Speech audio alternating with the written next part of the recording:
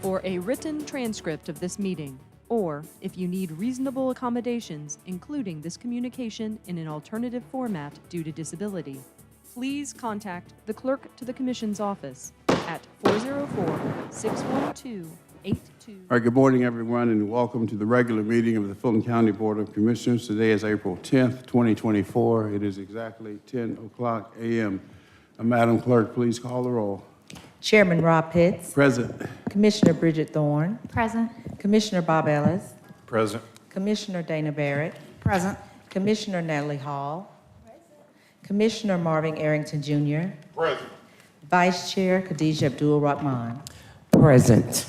Mr. Chairman, you have a quorum. Thank you. Good morning. Continue, Madam Clerk. I'm sorry. Let's see. Please rise for the invocation, followed by the Pledge of Allegiance. Let us pray. Almighty God, we give thanks for this day, for your continued grace and mercy upon our lives. Bless now those who are present. Give our leaders your guidance and your wisdom. It is in your name that we humbly pray. Amen. Amen. I pledge allegiance to the flag of the United States of America, to the republic for which it stands, one nation, God, indivisible, with liberty and justice for all. Continue, Madam Clerk. On page 2, consent agenda, 240220, adoption of the consent agenda. All matters listed on the consent agenda are considered routine by the County Commission and will be enacted by one motion. No separate discussion will take place on these items. If discussion of any consent agenda item is desired, the item will be moved to the regular meeting agenda for separate consideration. Any items? All right, motion to approve. We got Commissioner Thorne. Is there a second? Seconded by Commissioner Barrett. Please vote on the consent agenda. And the vote is open.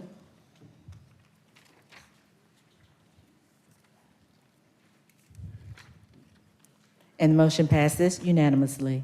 On page 4, regular meeting agenda, 240232, adoption of the regular meeting agenda. Any items? Commissioners, anything? All right, entertain a motion to approve. Motion to adopt by Commissioner Thorne, seconded by Vice Chair Abdul Rahman. Please vote. And the vote is open.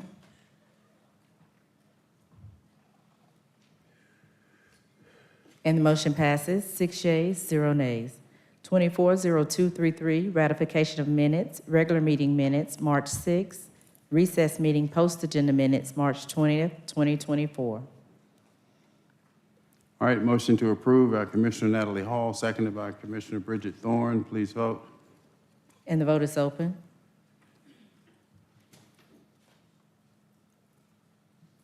And the motion passes unanimously. 240234, presentation of proclamations and certificates.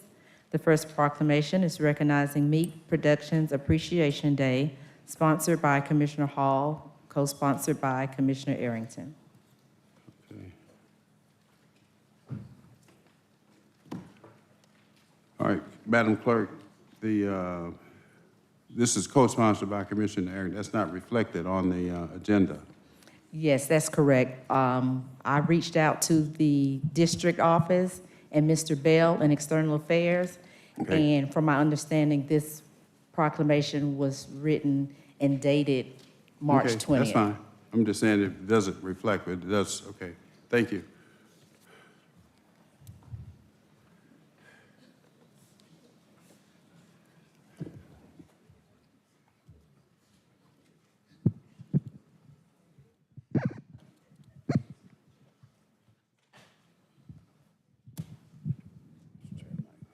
Miko Evans and friends, family.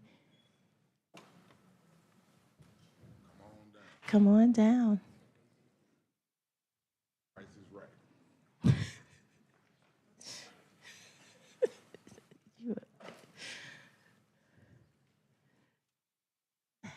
Hey, Miko.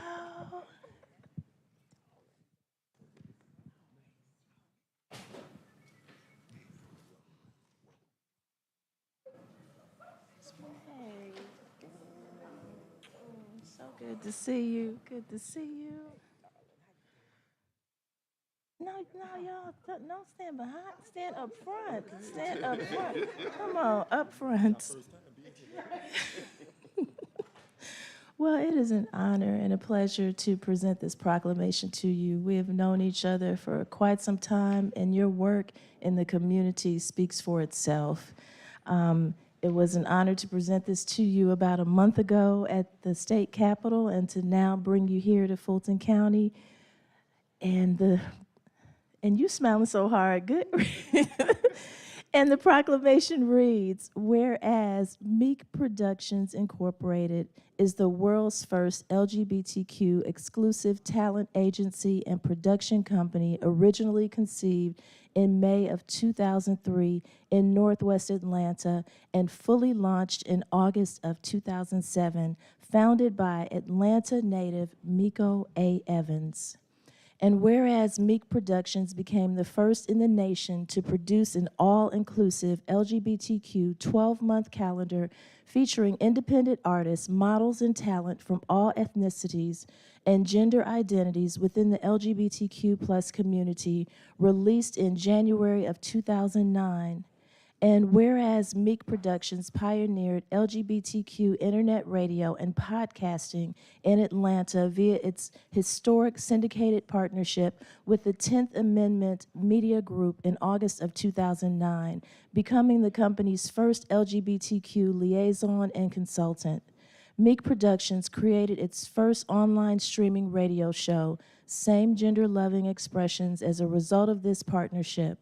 And whereas Meek Productions made history as the first online media partner and sponsor for some of Atlanta's historic annual LGBTQ and allied events from 2009 to the present, including Atlanta Black Gay Pride Celebration, Atlanta International Day Against Homophobia, Transphobia, Trans Day of Remembrance, Bayard Rustin, Audre Lorde Community Breakfast, State of Black Gay America Summit, the Gentleman's Ball, Out on Film Festival, Southern Fried Queer Pride, Rainbow Days at Six Flags, Pure Heat Community Festival, 4 U.S. sports tournaments, Journey to Change Conference, and many others. And whereas Meek Productions made history as the first internet radio and online media partner collaborator for historic and renowned charitable organizations and small businesses, including Atlanta Black Pride Incorporated from 2009 to 2022, Out on Film 2012 to present, Metro Atlanta Association of Professionals 2012 to present, Out Georgia Business Alliance 2021 to present, Peach Media and Printing 2021 to present, EBAN MAN Media 2017 to 2022, and many others. And whereas Meek Productions made history by creating and producing the annual Black Pride Press Conference under the brand name History of Black Gay Atlanta in August 15th, 2011. The press event is now an annual signature in the city. Now therefore be it resolved that the Fulton County Board of Commissioners celebrates with Meek Productions Incorporated on its 20th conceptual anniversary and does hereby proclaim Wednesday, March 20th, 2024 as Meek Productions Incorporated Appreciation Day in Fulton County, Georgia. Congratulations, Miko A. Evans.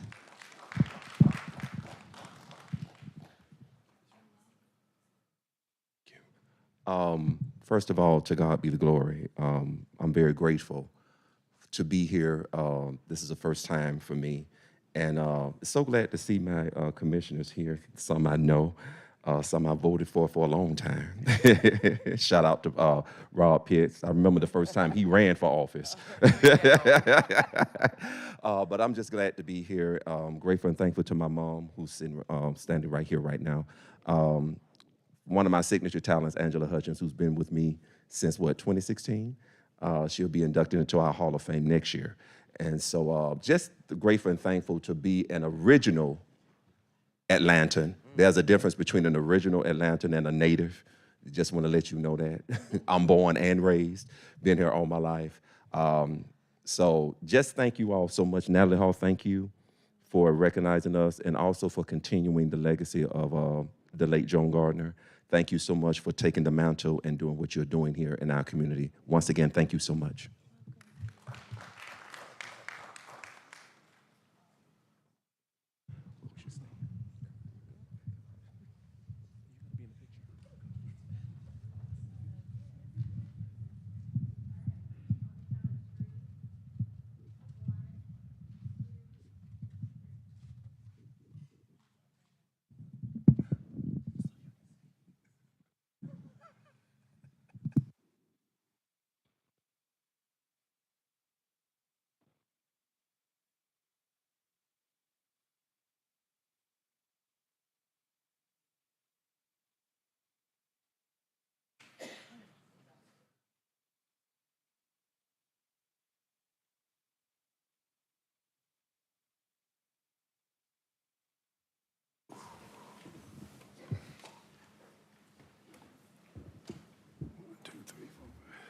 Continue, Madam Clerk.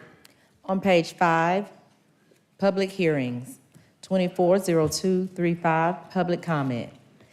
Citizens wishing to participate in public comment will be allowed to appear in person or may choose to participate virtually via Zoom video conferencing or by submitting their comments in writing by registering on the county website, www.fultoncountyga.gov. Priority for public comment will be given to Fulton County citizens and those individuals representing businesses or organizations located within Fulton County.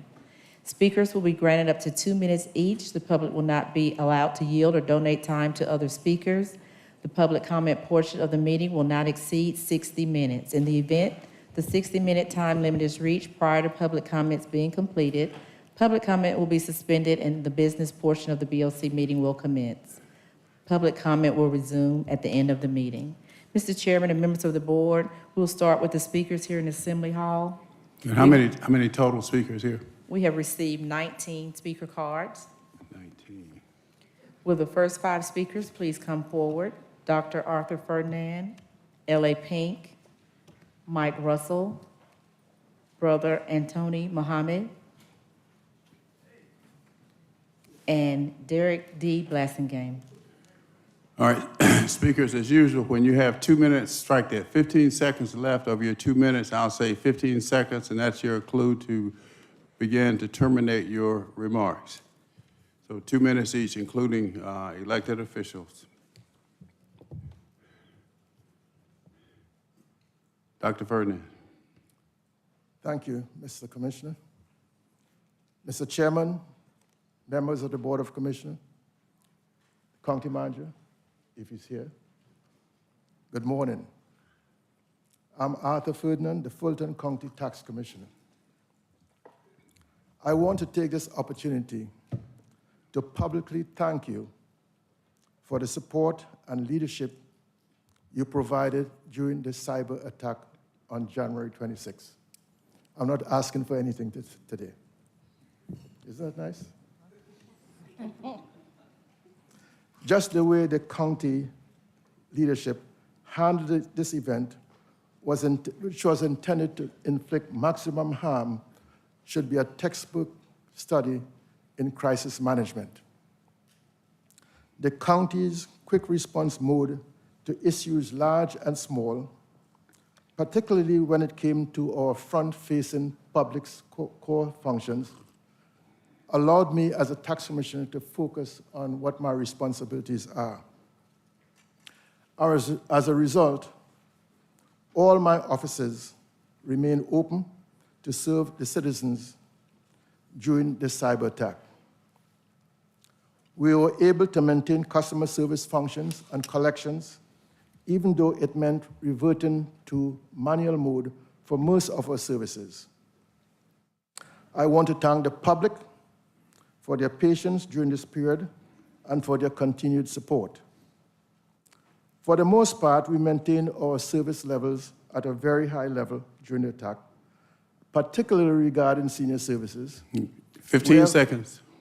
Where we had 450 payment plans for the year.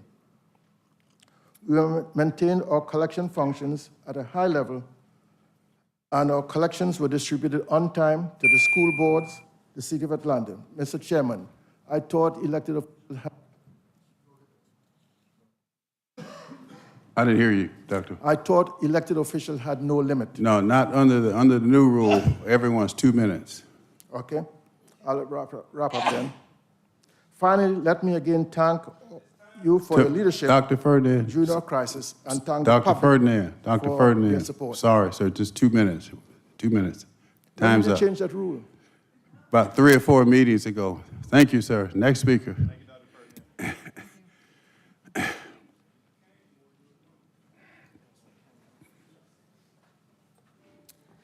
I would love to say good morning, but today has already started off rough. We have another dead body at Fulton County Jail up under the leadership of Sheriff LaButte, which is sickening and sad. Why he's taking a TPO out on me, it should be reflected towards his jail.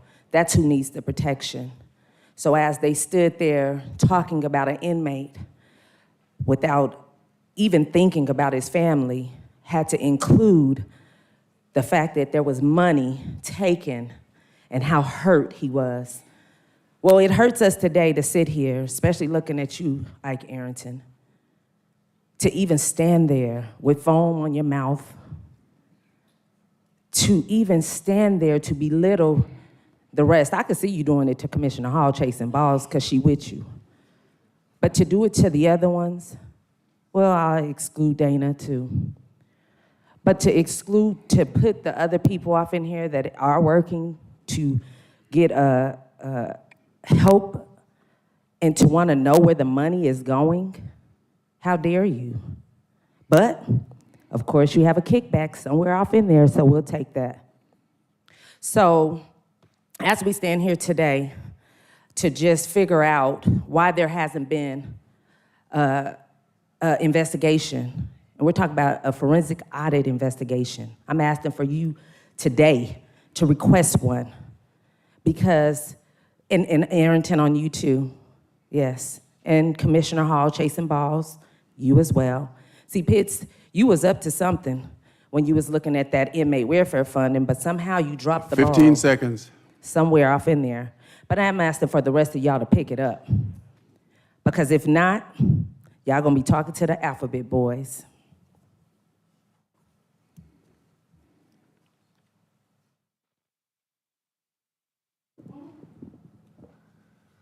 Good morning.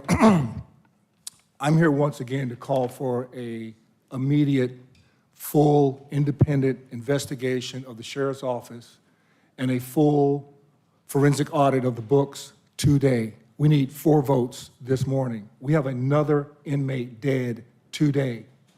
Did you hear what I said? We have another inmate dead today. So we need, in addition to these dead inmates, we had 3 officers fired this week because of their supposed affiliation with Mr. J.T. Brown, an opponent of the sheriff. We have a temporary protective order issued against a private citizen for expressing her opinion, where she received a court date before she had been served. How is that possible? Then we have Mr. Arrington and our sheriff spending our taxpayer dollars in Martha's Vineyard. Did you hear what I said? Yeah. They went to Martha's Vineyard on our dime. What benefit did the taxpayers of Fulton County derive from them styling and profiling in Martha's Vineyard on our dime? And now, today, we have another death in this jail. We need an immediate, today, we need 4 votes this morning to call for an immediate investigation into the books, how that jail is run. We are becoming the laughingstock of the world, not just Fulton County. How long is this going to go on before something is done? How long are we going to sit here and not do anything? We've lost $1 million this year. 15 seconds. Based on Mrs. Hall's action. Are we going to lose another $1 million based on what the sheriff did, firing those 3 officers, sending deputies to their homes to collect their uniforms? For what reason? We need it done. We need to vote today.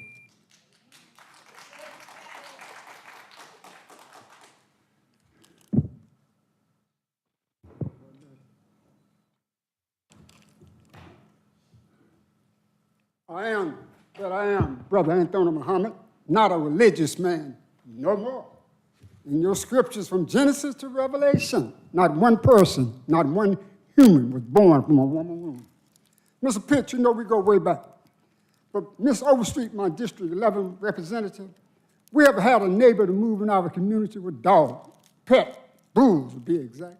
We have had Solicitor General Dana Gardner tell me 2.5 years ago, get the reports, get the dog reports, get the police reports, get all of those, bring them to me. 20 reports she has. I have went in January of 24 to the court, and they canceled it, and we started March the 27th. We had no resolution, but I talked to Ms. Gosh, the executive assistant to Mr. Gamage, about Ms. Dina Moore did not even have my material given to the new lawyer. Ms. Dina Gordon had told me, keep getting it as early as November of 23. We had a court date in September, and the woman was held over. But she came back and let the dogs out in November, Mr. Pierce. Now we had another court date back in January of 21. Look how long it's been gone. We had COVID. But what is I'm saying? Why is it that you can watch the news in Oakland, Michigan? Young brother, Caucasian, killed 4 children. The mama and daddy has got charged 10 to 15 years for something they should have been able to represent and work 15 out. seconds. So I got a neighbor, got children that called me other things than what you call your God for over 2.5 years on Section 8. And I asked Mr. Overstreet, I'm asking you, Mr. Pitt, Ms. Gardner dropped the ball, so what would we do about it? My matriarch hotel. Assalamu alaikum. Next 5 speakers, J. Wesley Day, Joseph Williams, Paul Hershey, Siegfried D. White, and Renee Pate.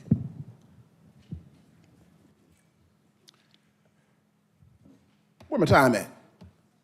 All right, so Derek Blassingame, I'm a government watchdog amongst other things that I do. And today I want to address you all on the issues that I have experienced, especially with the sheriff using his office to silence taxpayers. That to me is astonishing because since 1954 under Sullivan, New York Times versus Sullivan, public officials are not allowed to criminalize a person's First Amendment behavior. You cannot take somebody, you cannot get a TPO on a citizen unless they have did something violent or aggressive or blatantly violated the law. And you all need to look up that because I don't want citizens being TPO'd or, because you don't like what they're saying or you don't like their political discourse. If you're going to sit in this seat, you're going to have to learn how to have some thick skin. My other thing is I have an issue with your system. Issue with your system, your system, your system. It doesn't work because what it does to guys like me is it keeps us chronically homeless, chronically unemployed, chronically in the shadows. I'm tired. Since 2015, I'm tired of eating out of your soup kitchens. I'm tired of sleeping in your homeless shelters. I'm tired of sleeping under your bridges. I'm tired of sleeping behind your dumpsters. I've been here since 2015. God is going to make you a celebrity. God is going to make you famous. I came to this county with the hopes of expanding my vision for life in the pursuit of happiness. And I have not found that in Fulton County. All I found was homelessness, unemployment. This government has put me in a criminal justice system for charges of which I'm going to prevail because I have more than enough evidence that the Fulton County Police colluded and conspired to violate and deprive me of my civil rights. This county needs to get it together. Ms. Hall, you're costing this county over almost $1 million. Arrington, you're suing the county at the taxpayers' expense, the audacity of you. 15 seconds. In 15 seconds, you all need to get it together. Because what you're doing to me, I'm going to fight back until the last breath, until the last bat of my eye. You understand me? I'm Derek Blassingame, and I don't take no shit.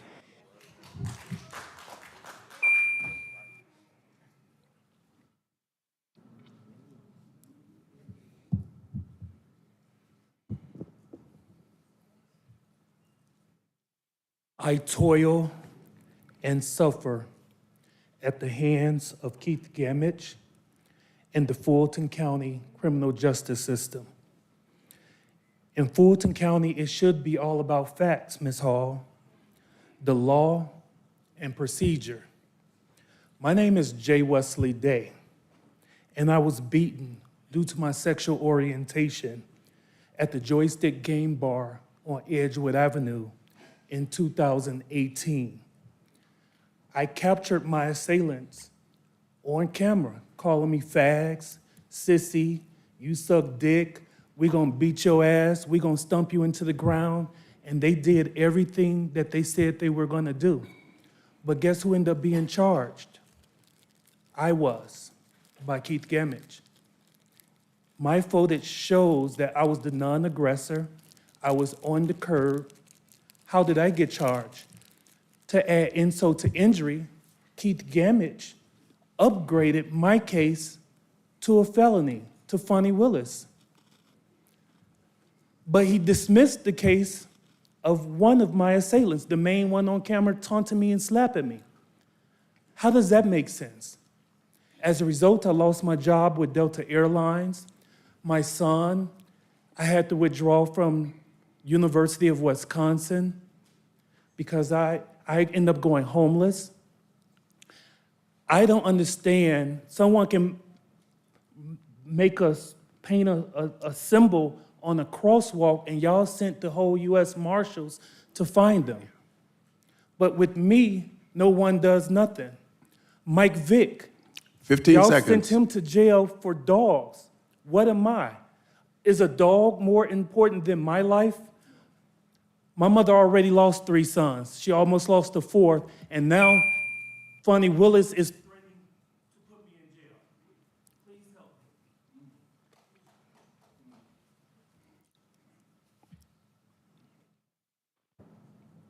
To the Board of Commission.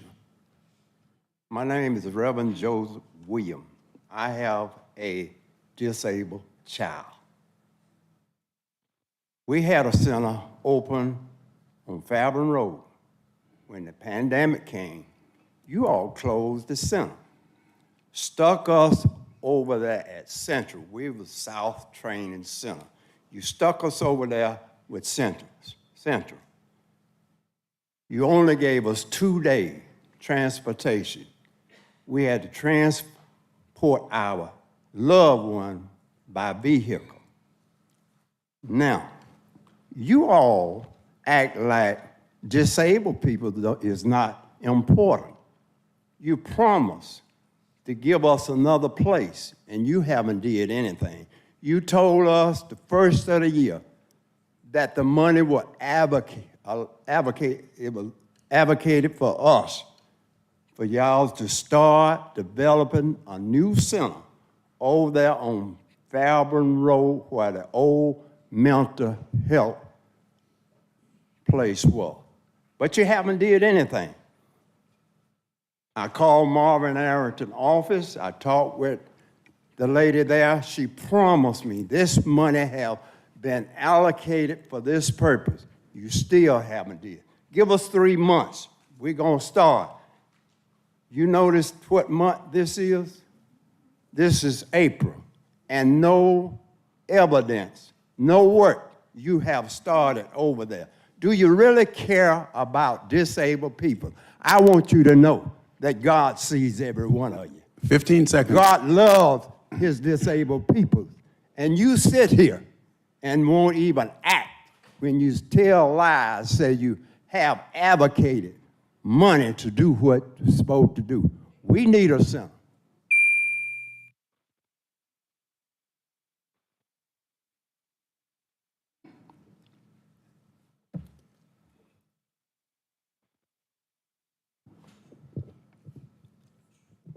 Morning, my name is Paul Hershey. Let's just talk about some facts.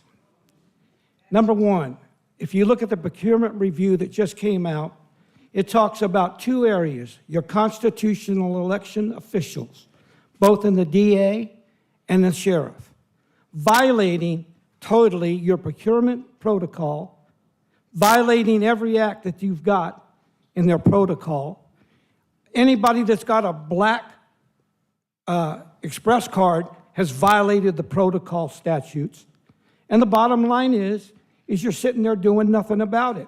What the funny part about it is every time you start talking about the budget for the DA or for the sheriff, Commissioner Arrington stands up and says, oh, they are constitutional officials.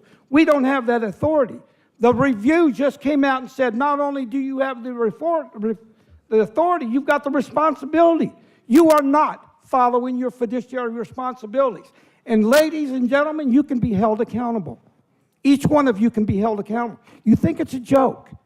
There is a constitutional law on your fiduciary responsibility, and you're going to follow it because you're going to start to see those lawsuits coming. And Commissioner Barrett, you sat up here when you first came to a meeting. You need to go back and look at your video. You talked about how screwed up the budget process was, and now you're right in the middle of it with $32 million additional. You can shake your head all you want, but the bottom line is you're part of the problem. Now, the issue is this. Do your job. I keep coming up here saying 15 seconds. You've got a job to do. Do your damn job. Follow your rules. Follow your protocol. I have called each one of you to meet, and the only person that sits up there in the 4 or 5 Democrats that's got the to meet with me is Chairman Smith. I've called you. I've called Thank you. Next speaker.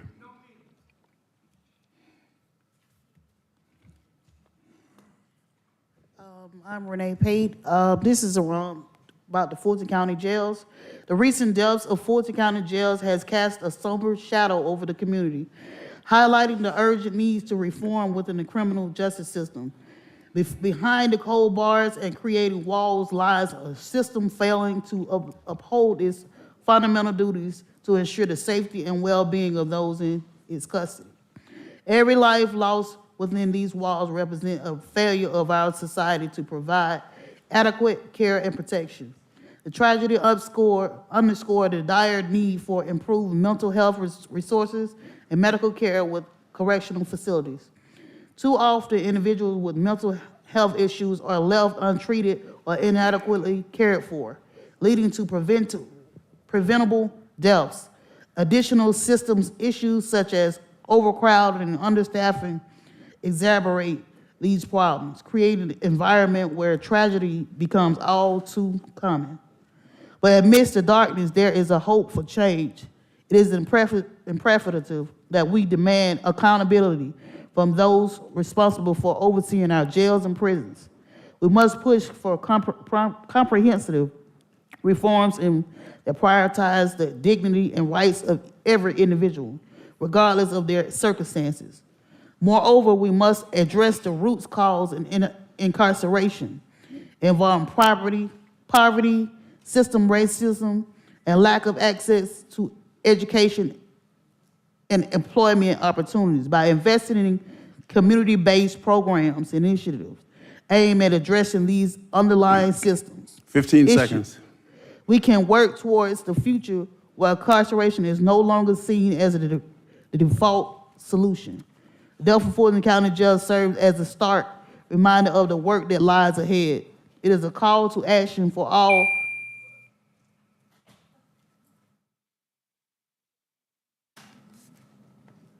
Next speaker.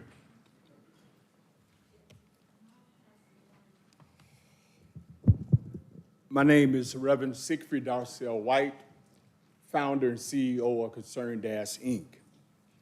LaShaw Thompson, Shamar McElroy, Christopher Gray, Monte Stanson, Christopher Smith, Alexander Hawkins. What do they have in common?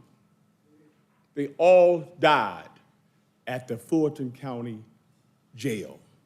They all died. We have to get rid of this two-system tier. Thank God the next sheriff, JT Brown, who's sitting back, thank God for him, who's going to be our next sheriff. We thank God for him.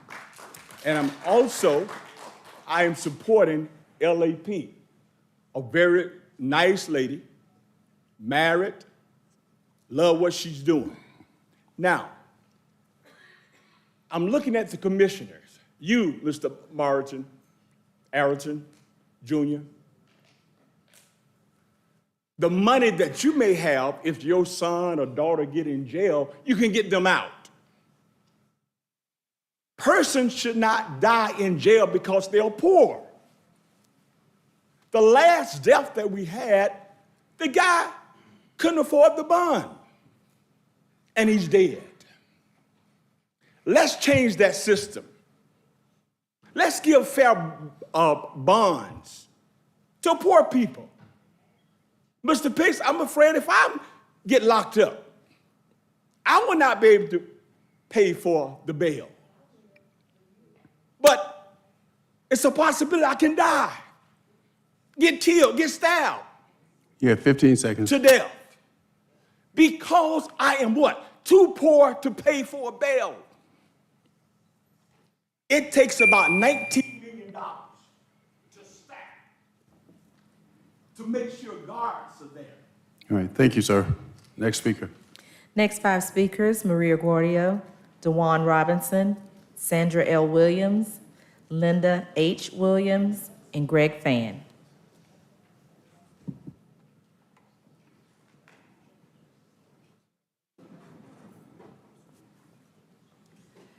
Maria Gaudio, Fulton County. This morning, I am wearing pink to support LA Pink, who is a marvelous activist in her community. And I am just astonished that the sheriff would put a temporary restraining order on her when he don't like what she says. And it's just her freedom of speech that hurt his widow feelings. You know, dude, grow a pair. You've got a badge, you've got a gun, plenty of bullets, and the whole arsenal of the Fulton County Sheriff's Office at your disposal. And we've got people dying in the jails, and you have nothing better to do than to chase an activist who is trying to help members of your community. Grow a pair, and then use them in your next porn video. Next, I'd like to talk about our elections. The situation has not been mitigated, where we still have no standard operating procedures. Nadine and Bernice are refusing to produce information for other members of the election board. And I'm just appalled that election board member and Commissioner Thorne were turned away from observing at our election hub. What the hell's going on down there? You know, I volunteered as a poll watcher 9 of 19 days on early voting and during election day. And I can tell you that each site was different. And I saw improper chain of custody 15 seconds. At one of those locations. In terms of financing, the busiest place that we have every year is, we do pre-election, is Alpha, Buck.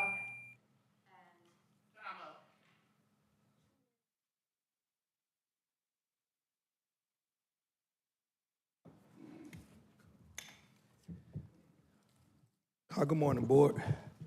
Commissioner Rob Pierce, I want to thank you, man, for not showing any favoritism to the county tax commissioner, the crook. He's the biggest crook in Fulton County. Anybody that's a friend of Arthur Ferdinand, Mr. Bob Ellis, is an enemy to the Fulton County citizens. When y'all talk about homelessness, majority of the people are put out of their home, Ms. Thorne, Ms. Barrett, because of the Fulton County tax commissioner and what Investor Services is doing. How long are we gonna allow this guy to do it? He hasn't reported to y'all since 2010, the money and the fees that he's making and collecting. How long are we gonna stand by and allow this to happen in Fulton County? How long? How long? Since 2010, he have not reported to y'all, Mr. Bob Ellis, what he's making. He get a 911 tax. What they gotta do with it? Fulton County Tax Commissioner. $1 a parcel, Ms. Bridget Thorne, $1 tag, Ms. Barrett. What he and Investor Service doing is criminal. He moseyed his way down here because somebody running against him. Y'all ain't never seen him. He come down here, he don't even know the rules because he ain't been down here and he reading off a card and he give it to this young lady here, a speech that he wrote. He the Fulton County Tax Commissioner for 27 years. Ms. Khadijah, what he's doing is criminal.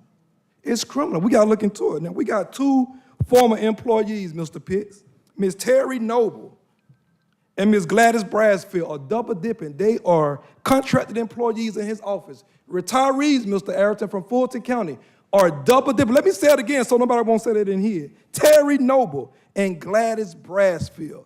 Arthur Ferdinand is one of the biggest crooks we don't allow in this county, Ms. Hall. He's the biggest, and anybody want to be a friend of his is an 15 enemy seconds. to your voters and constituents. What they are doing is criminal. Criminal. Investor Service got a contract that they didn't have to bid for. We need to look into that today. Thank you.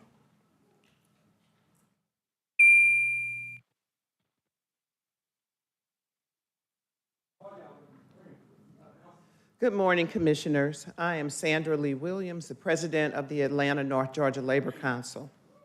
So I'm here today to talk about Resolution 240247, which speaks to the possible resolution or approval of limiting the use of Fulton County staff for certain events. I just want to say, and I won't be long, Fulton County has a long, impressive history of working in community and bringing service to the community. The examples I'd like to cite were the Public Health Department that came forth during COVID, and we worked in partnership. The Atlanta North Georgia Labor Council worked in partnership with Fulton County to provide testing as well as vaccines. One of the very first times that I had an opportunity to meet Mr. Pitts was at a job fair where we also had the solicitor's office. You may remember you came by when you were campaigning, and I urge all of you to participate in the community with the Labor Council because it gives you an opportunity to actually see the partnership that you have with labor. The second thing I want to say is it is very, very important to understand that many times the services that you provide are a reflection of the great work that you do here as a part of government. And I would not like to see that limited, but see that prolonged. So I ask you to reconsider any limitation of those services, and I thank you again for your service to this community.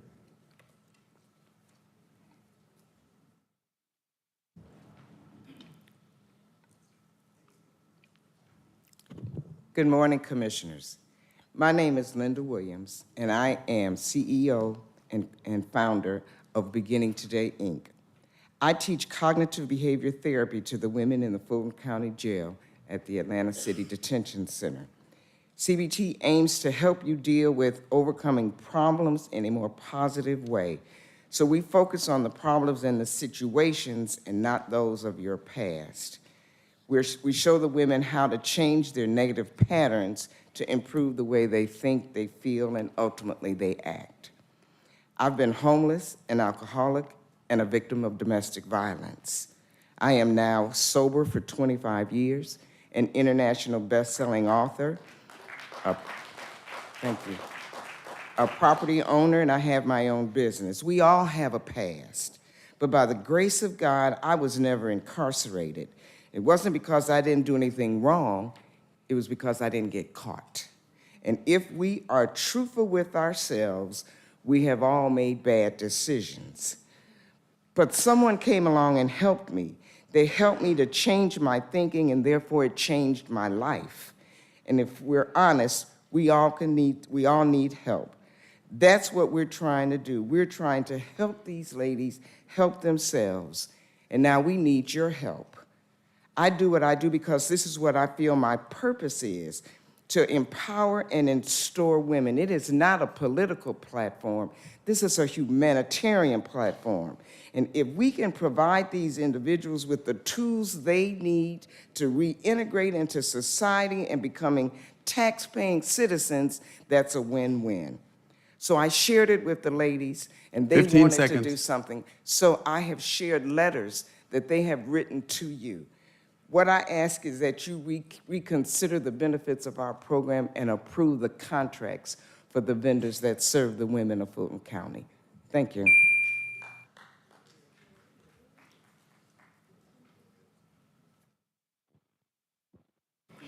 Good morning, Commissioners. I am Greg Fan, as many of you already know, and I represent too many entities to even talk about, but today I'm here to represent the community. And I want to talk about agenda item 240247. one of the things that this commission has done for years is allowed staff to go to community events to discuss things that you guys don't have the information. You have professional staff that has the information. When you're talking about cutting out the time to 5 o'clock, they get off at 5 o'clock. A lot of them make a whole lot of money, and you're saying overtime. But we really need that community engagement. I mean, somebody said it's about campaigning. Well, all y'all campaigning. And I don't know one politician that's running for any office, do not be campaigning. You campaigning now. On your votes, you campaigning, because you're trying to continue to stay there so that people will vote for you again. So to stop the community and to infringe taxpayers, I heard a lot of talk about taxpayers. You're infringing taxpayers. Do you know people who go to MPU meetings and community meetings work? They don't see this meeting. They work.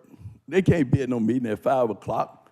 And then at the weekends, many of them working. They got to be at a meeting on the weekends. So I would hope that you would reconsider this resolution and vote against it. Thank you so very much. And God bless you, and God bless your family, and God bless America. Thank you. Last 5 speakers in Assembly Hall, please come forward. Eric Richardson, Akum Williams, Rodney Floyd, Holly Kessler, and Robbie Cobain.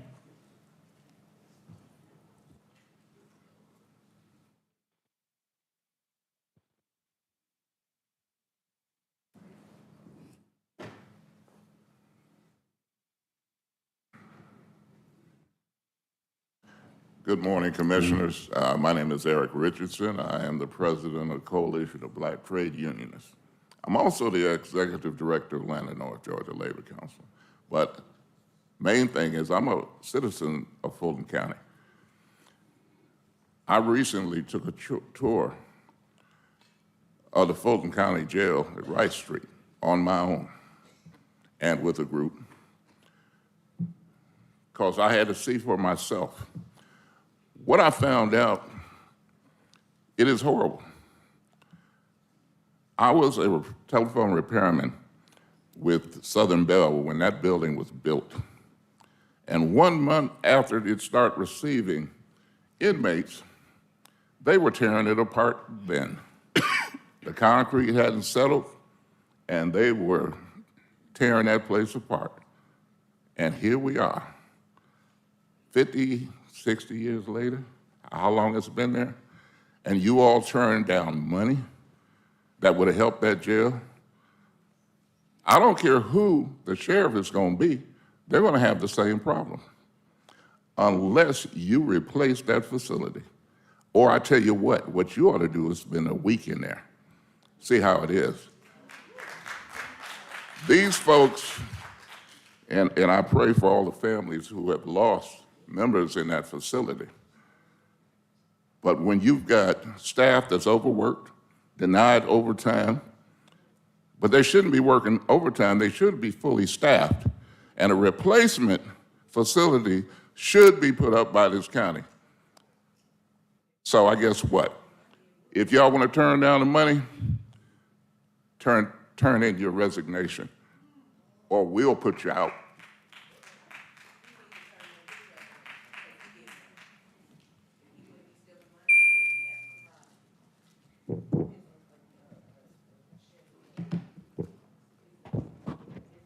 How y'all doing? Akeem Williams, coming from Bankhead. I come down here to give comments and concerns in regards to Commissioner Khadijah. We've been requesting you 1.5 years in our community at Grove Park to come to at least one meeting. Your chief of staff over here in the corner tried to argue with me last meeting and say that it's not your job to come to the meeting, or whatever he was saying. We need you to come down to Grove Park. We're the biggest community in your district, and we haven't seen you. It's a shame that I got to come down here and address the whole commissioners because you ain't came down here yet. I'm saying candidates for sheriff, District 6 commissioner, Fulton County tax commissioner. I see everybody else coming down, but we have yet to see our person that we elected. The deaths at the Fulton County Jail is unacceptable. And I just want to talk about the humanitarian side of things. Yes, we need a new jail, but when you go to jail, is it okay for you to be fed scraps? is it okay for you to be fed at an adverse time? Like, yes, it's jail, but we got to get back to what its jail is supposed to be doing, which is rehabilitating people. So you feeding them BS meals is not going to get us nowhere. I mean, like, they should at least have a hot meal while you're in jail. Like, that should just be the basic. Down here in Southwest Atlanta, that jail is in our district. So that means every death that happens there, APD has to investigate, and that goes into our crime stats. Zone 1 had the lowest crime in the city this last year. So the more deaths that happens in the jail is gonna affect the crime in Zone 1, and we need to work together because Major Mormon is doing a great job in Zone 1. 15 so I seconds. encourage y'all to work together, stop this reality show, and become actual commissioners.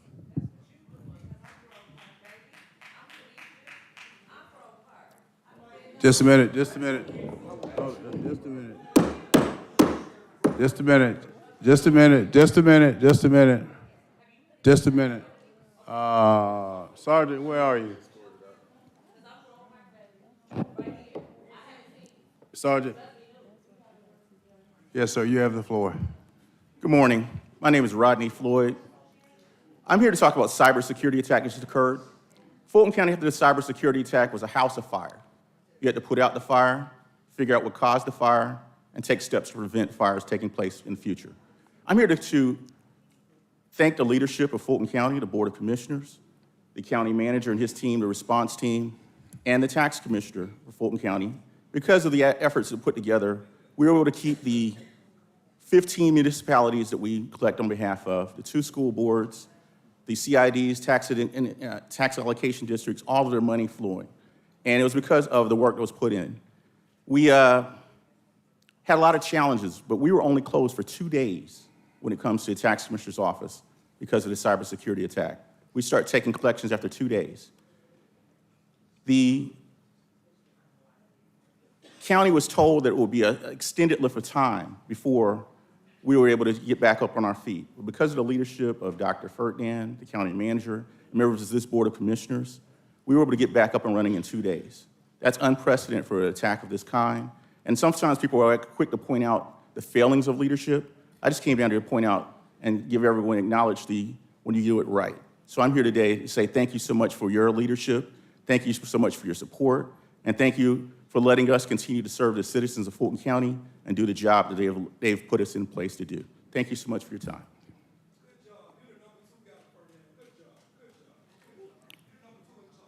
Point of order, Mr. Chair. Yes.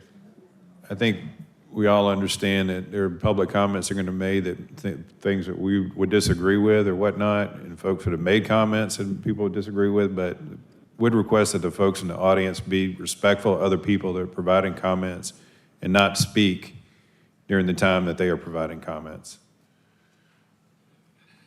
Continue. Here again, like I told you I would be. I am a taxpayer of Atlanta and Fulton County, and frankly, I believe I'm being defrauded.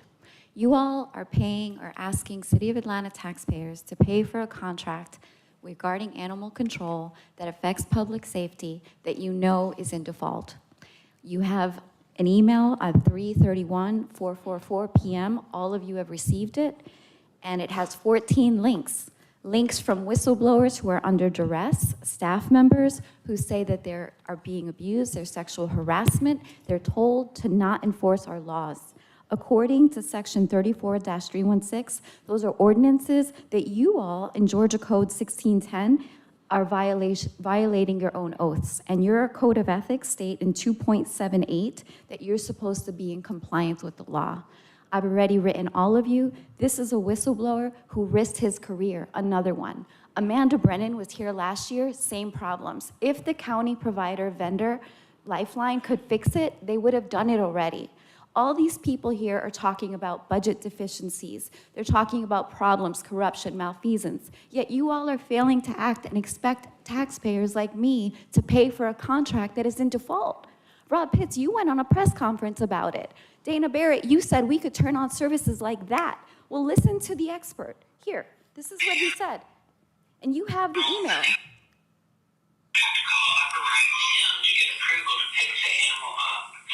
Animal was bleeding and it wasn't too horrible. or we were advised to leave the hens. Yes. Did Kim advise you to leave animals that you have? 15 seconds. You all received the email. I know you did because it didn't come back undeliverable. Stop defrauding Fulton County taxpayers. It is illegal, it is against the law, and I will file ethics complaints on all of you.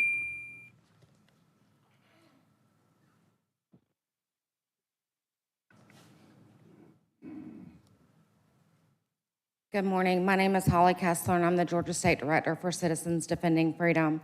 We're a nonpartisan, nonprofit organization, and part of our mission is to hold the government accountable through transparency and accountability. I'm here today to inquire what oversight and authority you all exercise over contracts, the procurement process, and the expenditure of taxpayer funds. As we've heard today, there's a lot going on with the finances here. I filed an ethics complaint, and they have not yet refused to hear my complaint, but they did refuse 2 other complaints. The issue is they're saying that Fulton County is not responsible, when in fact, Fulton County does have contractual authority. I've left some paperwork with these sweet ladies over here today, and she's gonna make sure that each of you get a copy of it. There are also questions in there, and my contact information. I look forward to hearing your responses. Thank you so much. Mr. Chairman, members of the board, we have 10 speakers on Zoom. All right, 10 on Zoom. We have about 15 more minutes. All right. Good morning, Commissioners. The first person to speak is Kevin Muldowney. Good morning, Commissioners. Commissioner Thorne's questioning of Nadine Williams in the March 20th meeting was a breath of fresh air. The Fulton BRE wastes so much money. Cobb County, with about 30% less registered voters than Fulton, is projected to spend just over $6 million running their entire elections department in 2024. It looks like we're in line to spend over $40 million. Based on that, Fulton spends almost 5 times more per registered voters than Cobb. Maybe Ms. Williams should reach out to her counterpart in our neighboring county and inquire how they accomplish this. Voting is not a jobs program. It is an essential function that must be performed with accuracy and efficiency. There was an audit performed in our elections department a number of years ago that found, among other issues, that the Fulton Department of Registration and Elections was in dire need of standard operating procedures. Correct me if I'm wrong, but I believe this is still the case. In a department where job one is an accurate, complete, and secure count of our vote, there is still no standard operating procedure. Commissioner Hall, it was so rich that you accused Commissioner Thorne of bullying. I guess that's your area of expertise. Sexual harassment is a type of bullying. Commissioner Thorne was doing her job, figuring out why the gross inefficiencies of our elections department has caused us to be the laughing stock of the country, or had caused us to be the laughing stock of the country in 2020, and how to avoid this happening again in 2024. Thank you 15 very seconds. much. I'm done. The next person to speak is Maureen Sheeran.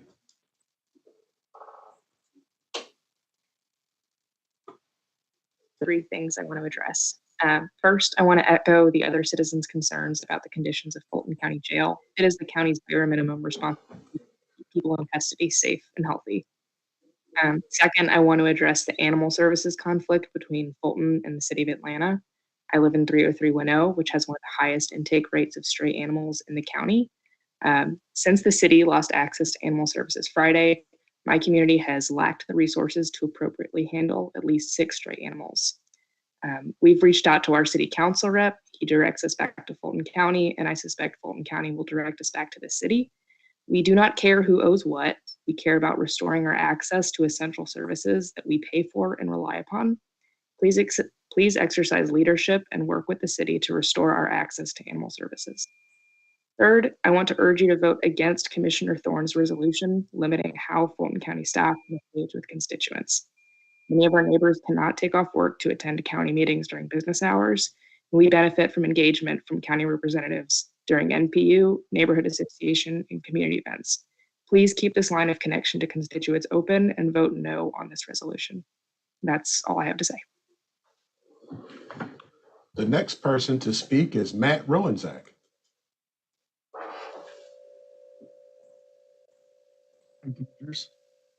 We have several elected and unelected officials in this county that clearly don't like sunlight.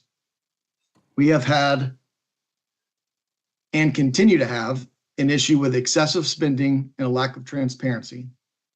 As an example, in the previous meeting, it was shared that our elections department hired almost 200 individuals that solely handled provisional ballots. How many provisional ballots? 159 provisional ballots. They hired more individuals than they had provisional ballots. Does that sound like a sound, competent decision to you? This is the same department that wants to spend $40 million this year.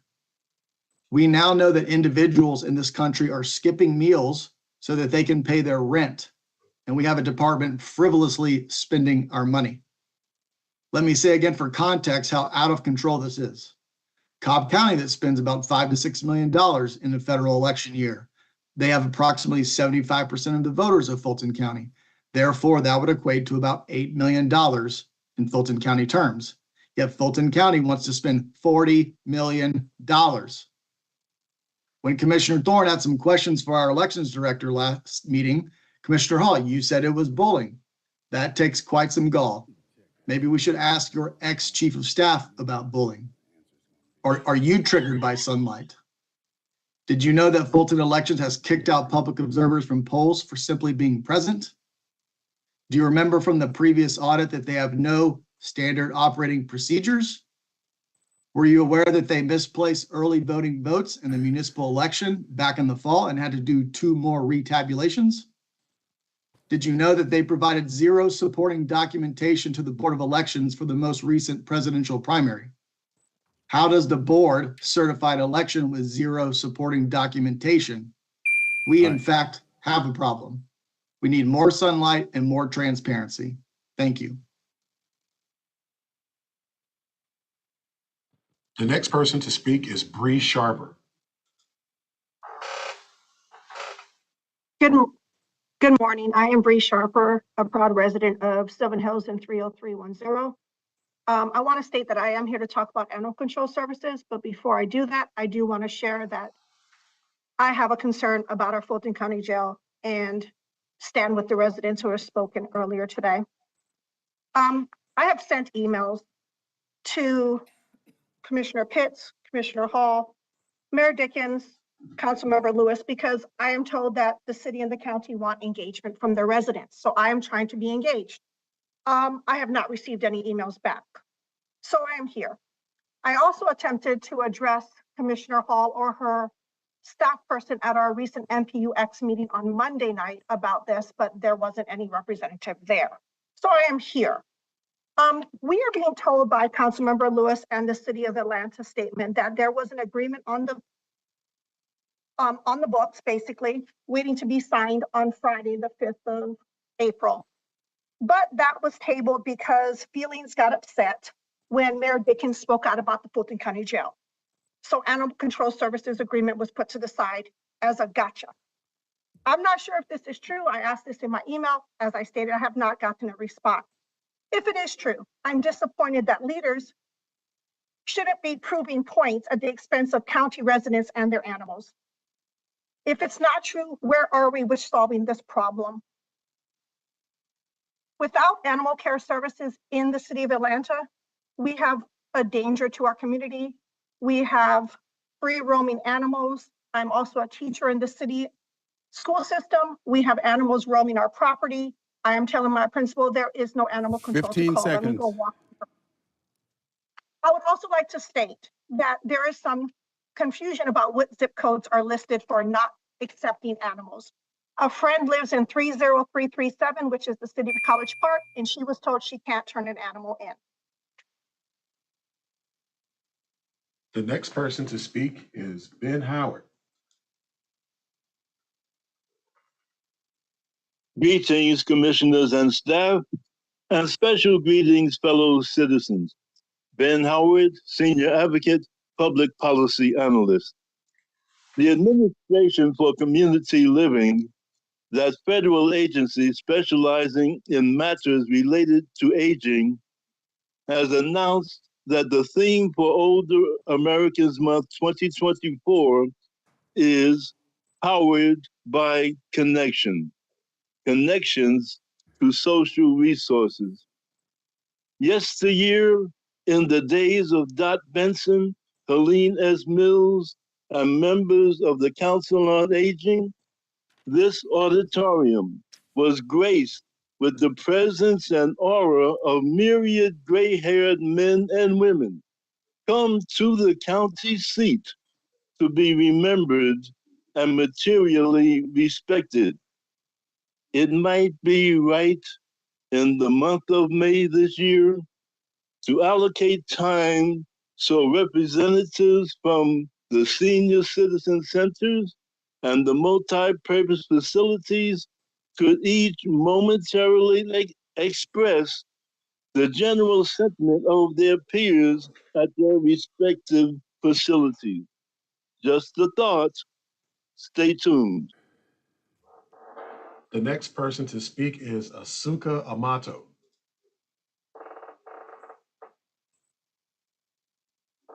Asuka Amato. The next person to speak is Ellie Hansen. Ellie Hansen.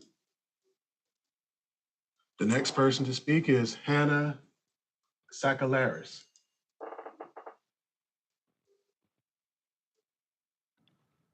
With that being said, that concludes the Zoom public comments. No further speakers. No further speakers. Continue, Madam Clerk. Continuing on page 5, county manager's items under open and responsible government. Hey, Mr. Chair, can I just take a point of personal privilege? Certainly, there's a lot of times in public comment, there's discourse and so forth that makes us uncomfortable that we may not like, but we all have various First Amendment rights. I'm concerned and I'm disturbed the fact that we've had other elected officials potentially use a judicial process or a court process or threats thereof to try to stifle comments, whether you agree with them or not, or whether I agree with them or not. And I think it's worth, kind of, maybe it's for our own attorney to circulate to these other folks, that if we get ourselves sued over this, we're not going to defend you. People have a right to come down here and say things. I've heard a bunch of stuff, been down here. We've all been called, old so-and-sos and probably will continue to be. And there's a bunch of stuff that's said that's factually wrong. We all know that. But that's not the point of this, to sit up here and to tell somebody there's factually wrong or stifle their commentary. I just want to go on record with that, because we can't have this sort of turn into kind of a bunch of just using another process to try to stifle folks and citizens' comments. It's just not right. Commissioner, I've asked the county attorney to review the legislation that was cited, any other that would address that matter. All right, continue, Madam Clerk. 240236, Finance, presentation, review, and approval of the April 10th, 2024 budget soundings and resolution. All right, Madam Chief Operating Officer, in the absence of the manager. CFO, Madam CFO. Thank you, Mr. Chairman. The item that's before you today includes a number of adjustments to the annual hardware and software maintenance list. These were items that were not provided to the Finance, Budget, and Procurement Office during the development of the final budget document and need to be included as part of this year's AML list. There are no additional resources being requested. It's simply to add items to the AML list. And the second item included in the soundings package is the action to reduce the District 4 budget by $200,000 and increase the transfer to the Risk Management Fund. This is the spreading on the minutes, if you will, of that action that the board took by resolution. All right, motion to approve by Commissioner Ellis, seconded by Vice Chair Abdur Rahman. Please vote. And the vote is open.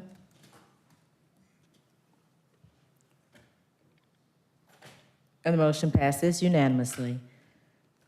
24-0237, request approval of a supplemental pricing resolution authorizing the issuance and sale of general fund tax anticipation notes in the aggregate principal amount of $225 million. All right, motion to approve by Commissioner Thorne, seconded by Commissioner Barrett. Please vote.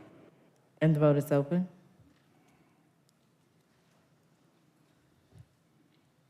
And the motion passes unanimously. 24-0238, Human Resources Management, request approval to modify the classification section of the classification and compensation plan by adding new titles. All right, we have a motion to approve by Commissioner Vice Chair Abdur Rahman, seconded by Commissioner Thorne. Just a quick question. What's a seamstress in the sheriff's office? What is that? Good afternoon. Good morning, commissioners. A seamstress is it's a position that is primarily going to be focused on maintaining the uniforms that the sheriff deputies wear, putting on patches. It allows the sheriff to buy uniforms in bulk and do the alterations on site versus working with the various vendors. Is it a full-time position? Yes, and actually what's happening, commissioners, is that currently there is an employee in the sheriff's office that is conducting this work, but they're in the wrong classification, so we're just putting them into the right classification. I think they're currently classified as a security specialist. All right, the motion on the floor is to approve. Let's vote, please. And the vote is open. And the motion passes unanimously. On page 6, 24-0239, Information Technology, request approval to extend an existing contract in an amount not to exceed $424,270 to the upgrade of IT infrastructure associated with the implementation of Office 365. All right, motion to approve by Commissioner Thorne, seconded by Commissioner Barrett. Please vote. And the vote is open. And the motion passes unanimously. 24-0240, Real Estate and Asset Management, requests approval to increase the spending authority in the total amount of $252,000 to cover the cost in support of Phase 2 relocation of Clerk of Superior and Magistrate Courts and the IT Records Division. All right, favorable motion by Vice Chair Abdur Rahman, seconded by Commissioner Thorne. Commissioner Ellis, you have the floor. Yeah, just not necessarily a question specifically about this item, but when will full occupancy of this thing be completed? We are shooting to be fully occupied by the end of 2024. We have several other projects that, with regards to various departments, IT, Clerk of Superior Court, where we are cataloging assets in terms of storage items. All that takes time, but we are targeting the end of 2024 because most of the leases expire at that time where we're moving these entities from. So we will meet by the end of 2024. Is there any reason we will not be complete by the end of 2024? I don't see it at this point. So we need to in order to get out of some of these leases. Is that correct? That is correct. Okay. All right, let's vote. Motion is to approve. And the vote is open.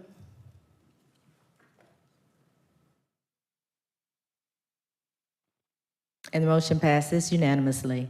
24-0241, request approval to increase the spending authority in an amount not to exceed $104,522 to cover the cost to purchase, deliver, and install 74 total bays and additional pallet racking and related components. All right, motion to approve by Commissioner Barrett, seconded by Vice Chair Abdur Rahman. Please vote.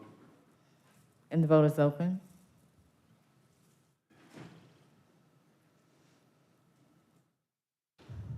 And the motion passes, 6 yeas, 0 nays.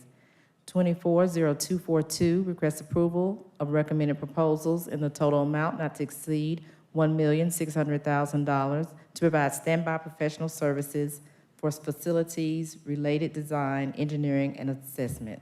All right, motion to approve by Commissioner Natalie Hall, seconded by Commissioner Arrington. Let's vote. And the vote is open.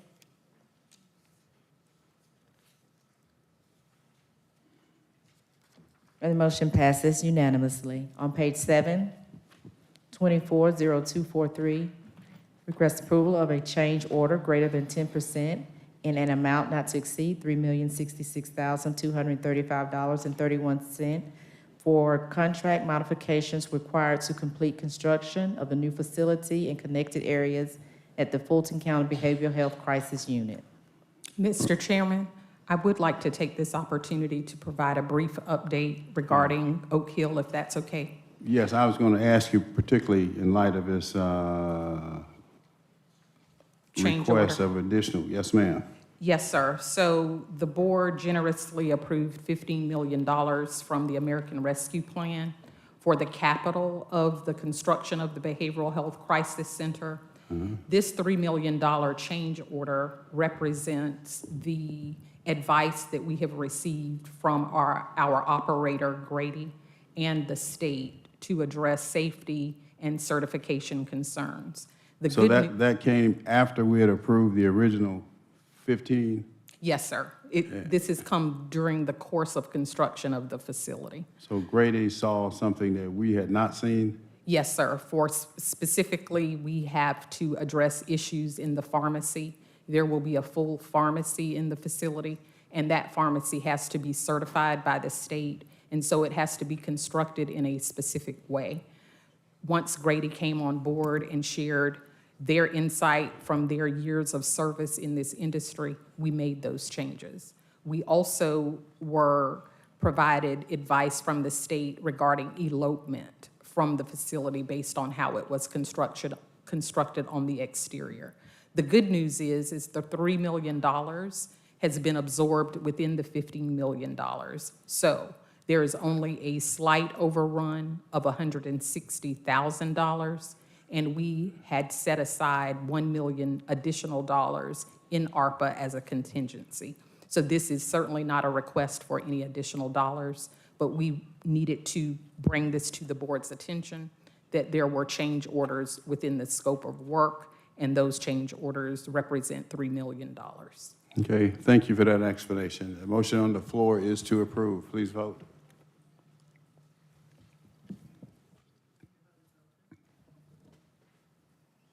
And the motion passes unanimously.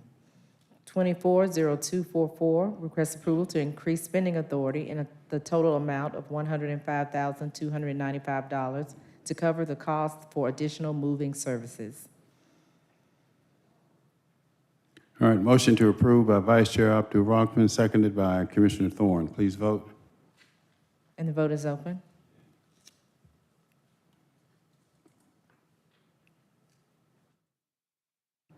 And the motion passes, 6 yeas, 0 nays. Under Health and Human Services, 240245, Community Development, request approval of a contract between Fulton County and Destination Tomorrow, Inc., in the amount of $100,000 to support the Wellness Journey program. All right, motion to approve by Vice Chair Abdul-Rahman, seconded by Commissioner Thorne.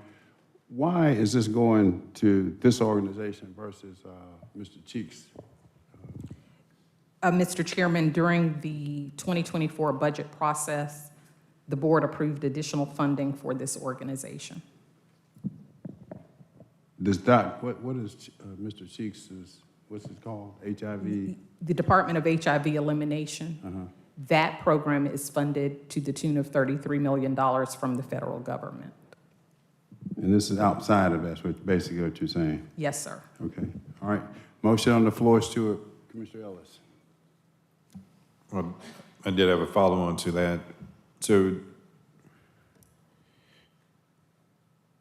was this a recommendation that came from? Yes, sir. During the budget process, this organization was recommended for this specific amount. And No, was it recommended by our offices that has a responsibility for dealing with this particular issue? no, sir.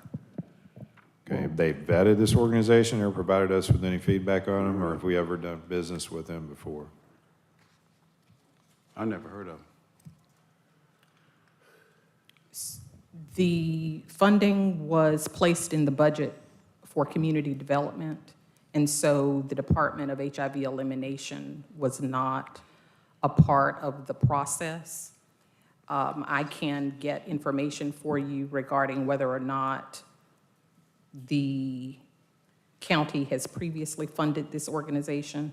I do not recall this organization being previously funded, but I can confirm that. I'd like to offer a substitute motion to hold until we get some additional information. I mean, they may be very fine and well, but what I do have some concern about is if we're expending funds to do something duplicate to that we're already doing. And I don't have enough information to go on.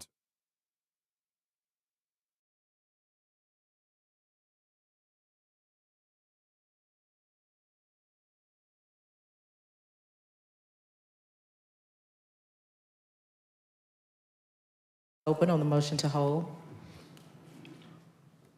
And the motion passes unanimously. 240246, Public Works. Request approval of the lowest responsible bidder in an amount not to exceed $1,613,760 to provide construction and rehabilitation services for the elevated Hambry Road water sewage tank. All right, favorable motion by Commissioner Ellis, seconded by Commissioner Thorne. Please vote. And the vote is open.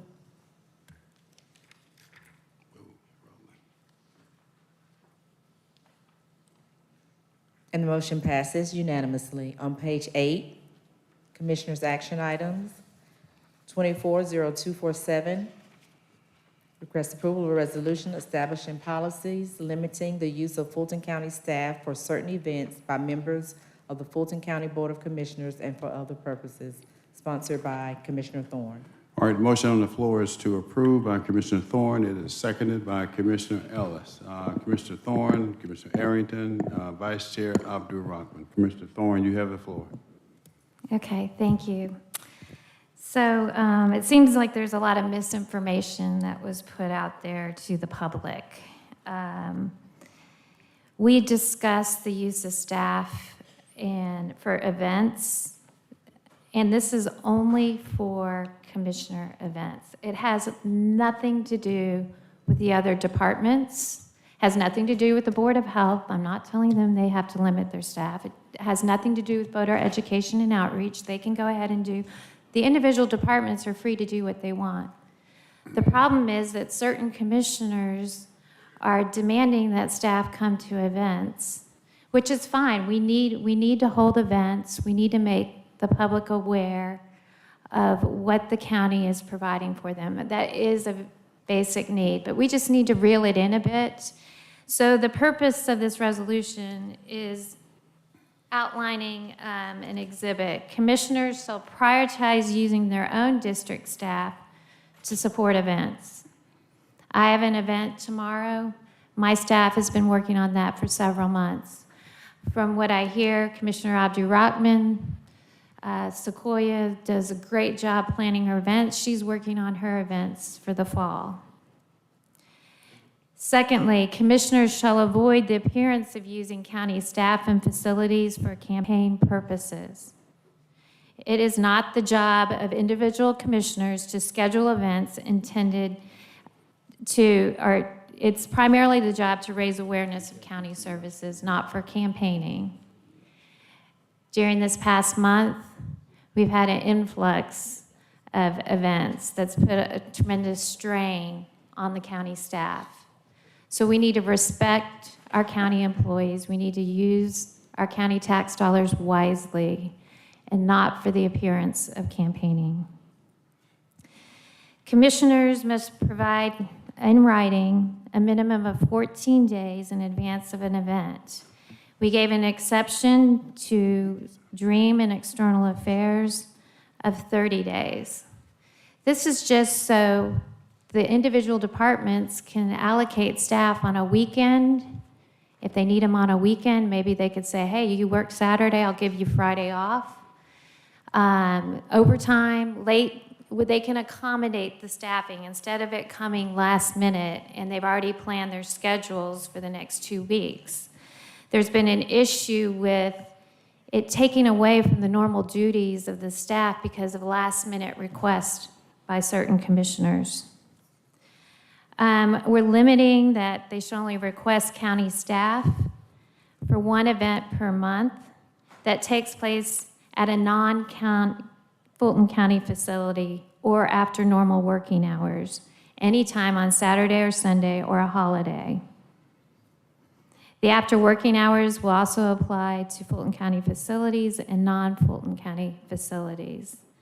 I think this is a reasonable request. We're not saying that you can't have events. You can still have events, but just limit the use of trying to pull in all the staff from all the county. County staff shall not be expected to stay at an event after the main program has ended. For example, county staff should not be asked to stay after the program has ended to take pictures and videos. That's just an expectation. They may on their own accord say, hey, I don't mind staying. I have the time. Commissioners shall not expect county staff to attend or provide supplies, materials, and equipment to an event of a municipality, government agency other than Fulton County, nonprofit or commercial organization, such as vendor fairs, MPU meetings, events, town halls, grand openings, and ribbon cuttings. It is often that the staff is asked to bring goodie bags, event stages, microphones. So this is just kind of trying to reel in and limit that use. County staff should not be used to boost coverage of a commissioner's attendance at a third-party event. For purposes of this section, a third-party event is defined as an event that is not held or funded by the county department or where the event is not approved, held or supported by the full Board of Commissioners. County staff should also not be requested to prepare materials or goodie bags for commissioners to take to third-party events. So basically, our county staff is valuable.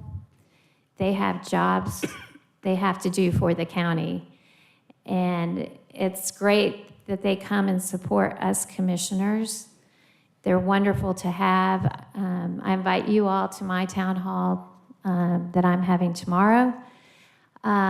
We've been planning it for months. We will showcase some of the county staff there. I'm not, and I will reiterate, I am not cutting commissioners from having county staff events. I'm just limiting so that we're courteous to the Fulton County employees that we work with day in and day out. And I want to say, we didn't just come up with this on our own. It wasn't my department.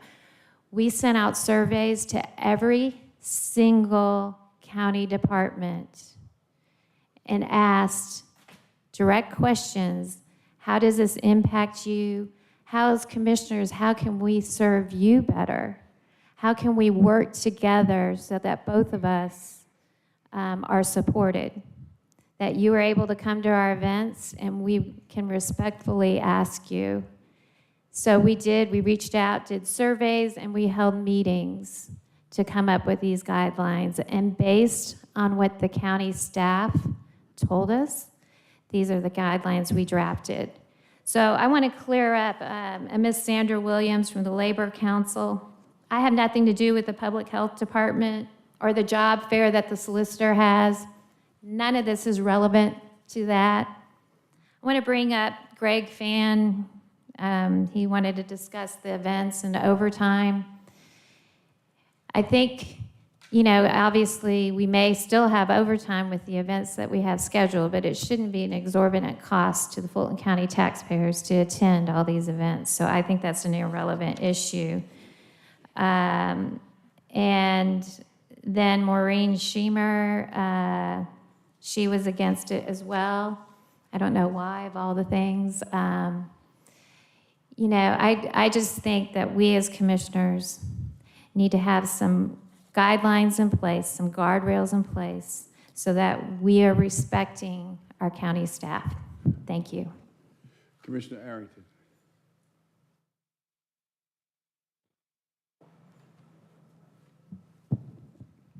Thank you, Mr. Chair.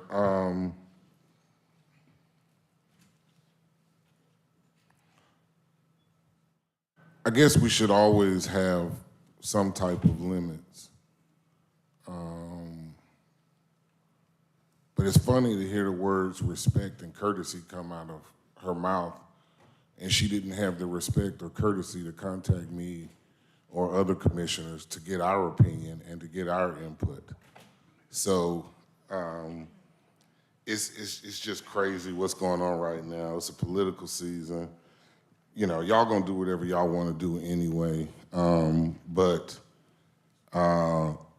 You know, from my experience in being here 9 years, not 1 year, from my experience in being here 9 years, the MPU meetings are the meetings that are the most well attended in the city of Atlanta by constituents. We had numerous meetings trying to get the word out about elections and health and other things, and there would be no one there. And so the best place to reach the people, specifically in the city of Atlanta, is at those MPU meetings. You know, I guess people can't, you know, I guess people have been trusted in the past to limit themselves. And perhaps, again, there are some limits that are needed, but to talk about respect and courtesy and not offer it to your colleagues is laughable. You know, they're gonna do what they want to anyway. It just doesn't make any sense. But hey, it's political season, y'all. It's campaign season. So they're gonna do whatever they want to try to limit people, but limiting the use of Fulton County staff. I mean, the unintended consequences of this, I mean, it might make a little sense, but it probably would make more sense if we had been allowed to have input. But they won't do what they're gonna do, so swing away. Vice Chair Abdul Rahman. Thank you, Chairman. You know, what's interesting about this is the fact,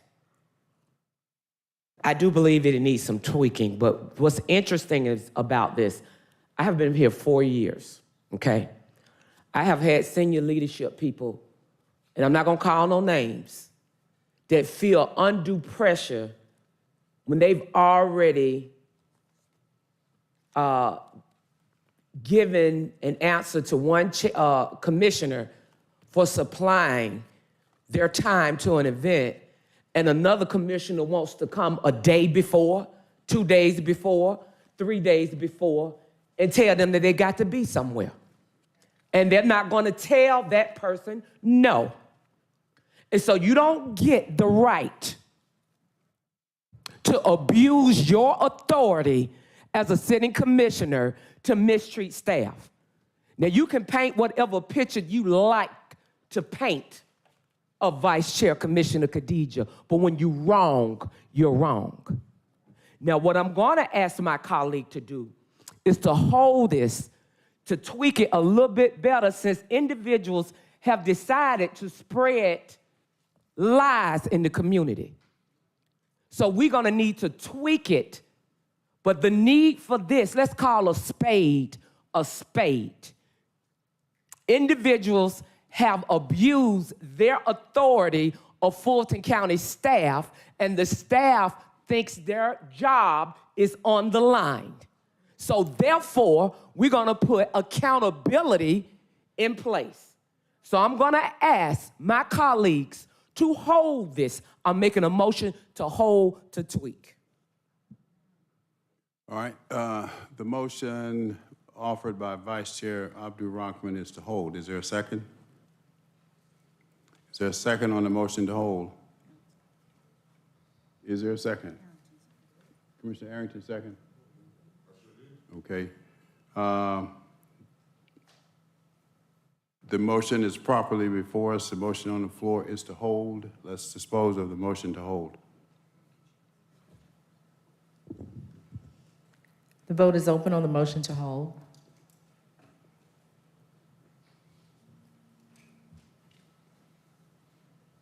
The motion passes, 4 yeas, 1 nay. Next item.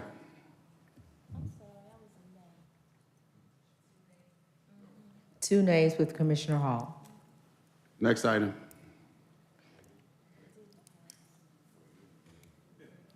Point of order. We had a vote recorded that the motion to hold passed. Okay. And then we have a commissioner citing that their vote was wrongly recorded. I didn't decide. I accidentally pressed. Oh, so you had voted yay. I meant nay. So just would ask for a ruling, is this thing properly held or is it to stay before us?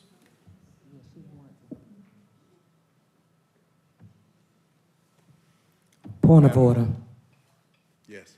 What's your point of order? My point of order, is there any other commissioner that accidentally voted incorrectly or accidentally hit the wrong button? If we're gonna extend that to one, we have to extend it to everybody.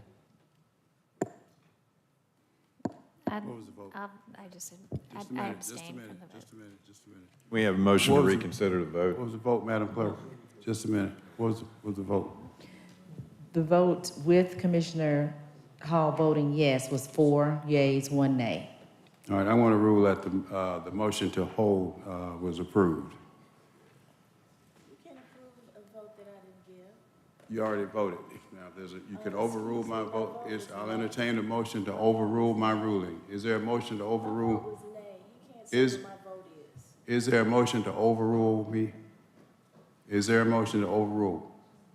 Continue, Madam Clerk. It's held. 240248. Excuse me. I know what my vote is. He cannot vote for me. I vote for myself. Continue, Madam Clerk. My vote is nay Continue, Madam Clerk. on holding 24-0247. This is just an example of the type of childishness that this board has adopted, excluding Commissioner Arrington and I and Commissioner Barrett, who is saying that the chairman can vote for me. Continue, Madam Clerk. You have, The chairman cannot Madam vote for Clerk. me. Madam Clerk, please continue. Okay, so how are we going to record this vote? It's held. Motion to overrule the chairman's ruling to try to vote I got for a point of me. order. Can I ask the parliamentarian, can we have a motion to reconsider? Yes, that is Okay. eligible. What's the motion? Motion to reconsider the hold, so we vote again. All right, is there a second to the motion to reconsider? Second. All right, seconded by Commissioner Abdul Rahman. Let's vote on the motion to reconsider.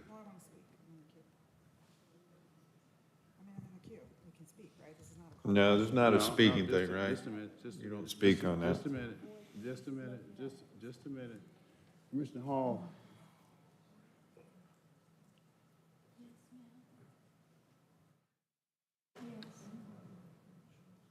You want to speak? Go ahead. The motion before us now is to reconsider, which is a proper motion. But the motion before to overrule me failed for lack of a second. Now there's a motion to reconsider, which is a proper motion. You have the floor. There's a couple things I want to say here. First of all, we had a retreat meeting several months ago in which we talked about a variety of things, including use of county resources. And at that time, we assigned groups of 2 commissioners or 3 commissioners to work on certain issues, including this one. Just a minute, on that point, who was assigned it? Do you recall? I do not I recall. do. I recall it was Commissioner Thorne and Commissioner Hall. And did they work on it together as a team? No, it did not. Okay, so that did not happen. We also talked about them working on it as a team and then coming back to a second retreat meeting to discuss with the group so that we could come to consensus on how best to handle this issue. By Commissioner Thorne going ahead by herself and coming up with this resolution, I think that sort of circumvented the whole idea of us collaborating and working together, which is what I believe the people would like to see us do. I also think that there is a lot of work that needs to be done on the wording here. I agree with the spirit of the resolution in that we should not be taking advantage of county resources. However, for example, I'm talking about business working hours doesn't actually hold for all of the departments in the sense that the libraries are open on Saturday. So does that mean a commissioner cannot hold an event at a library that's open on a Saturday anyway? I mean, that's something I'm doing. I, by the way, just for the record, had no events last year. This year, I've had several at the Fulton County Libraries in partnership with them, in which I have given plenty of notice, but they are on the weekends when the library is open. This would outlaw that. Motion on the floor is to reconsider. I understand, sir, To but I was reconsider. not given an opportunity to speak, so I'm going to speak. The motion on the floor is to reconsider. I don't think we should be holding this or reconsidering this or voting on this at all, and I think I have a right to say why. So, well, I understand that. Just a I was minute, just a supporting your minute. motion to hold to Just get a further minute, just a information. minute. Commissioner Barrett, Commissioner Vice Chair, please, you have the floor. And by the way, everybody else on this board has spoken about the underlying issue when there's been a motion to hold. So it is unfair to just have that standard for me not to be able to speak. When you talk about, well, first of all, number 2 on this agenda, or sorry, on this exhibit says that it is not primarily the job of individual commissioners to schedule events intended to raise general awareness of county services. That is incorrect. That is part of our responsibility to communicate to citizens the services of the county. But you also then said in your comments, Commissioner Thorne, quote, "We need to make the public aware," unquote, of general services. So which is it? The language in number 3 talks about the 14 days and the 30 days, and then it says requests outside of these timeframes should not be sent to department heads. But it doesn't say they should not be made. And the implication there is they could send them to somebody who's not the department head and still have the event. So I don't understand how you would even uphold this. The language needs to be fixed. Well, I agree with that. Just a minute, I was just for a that. minute. Commissioner Barrett has the floor. So I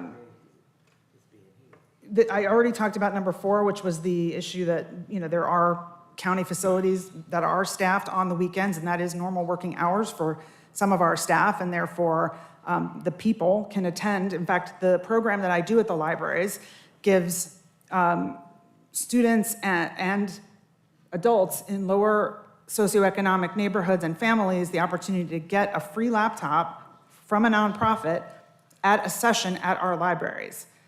They cannot come during the school day. They cannot come at night. They are working families. Or sorry, they cannot come during the workday. They come on at night or on the weekends. That's the only option for those folks. So when it says in number 5 that county staff shall not be expected to stay at an event after the main program has ended, and then gives an example about photographs, what if county staff needs to stay after an event to close and lock the building? I mean, saying they can't stay after doesn't make any sense. Number 6 talks about commissioners shall not expect county staff to attend or provide supplies, materials, et cetera, at meetings that are not, our meetings.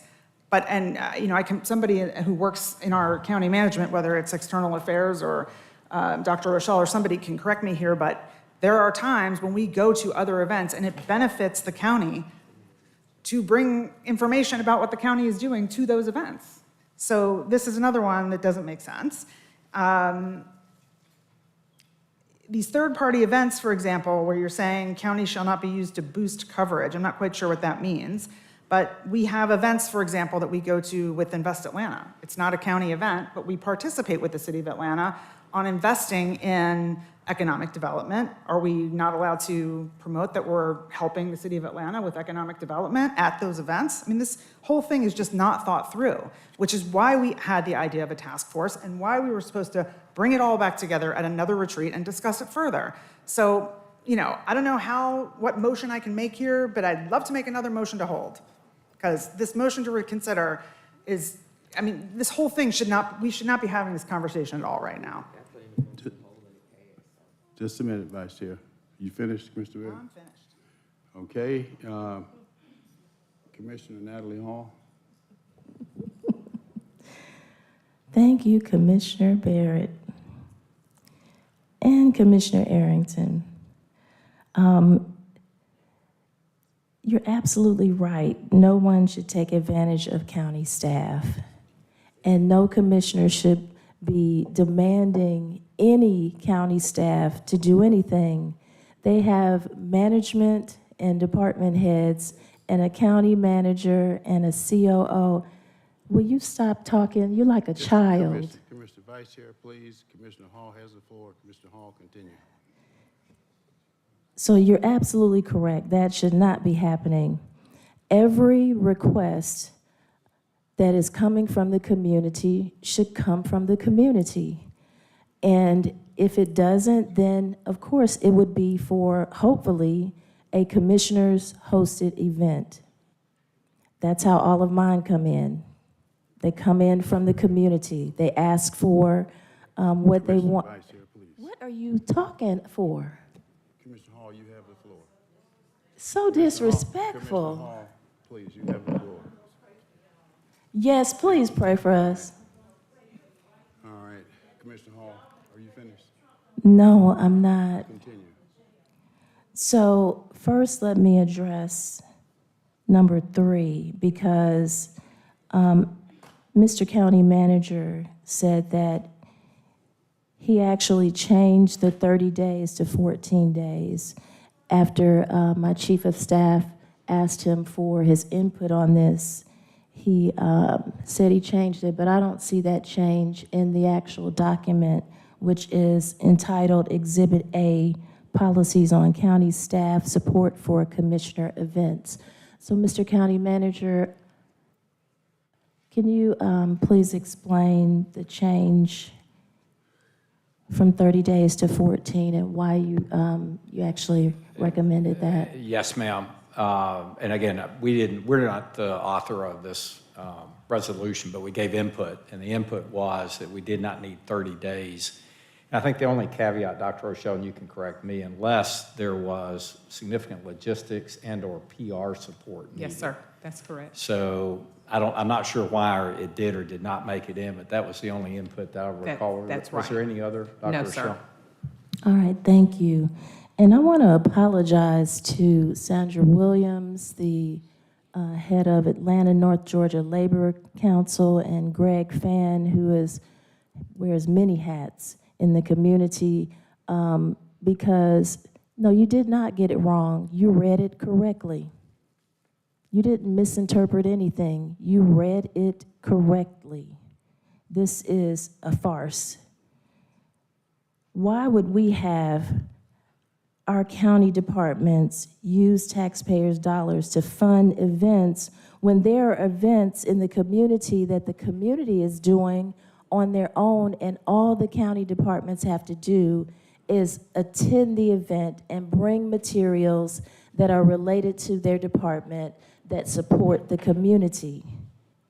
That's all they have to do. Number 7 specifically says, for purposes of this section, a third-party event is defined as an event that is not held or funded by a county department, or where the event is not approved, held, or supported by the full Board of Commissioners. There are events in the community. The neighborhoods have events that they request departments to come to.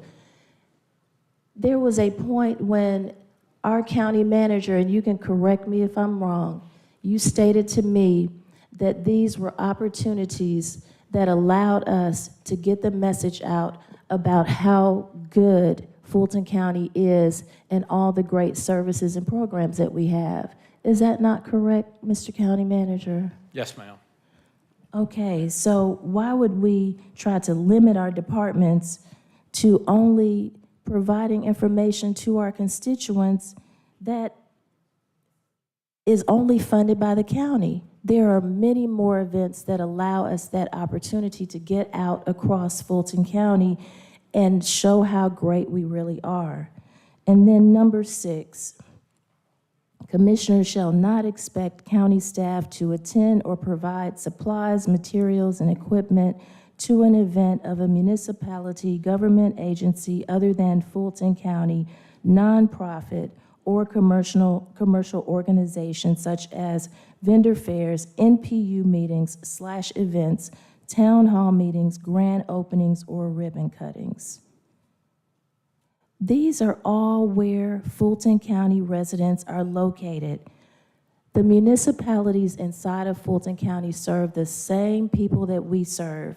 And if we are afforded an opportunity for our departments to get out into other municipalities, which would be the 15 cities that reside inside of Fulton County, as well as such as Atlanta Public Schools,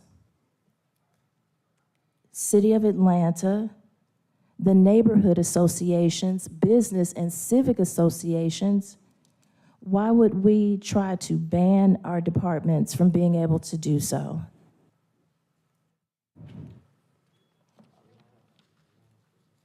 Read it.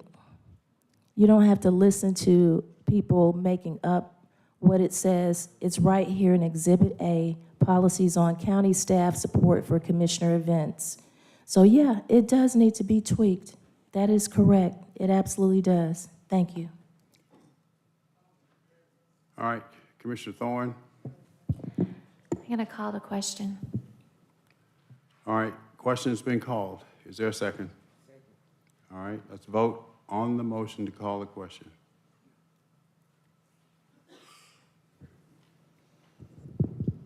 And the vote is open on call the question.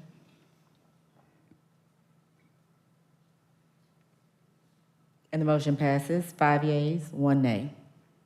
All right, back to the main motion, which is on the floor, and that is to reconsider. And the vote is open.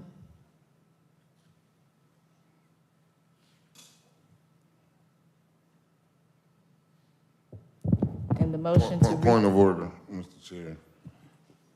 What are we reconsidering? The motion that was approved was to hold. And I ruled that that motion had the requisite number of votes. There was some objection to my ruling. Then I asked for a motion to overrule my ruling. That there was no such motion made, and there was no second. Then there was another motion made to reconsider, which also just failed. Now we're back to the main, rather back to the motion to reconsider. Not to reconsider, but back to the original motion. Back to fail. Madam, you're the parliamentarian, but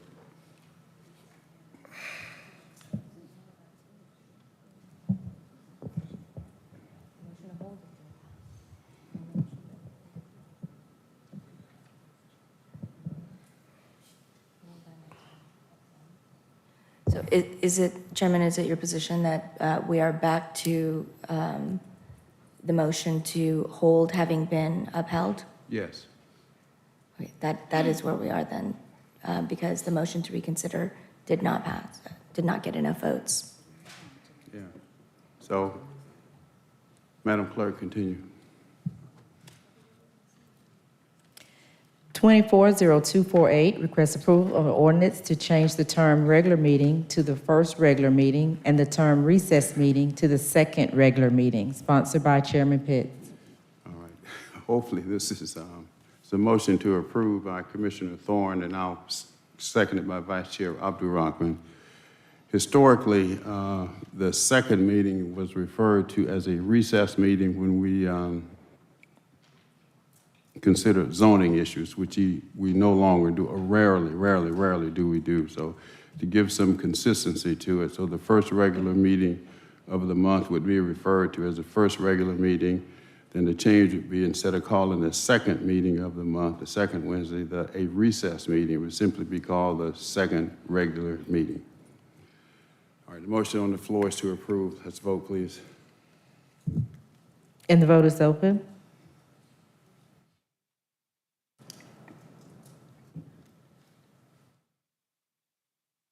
And the motion passes, 5 yeas, 0 nays. Next item. County Manager's presentation and discussion under open and responsible government, Mr. Chair. 24th. Yes. I'd like to ask for there's like the remaining items we have coming up are all discussion-related items.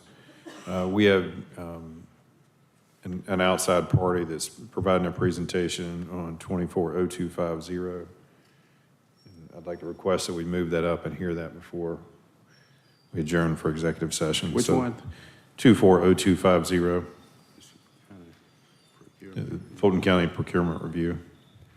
All right, any objections to hearing that one before lunch? Any objections? All right, no objections. Sound that one, Madam Clerk. 240250, discussion, Fulton County Procurement Review, presentation of findings, sponsored by Commissioner Ellis. I'd like to ask our county auditor and our folks from Cherry Becker to come down, and while they're coming down here, I'll introduce this, and they're going to do just a very brief presentation. You all should have received a couple of documents. One was sort of a summary document of this particular report, and then the other was sort of a more lengthy version of the report. The summary report tries to get right at sort of their key findings, which our audit committee met, and they presented to our audit committee, and it was the recommendation of the audit committee, I would say universally, with very strong wording, that this be presented to the board, and the particular points that they're going to highlight be shared with the Board of Commissioners. By way of some background in terms of how we got here, I believe that this particular audit was commissioned back in, when did we engage you all? So I think August is when we started. August, right. So I think we would begin discussing this as to commission it around July. And sort of the impetus was both, I think, frustrations that were coming out of and stuff that we were hearing out of our own purchasing department about procurements that involved other elected officials and some challenges associated with many of those procurements. So we asked for, this group, who our auditor is going to give a little bit more background on, to do a look at our procurement operations as a whole, as well as procurements done outside of our standard county procurement process. And that work's been done, very thorough report, and I'll let Mr. Nick sort of provide a little bit of background on the firm and introduce the folks and allow them to get quickly into their presentation for us. Thank you, Commissioner. Anthony, next County Auditor, Mr. Chair, Madam Vice Chair, other distinguished members of the board. As Commissioner Ellis stated, this report came out of discussions held in our audit committee meetings about some of our processes, and the committee is very engaged in trying to understand and make sure that our processes are functioning as intended. And so to that end, we hired an independent firm to take a look at our purchasing and to give us a overview of the purchasing process, but also to look to make sure that we were following rules, regulations, federal laws, so forth and so on. And we have a very good report that contains some very good suggestions. And so to that end, I would like to introduce Christian Fullergraff and Paul Folkers, and I'll turn it over to them to do their small presentation. Thank you. Good afternoon, Chairman Pitts and members of the Commission. My name is Christian Fullergraff. I'm the partner that leads our government and public sector industry for Cherry Beckert. I'm not sure who's advancing the slides. You have them? Next slide, please. Yeah. So the purpose of this engagement, as the auditor just referred to, was to provide a general review and assessment of procurement practices being used and in place by the county. We were asked to a couple different things. One is provide very actionable results, things that were able to be acted upon, real life, not theoretical type of recommendations, which I believe we did. Our presentation today is taking a 50-page report and about a 20-page supplemental and condensing it into a few slides. So we'll hit things at a high level and then progress on to the areas of high risk, which Commissioner Ellis asked us to do at the audit committee. The governing direction from the auditor and the committee as we started was to report exactly what we saw. Don't hold anything back, give us honest, objective advice, and as I said, provide for actionable areas of improvement and not an academic type of report. Next slide, please. So the approach we took was we call it a risk-based approach and methodology, where we broke things into areas of high, medium, and low risk. We looked at governing rules, policies, procedures, and statute compliance being followed by the county. And with that, we also looked at generally accepted successful procurement practices utilized in public sector. There's really no best practices. There's common and successful practices that are used around the country when it comes to public procurement. And then we also considered and reviewed outside stakeholders. Some of the writings that we saw, such as Advancing Georgia's Counties, how other counties in Georgia were doing as well. Through this process, we interviewed about 20 different departments and agencies and around 30 different individuals, not including some of the follow-ups we did and such. Next slide, please. So really to talk about in one slide what our report and supplemental refers to, there's the county procurement, when things are done through county procurement, there's a low risk. Procurement operation runs really well. You have extremely competent senior leadership who have earned credentials, not given, they've earned them, that run procurement very, very well. It runs in a timely manner, and it follows a set of internal controls which present results that are consistent and go well. During our review, and one of the things we were asked to really look at was outside of general government with the independent elected office holders, take a good look and see how those go. And that's where we found the areas of high risk and medium risk that were trending up, specifically where the sheriff's office and their procurement policies we consider to be high risk.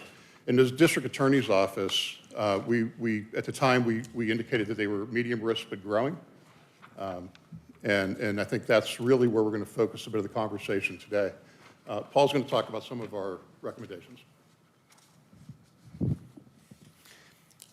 Yeah, I just wanted to highlight some of the recommendations. And again, there are extensive recommendations throughout the report. So I'm just going to really kind of highlight a number of those recommendations. And I think, the positive news is there's quite a few recommendations that are really within the county's control. And the departments and agencies that are under the authority of the county commission, there's a whole bevy of recommendations that can be implemented.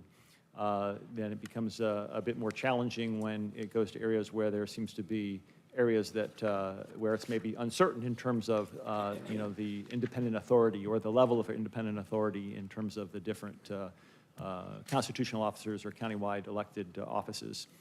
But in terms of what the county can do, one of the things that I did want to specifically highlight, because I think it's a great opportunity, is, and I've seen it elsewhere in terms of I spent almost 30 years working in local government, and that's establishing a procurement committee. It is really a valuable tool for involving the users of the procurement department in being able to identify issues and opportunities for improvement, and it's really just a great gauge for, to be able to take the temperature in terms of how things are going, work on improvements, and also a great venue for communication on procurement issues. And so some of your adjacent jurisdictions here do utilize those procurement committees as well.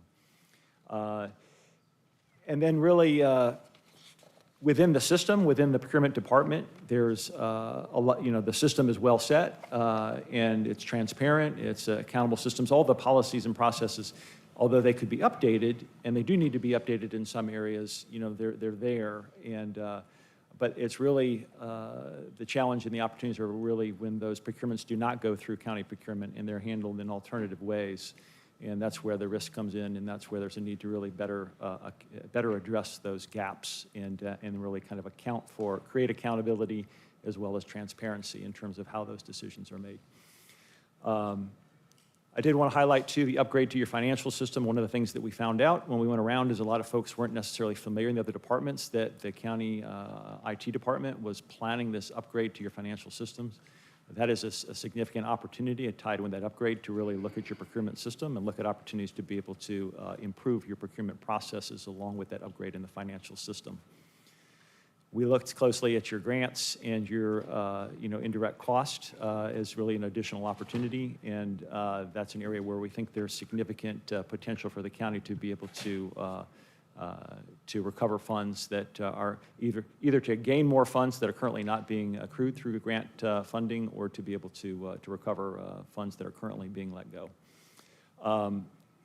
But the last thing I kind of wanted to cover was really, I think, a core issue. Again, many of these recommendations are within your authority, but the areas where there's really that come into high risk, those procurements that take place outside of county procurement department, there's a range of, I think, options in terms of how to address that.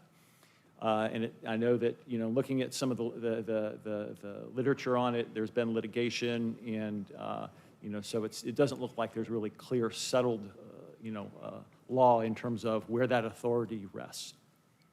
And so there's, I think, a spectrum that could be looked at in terms of how to address that. One is to be able to, the county to try to seek to as much as possible, either through its own county procurement code or through policy procedures, to try to really highly encourage and entice or otherwise require those agencies to utilize county procurement. If that's not successful, another way is to go to the state legislature and to try to seek specific authority for Fulton County based on your size and complexity, to be able to have that authority, to be able to work with your constitutional officers and countywide elected officials to be able to have it work as a single integrated system. If that's not feasible, there's another option would be to go to join. I'm sure if Fulton County is grappling with these issues relative to procurement authority, it's likely other counties are as well in the state of Georgia. You could seek common cause with those counties and really try to seek changes in state law that would allow more of that integrated authority at the county level. And then, again, if that's not viable, the other option would be to really, right now there seems to be not a lot of extensive state law that's applicable to these constitutional officers and countywide elected officials in terms of procurement, is really go to the state, and the state could actually look at ways to be able to implement requirements that they would be subject to in terms of their procurement systems where they have that and are seeking to exercise that independent authority. And then, but we think that there is the opportunity to be able to try to work with those constitutional officers and countywide electeds. The procurement committee could be a way to be able to bring those folks together in means of a task force or committee to really be able to identify their issues and concerns. And to the degree that they can be enticed and encouraged that the system is meeting their needs, they should be incentivized to be able to use county procurement. And if there's areas where they feel their needs aren't being met, it can be a way to be able to look at how those needs could be met. But with that, I'm going to turn it over to turn it back to Christian, who would kind of go back into the high-risk areas that were identified. All right. Go to the next slide, please. Go to the next slide, please. So Before I start this and follow up on what Paul just talked about, there was a quote that I would like to read to you that came from the district attorney's office, and I think it shows the underlying maybe frustration and lack of clarity on the governing laws around procurement within the county. And the challenge seems to have come from the ambiguity that's in code, either from the state or within the county. And different county attorneys have also provided similar but slightly varying direction. And the quote is, yes, this office will make every attempt to abide by these frustrating processes, but no, this office will not fail in its job because of an outdated set of rules that have been placed upon us with no legal authority. And the no legal authority is the part that represents some of the challenges. There's lack of clarity around it. So when we looked at the sheriff's office, the first thing that was brought to our attention is what they refer to as the Black Card memo, which refers to the American Express Black Card with unlimited purchasing power. The way it's used is the office will make procurements as they see fit, send the invoices and purchase orders to the purchasing department with a memo on top stating that they have unlimited authority to make these purchases based on the law, and they have to be processed. The purchasing department has been informed by the county attorney's office that they need to process those. That's within the law. So very abnormal process to go through. And then there's little visibility into it, how the procurements are taking place, what the selection looks like, and then how the money's being spent and how the things are being followed up on. Which goes into really the next part around general procurement activities. The food service contract, which was awarded last year, as we were informed, the Black Card memo, by the way, is all in our report. We have these documents in our report for your review. The food services contract, we have the final contract, but we don't have the procurement documents, although what was shared with us by multiple individuals who were comfortable saying that this was the case was that a recommendation was made by a selection committee for one particular vendor, and that was overturned by the sheriff. The reasons weren't given, except that he had the authority to do that. And so they entered into contract with a different vendor than was recommended. Also, as part of that, when we were doing the review of the contract, there's requirements for capital investment by the food service provider, which at the time we finalized the report had not been made, and people weren't aware of it and weren't doing follow-up. And it was a significant investment in equipment at the jail, and food service equipment at the jail and other things. There was also an issue with what they refer to as the Sprinter van, which was a van. What was that? Repeat that. A Sprinter van. What? Sprinter. S-P-R-I-N-T-E-R. It's a type of van. Okay. It's a larger van that was specially equipped, and this was during COVID. Part of it was it was purchased, again, outside of any typical procurement process. It was ordered, outfitted, the invoice was sent to be paid. Procurement was informed that, yes, they had accepted delivery. Well, during a spot review or spot audit, going back, they found out that no, they actually didn't have the van. It hadn't been delivered. It took about 2 years, around 2 years for delivery of that van after the invoice. They have it now, but it was paid significantly in advance of what delivery would be. And it was discovered that took place during a review by either by the audit or the procurement department, just to check to make sure that things were delivered as were expected. Again, very outside the norm of any typical public sector procurement. And then lastly was the Inmate Welfare Fund. And during our interviews, we recognized that there was challenges when we asked what the Inmate Welfare Fund was. And they described how it was funded, and then we asked how it was used and what the determinations were made. And the way we were informed was we know it when we see it, when there's inmate welfare issues.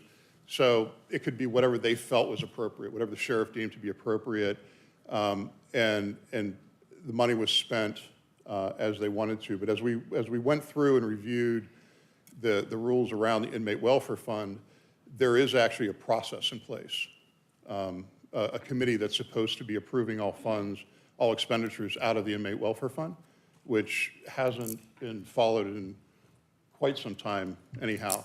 It should be the sheriff, the chief jailer, and a member of the commission. Chair, not a Yes. member. Yes, Yeah. sir. It should be the chair or his designee. And that process has not been followed. I know there's other issues with the inmate welfare fund, but that was another one that, or other special funds that fall under the sheriff. I want to say, underlying this all, and I should have said this at the beginning, but the areas of higher risk, we really believe are systematic. And I mentioned this to the audit committee, are systematic of the challenges in the procurement authority. I think the quote that I read, it shows that. There's a lack of understanding, there's not clarity. And then let me, if there's no questions, I'll move to the district attorney's office, Mr. Chairman. Your questions on the sheriff at this point? Yes. Is that what you're asking? You want to finish it? Okay. Okay. When we spoke with the district attorney's office, we identified them at a medium risk, but increasing. There's a term that they use which is prosecutorial discretion, which it makes a lot of sense, right? You have a trial going on, you need to get a blood spatter expert in or some type of expert testimony. You don't have time to go through a large procurement. You have to find the right person to bring them in. But the use of prosecutorial discretion has expanded. There were holsters, for example, that were purchased. There was an incident. I know where a deputy or a member of their staff was wounded. So they bought new holsters. They've used it to outfit cars and to buy office supplies. In our view, as we reviewed it, those are things that could be programmed for purchases as they go and really are not an emergency type of procurement.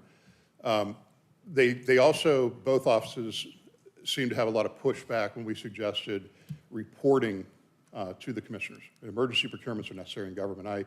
I chaired a board in government where we oversaw state purchases, and not unlike this discussion. But when agencies had to make an emergency procurement, they had to report it to us. And both offices didn't feel that was required or even necessary. And we were told very clearly that by both offices that the commissioner's authority stopped after the budget. They were given the money and then it was up to them to spend it as appropriate. Anything to add? Next slide, please. Or we just had some concluding thoughts. So just to reiterate, the procurements adhering to the county central procurement processes in office, they're low risk. They're done well. You have a great team. There's always some opportunities for improvement, and we lay them out in the report. But it's when you get outside of that with the other agencies that things start to trend to medium risk. Some of our initial recommendations or high-level recommendations is maximize the utilization of the procurement office. They do well. Use them. The establishment of some more clear policies and procedures where independent procurement authority exists. If it stays that way, what are the policies they need to follow? If you don't just go out and buy something, do you report back to the board? How do you have to go through competition or not? And then to work directly with the constitutional officers and other countywide electeds to address the procurement issues. What are your challenges? How do we make it better? Right? This is about, we talk about internal controls. It's hard to put two worse words together than those two, but this is about process improvement. There's a lot of opportunities to save time, improve processes, save money, and actually some revenue generation opportunities we outline in our report as you go through the whole thing. And with that, Mr. Chairman, we'll conclude our presentation. Thank you, sir. All right, Commissioner Ellis, Commissioner Thorne, Commissioner Natalie Hall, and Vice Chair Abdul Rahman. Commissioner Ellis, you have the floor. Yeah, thanks, Mr. Chair. I think, first I want to start with the positive, definitely sort of the recognition that, and as you pointed out, that the procurement system we've had is sound when it's done through our county procurement, and I applaud our department head and her operations there. But clearly, you've also provided some other, things that we could look at in terms of opportunities to continue to strengthen that, right? And I do think that there's a lot of good material here. that should be digested, and I would like to see the management team digest that and think about, some responses to that in terms of, are there some things here that we think would work for us organizationally to strengthen what we're doing. So I think there's some good content there.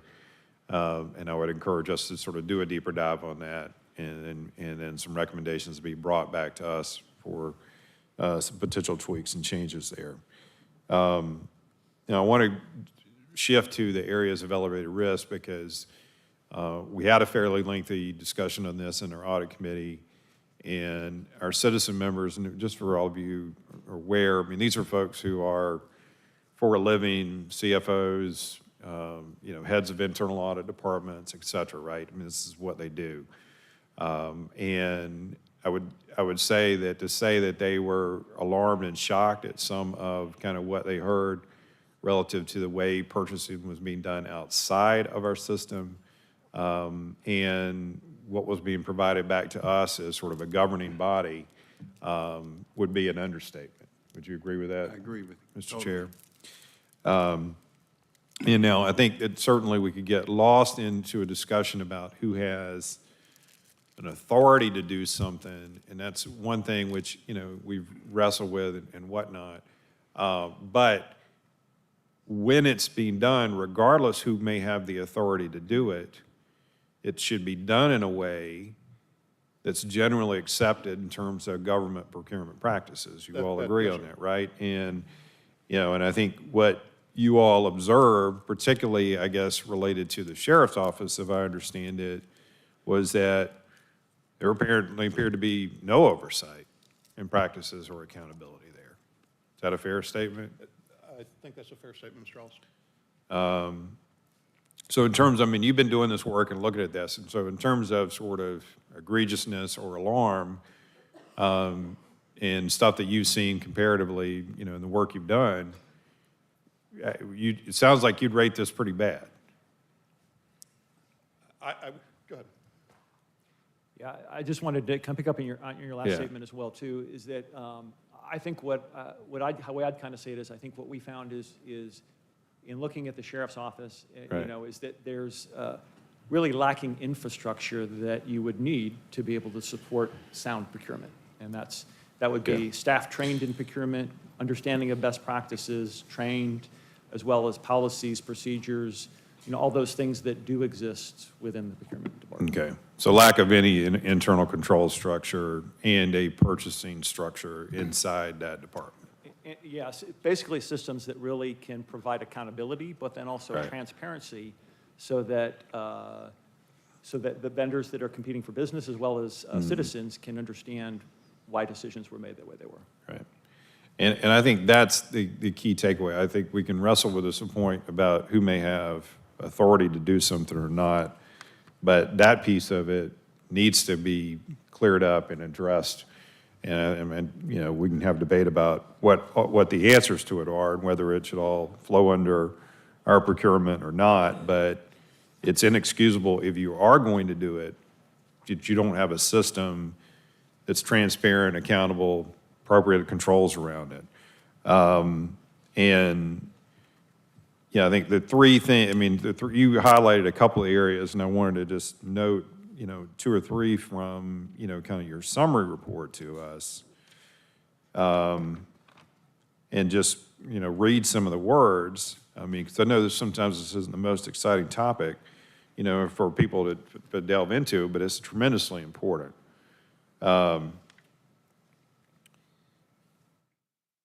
Black card memo. Several discrepancies and errors were discovered upon reviewing sampled purchases made using black card memos. The term refers to the unlimited purchasing ability of holders of the Amex Black Card. A lack of review and approval mechanisms was evident, raising concerns about accountability and oversight in procurement processes using this alternative method. Several procurements lack a control structure, procurement solicitation, justification, selection, or delivery acceptance criteria, which is what we're just speaking about.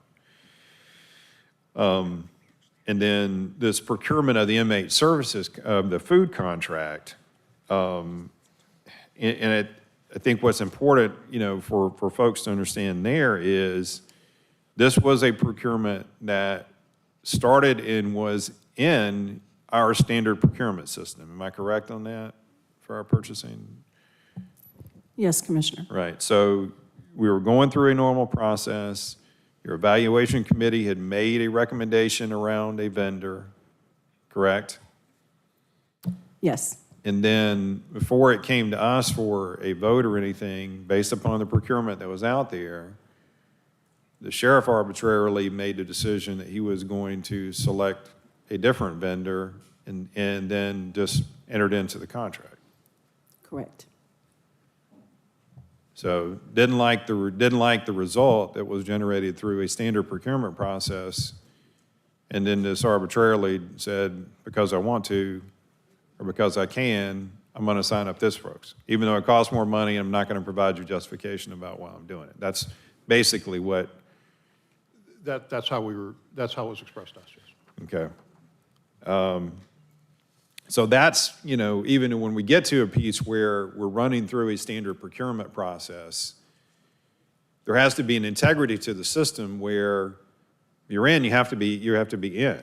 You can't decide that, well, I don't like it, so, I'm going to go do something else. And then these specific procurements, and so this is a Mercedes Sprinter van, is that what these are? Is that these fancy, kind of long vans? Is that what a Sprinter van is? I don't know this is a Mercedes, but it's similar. Something real. Yeah, we're talking the same type. Okay, all right, so we buy all these vehicles through different procurements, right, Mr. Manager and Mr. Davis, right? We bought standard vehicles for the Sheriff's Department through typical procurements. That is correct. Okay. So what you're reporting here is that there was a Sprinter van that was bought not through a procurement process, but was just bought through the Sheriff's Department. And you made a payment we paid for this somehow in 2021. Vehicle was received in 2023, but we're told that this vehicle can't be found. Is that accurate? I mean, the thing says that it was found not to be in the county's possession. If I could, Commissioner, again, Yeah. we're relaying what we heard. So this is kind of based on interviews, and so it's not like we did a specific investigation. This was based on interviews and then based on the documentation we were able to receive. But it's our understanding that there might have been that the van was eventually received, but that there had been a spot check that was done, and the van was not found at that time, but that our understanding that the van was eventually received. Where is it? I mean, this is like a $90,000, what is this, a $90,000 vehicle? $125,000 vehicle? At this time, it's in service, is what we were last informed. No, but what's the price of this vehicle? Yeah, 100 to 200,000. So a $200,000 vehicle, or something like that, whatever, right? A significantly priced vehicle, but we don't know what this vehicle is for, where it's at, whether it's in service, whether it's, somebody's traveling around the country using it as an RV or whatnot. Okay.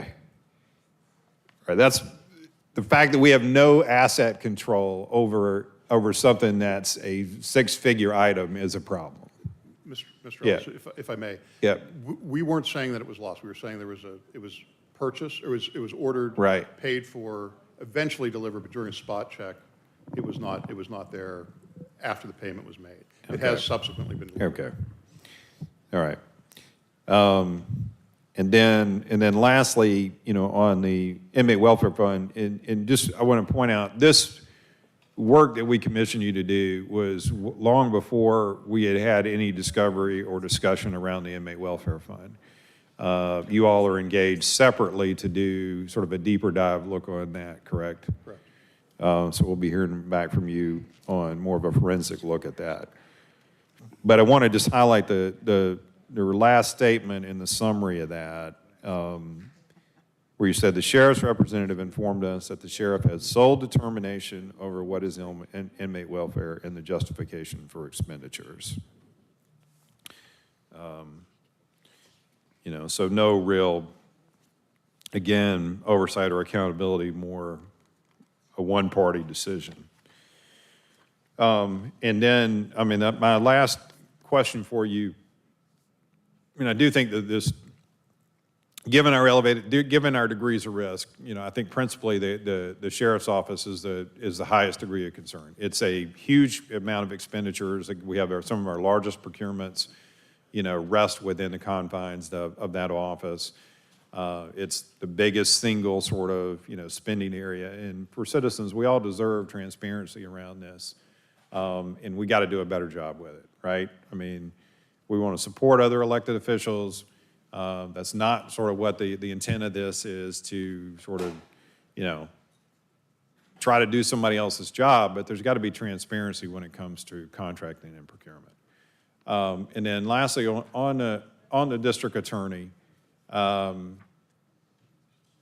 it sounds like this, you didn't necessarily have a lot of transactions necessarily to look at, but it was just more this concept of pushing the boundaries of the concept of prosecutorial discretion. That's correct. We weren't looking at a lot of individual transactions. It was more of a trend and Okay. in a belief that prosecutorial discretion could expand, right? It just could keep going. Yeah. And to me, I think that sort of the takeaway for me personally here is, you know, look, we all have jobs that we want to do, right? A department has, you know, has got something they're tasked with doing. An elected official's got something they're tasked with doing. But using your role to say rules don't apply to me because I need to get my job done in the way I want to get it done, that's not good policy. You agree with that from a procurement standpoint? I do. We have to have a meeting of the minds on this, is my point. And, you know, and I just would encourage, you know, kind of the officers that we're talking about here to reflect upon that, and us to work together to come up with an approach that is transparent for the public. It should not be that hard. We haven't had a lot of these issues before. Many of them have transpired just in the course of the past 3 to 4 years. And I hope we can take this report and turn it into something that's positive, because I do think that will, if we can and we can make some changes, it will provide a lot more comfort to, you know, our citizens as a whole, and provide a lot more confidence in county government. Commissioner Thorne. Thank you. You covered a lot of points there, Commissioner Ellis, so I won't try to be redundant. But I do want to compliment Felicia Strong-Whitaker and her department for the excellent job. If you ever have to work with her, she can give you more details than you want on a certain procurement. She runs a very tight ship. So going back to the van, we have a potentially $200,000 vehicle that's roaming around.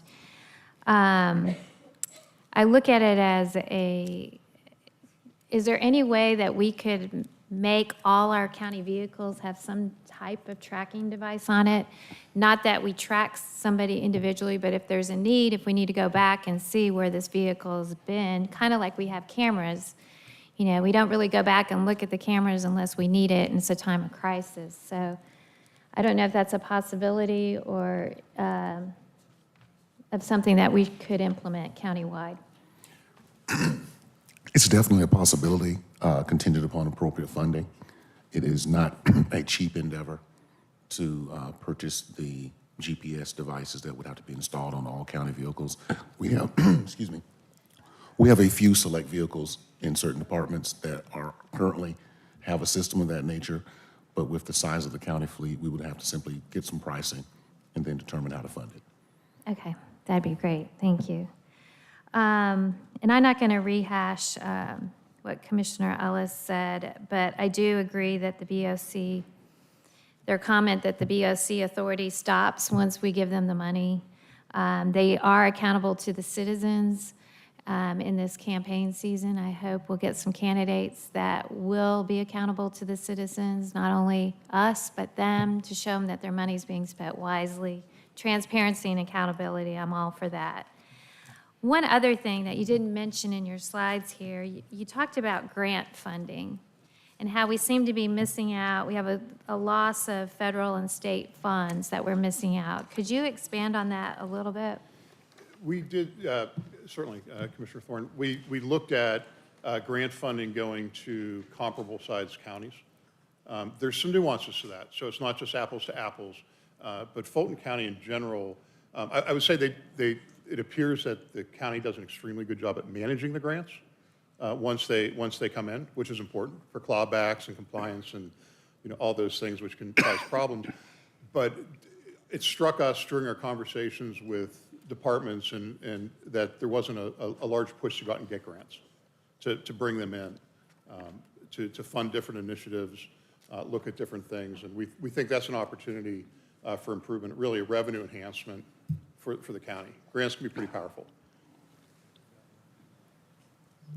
Just to briefly add to that too, and I think the nexus between these two issues too was our kind of interest in understanding procurement, especially that didn't go through county procurement relative to federal funding because there are strict requirements in that regard. So we were interested in it from that perspective, and I think our read was that with the county's grants office, that there's a strong effort through the county grants office on the compliance side. But there could be an opportunity to be more aggressive in terms of going after grant opportunities for the county. So we basically have a grants office that does more compliance than going after and trying to seek and see what money's out there on the table. But we hire lobbyists, don't we? Federal lobbyists and state lobbyists. Do they help us at all? Yes, I mean, I'm not sure what their basis is for revenue enhancement and grant. That would be like in my old days saying I could pursue more sales opportunities. We have an extensive list of grants that we pursue, starting with an airport, which will be a $100 million grant, and then on down from there. Every department bubbles up grants, and then we have a grant office that helps with the writing of grants. So I don't know what the benchmark is that they're referring to, nor from my perspective, are we reluctant to pursue grants. So I have no idea. Yeah, I know. I spent a day in D.C. going around with the city of Roswell and the company they hired to help them procure more federal funding. Yep. And just visiting the independent agencies and the money that was out there, I'm like, hey, how come we aren't getting this? Commissioner Thorne, our county manager, it wasn't it was an observation. We believed there was more opportunity. It struck us as being a fairly low number for a county the size of Fulton.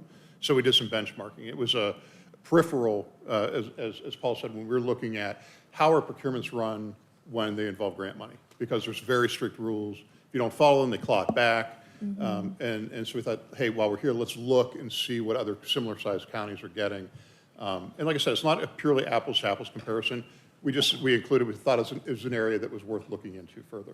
Yes. Not meant as a criticism in any way. Yes, no. And if I could get that information of if you have a chart of some surrounding counties and what they're getting, and I would love that in the future. That would be great. Thank you. Commissioner Hall.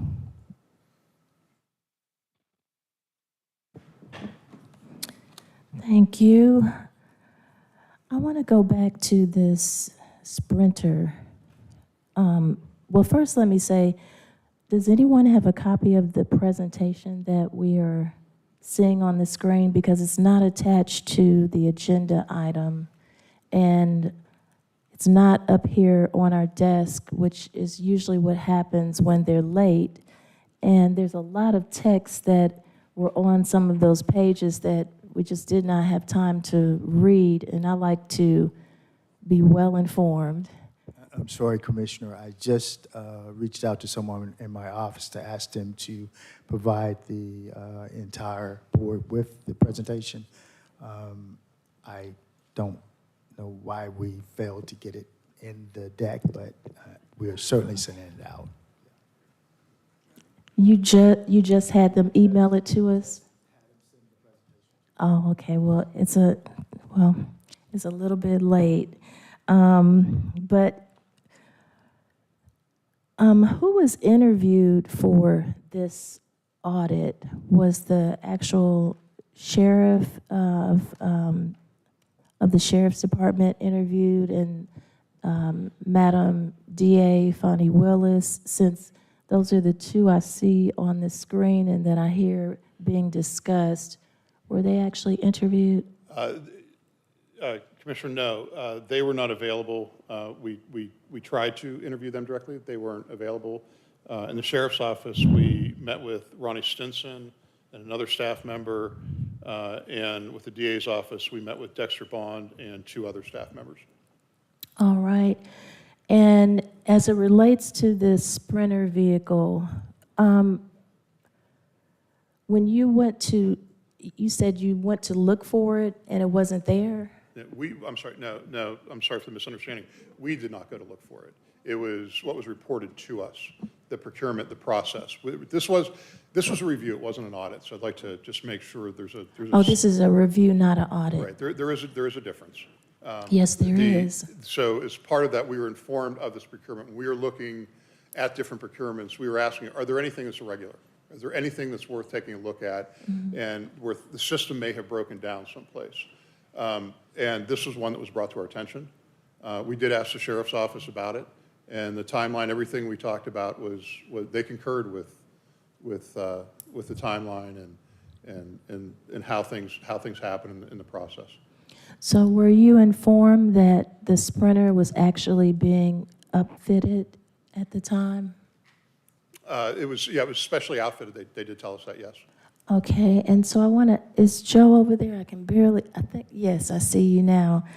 Mr. Davis, how long does it take to upfit a vehicle of that size? Can it take up to a month or so to upfit? The time frame varies due to the requested upfit and how complex it may or may not be, as well as the type of vehicle. So a month, very conceivable that it could. It could potentially take 2 to 3 months. Depends on what's being put in the vehicle, the availability of those components and so forth. So was this Sprinter ever sent to be upfitted? Not by Dream. I'm sorry, who's talking? You work for the Sheriff's Department? Listen, hold it, listen. You work for, just a minute. No, she said something in the middle of Mr. Okay. So, I'm sorry, the interruption threw me off. Can you? Yes, ma'am. That vehicle was not upfitted by Dream. It was not upfitted by Dream? No, ma'am. Okay. Then do you know who it was upfitted by? Commissioner Hall? Yes. I believe this was the command unit vehicle that the sheriff acquired that had to be manufactured and upfitted. And the vendor was a company called HG2 Emergency Lighting. Lighting? Yes, ma'am. Okay. So it was being upfitted for lighting on this vehicle? It's being manufactured, I believe, and the invoice is for the unit itself, window tint, windshield, 2 front windows, blue light, siren, 360-degree package, convert, sheriff edition, the delivery charge, an alarm security, and a weapon storage system. Oh, okay, so which is just normal for a command vehicle of this type. So that appears to be the reason why it wasn't where some thought it should be, because it was being upfitted. Thank you very much. Vice Chair Abdul Rahman. Thank you, Chairman. I have to apologize. I'm just hearing about the Sprinter, so I need to ask a few questions if somebody here can answer it. When was this Sprinter purchased? Can anybody answer that?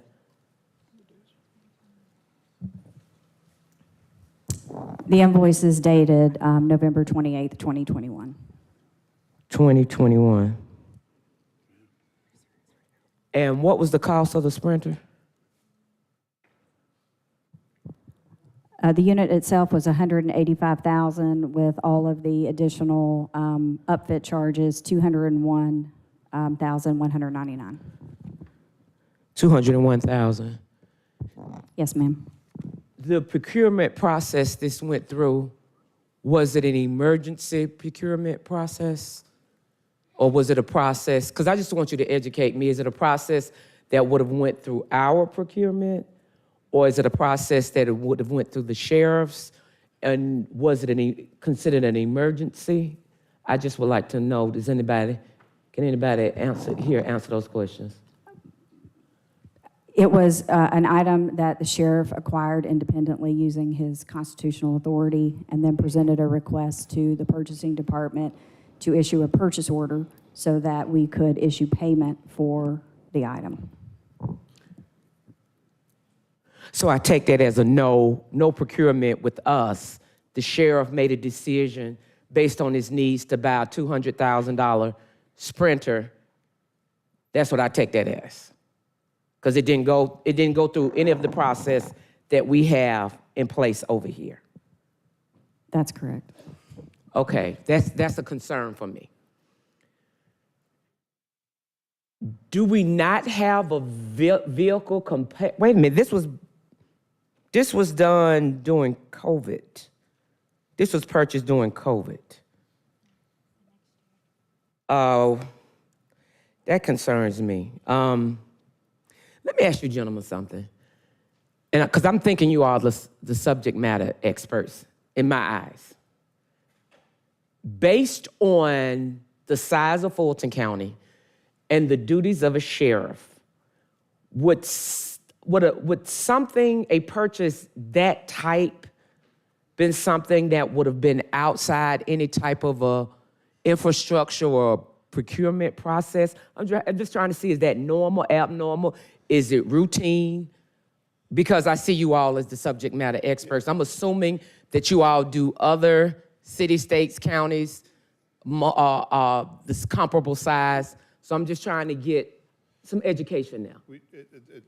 And Commissioner, we'll probably both want to answer this question because I think there's a couple parts to it. And both of us have experience with actually this exact type of purchase. Paul was a city and county manager, and I came from state government.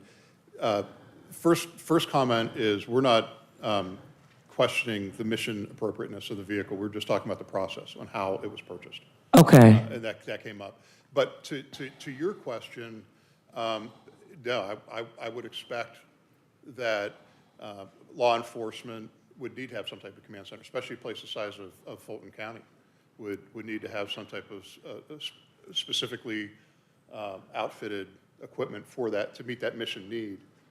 Again, we were talking about the process from payment, from purchase to payment to delivery. That's where our risk review took us. Okay. Not commenting on if they needed it. Gotcha. Can anybody speak to whether we have a command center outside of the purchase of the Sprinter? Does the sheriff have a command center, a mobile command center? Can anybody answer to that? That was the stated purpose of this particular unit, was for a mobile command. Are you asking, do other Fulton County law enforcement agencies? What I'm asking, before the purchase of that, did we already have a mobile command center? For the sheriff? Did the sheriff already have a mobile command center? I do not know. You don't know? Yeah. Okay. I would ask that question be asked, and I would need an answer in order to try to get an understanding of why almost a little over $200,000 command center, and we don't know if it's been fitted. Has it been fitted already? Outfitted yesterday? Outfitted, yes, as of yet. Does anybody know that? My understanding is that the unit has been received at this point. Okay, Madam Vice Chair, the Fulton County Police do have a mobile command center. Fulton County Police has a mobile command center, They do have one, yes, ma'am. but we don't know if the sheriff has a mobile command center other than what was purchased. I do not. Okay, thank you. And so what I'm asking you for clarity for me, a 200 and something thousand mobile command center was purchased by the constitutional office through his, whatever he has in place. Is that what I'm hearing today? Okay, thank you. That's what I needed to know. Moving to the district attorney, I see you said risk level is medium. You may not be able to answer this. If you can't, don't feel pressured to. I know that our district attorney has taken on some very high-profile cases. I know that she has received some death threats. So when I hear the risk level medium and maybe rising, I'm trying to find out the understanding of the use of prosecutorial discretion as a justification comes with a risk of being used with greater frequency. So I'm wondering, and here again, you are the subject matter experts, I'm trying to educate myself. If in fact you have two of the probably highest profile cases that a district attorney could be processing or prosecuting at this time, would that play into that medium, or am I off the mark with that? I'm just trying to understand for myself. I guess I really can't, go ahead. I think, you know, our evaluation there was really kind of looking at the types of purchases. I mean, certainly, you know, the district attorney, based on caseload, and there's all kinds of needs, I'm sure, in terms of expertise and so forth. But it was really, which Mr. Fieldgaff kind of mentioned, is some of the types of purchases, whether it's gun holsters or office supplies, other things. I think it's really trying to point out that when there's that independent authority, again, question in terms of how far that goes, when there's that independent authority, I think there can be a natural temptation or inclination to want to expand upon, in this case, prosecutorial discretion. I need it, I want it, therefore, you know, there can be a temptation to want to push the boundaries and make other purchases and try to fit it under prosecutorial discretion. I think it's pointing out that is a risk in terms of the potential growth of use of that as a procurement method. Oh, okay, I understand now. And when you look at the size of Fulton County and the size of our district attorney's office in the area comparable to other counties, this medium risk, is that something, and if you can't answer that, it's fine, but I do want to find out, is that medium risk like what I would say normal, abnormal? Does it matter on the location? Do some comparable counties have a district attorney office, depending on what protocols they have in place, have a lower risk? Would that factor in, or does size not have anything to do with it? So I think we can really just speak to Fulton County in terms of what we did in terms of our engagement here in looking at the departments and offices. But I will say kind of in general that it really kind of needs to look upon, again, we look at kind of low risk. So we're saying you've got a very strong procurement department. If it goes through that department, it's low risk. Things that are happened outside, because there's not clear structure and infrastructure in place in terms of staff and training, policies, procedures, that automatically is going to increase the risk level. So I think what we're kind of saying, if it doesn't go through county procurement department, from our vantage point, yeah, we'll have to bump up the risk because there's not the infrastructure in place to show, you know, a process, policies, procedures, how decisions are being made, transparency, you know, in terms of justifications for procurement decisions that are made. You know, so in terms of other jurisdictions, I mean, it's going to likely kind of vary based upon. It varies. Based on how you look at it. If I may, Commissioner, I'd like to follow up. I think as a general rule of thumb, though, when you're looking at the bigger the government, the more spend you have. The more spend you have, the more controls you need to have in place. You have to have processes. As a former public servant myself, And Paul, you like to have the processes there, right? The internal control structures. Smaller governments, you get townships, counties, or townships, small cities, they tend to be more lax, so they have to get business done. But as you start getting bigger, more sophisticated, dealing with more funds, your procurements become larger, right? It's more visible. So as a general rule, the larger, the more processes they're going to have in place to ensure the public trust. That's what I needed. What I wanted to make sure that our viewing public understands what you just said. The larger the government, the more fail-safes, that's what I call it, that's well put. in place. And so if we were smaller, less. And so I don't want to put words in your mouth, but what my understanding is, based on the size, we don't have the infrastructure and we don't have the fail-safes in place to maybe bring these level of risk down. Is that correct? That is correct. But you look like you want to. Again, I can't say that I know the particulars of the state in terms of, and the structure, but I think it appears to me that that's kind of a challenge, maybe even at the state level, in terms of right now, in terms of levels of authority between county commissions, and between then constitutional officers, other directly elected officials, where that independent authority arises.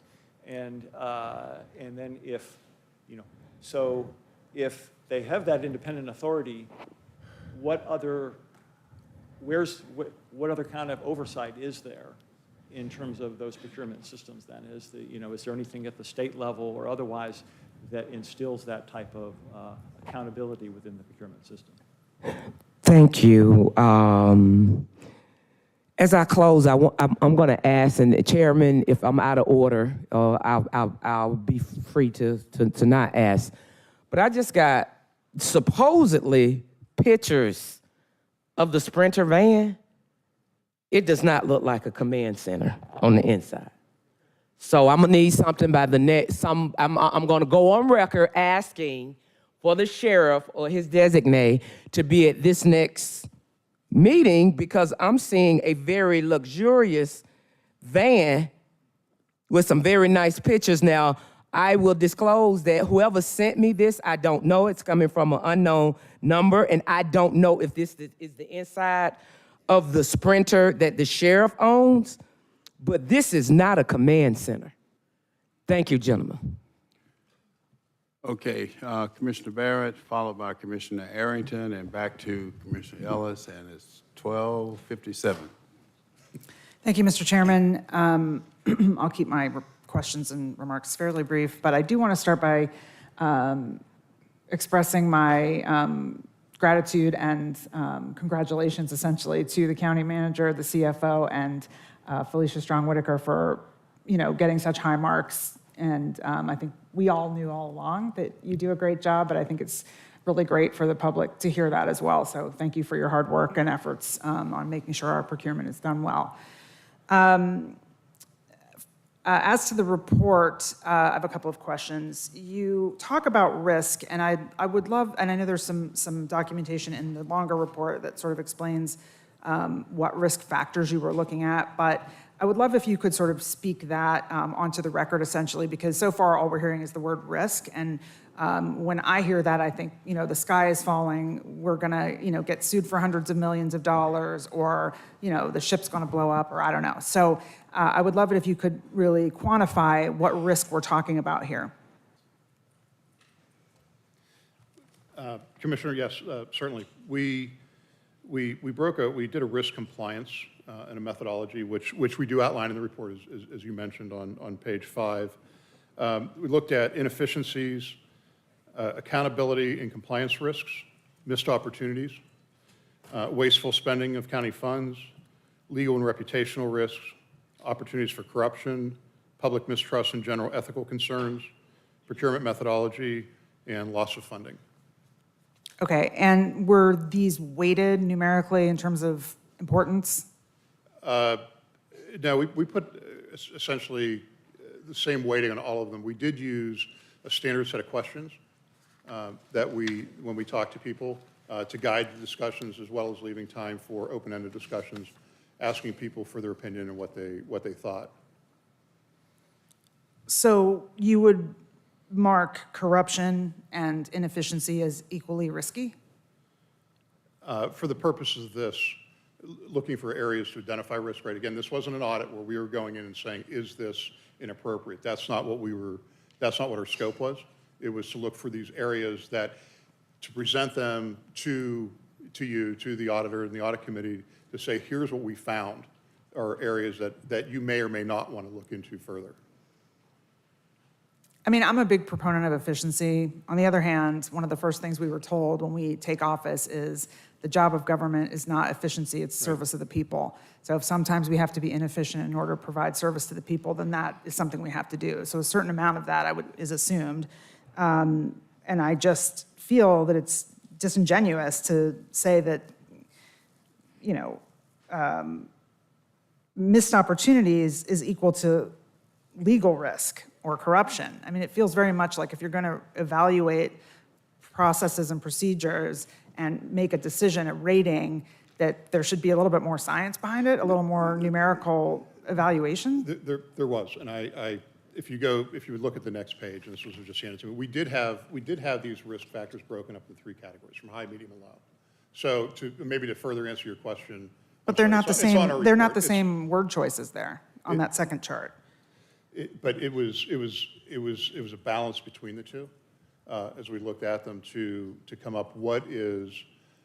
Again, this wasn't an audit, right? This was a review. I understand. So we were bringing our real world experience to it, and efficiencies is it's an art, not a science, right? The wheels of government turn slowly, and they turn slowly for a reason. But it's to make sure that these processes are followed, that you go from point A to point Z in a methodical order, and that the expenditures are done appropriately and without question, right? Transparency, the lack of transparency just breeds questions, right? And speculation. Yeah, I think it would be helpful if you all would provide sort of a little bit more detail in terms of how, the ratings were determined, because we sort of have these charts and then we have, some words around this is high, this now, based on our evaluation, this particular department was rated as high risk, this one medium plus. The presentation that you presented today also, I mean, from my perspective, seems a little bit biased in that there are some things in this report that you cover and gave to us, but did not highlight today, such as the statement on page 11, it's on page, I'm gonna find it, I marked it, hold on. Here it is. Page 13 that says, in fact, there is some low to medium risk about our spending threshold, and under observations at the bottom of page 13, number 1, it says during the interviews, 50% of the departments expressed concern that the spending threshold set by the county are too low. I mean, that's concerning. If we're not able to achieve what the departments need to achieve, and 50% of our departments are saying that, that seems worthy of mention. And, calling, out, you talked about grants, again, somebody else brought it up already, I forget who now. You list that as medium, and yet you decided to put the DA up here and list as medium plus. Well, based on what numeric calculation was that determined to be higher than this? I mean, it just feels that it's a little biased, this report. It certainly isn't intended to be biased, ma'am. When we did our interviews, we went back, reviewed our notes, went through our matrix, and just talked it through. Okay, where do we see this going? Where do we see the trends going? How do we assign this? What's the appropriate assignment of a risk level for this? As far as the information that we have in this, we were asked to come and give a 15 or 20-minute presentation. Sure. So we had to limit it down to a slide. And that was our intent. It wasn't to leave anything out, but you provided this and the supplemental. Okay, well, I would love to see, if possible, I'm looking past you to Mr. County Auditor, more of the background detail of this, if possible. I do have some concerns about how this was done and presented, and I understand that it's not an audit, so it won't be as thorough as what we're used to in some cases. However, I do have some concerns. I also want to talk about our recommendations, your recommendations, and what we can actually do. And just because my understanding from, this was back a while ago, more than 15 to 20 minutes ago, certainly, when you talked about what the possible solutions are. And it sounded to me, and I did read this, or at least most of it, that the resolutions to some of these problems, the suggested fixes, are that we try to get state law changed, or we sue somebody. I mean, those were two of the solutions I saw, that we consider litigation and that we try to get state law changed. Is there something else that? Yeah, Commissioner, I think what we try to convey is really, if you look at all of the recommendations within the report, the vast majority of those recommendations are within the county's authority to be able to work on and implement on its own. So, but then it really, when you get to the issue of the independent authority that may be exercised by constitutional officers and other countywide elected officials, that's the issue, that then gets into those other options that I kind of laid out in terms of how can the county possibly address those in terms of working with those officials, but also whether it be working with the state or other counties as well, because that may have similar issues. But it's really kind of focused on those issues of independent authority, procurements that don't go through the county procurement department.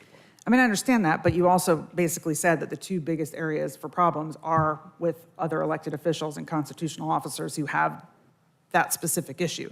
So again, correct me if I'm mishearing you right now, but what I'm hearing you say is, for those two situations, we can either try to get state law changed or we can sue somebody, which we really can't do because we'd be suing ourselves. So I'm not quite sure what that is about.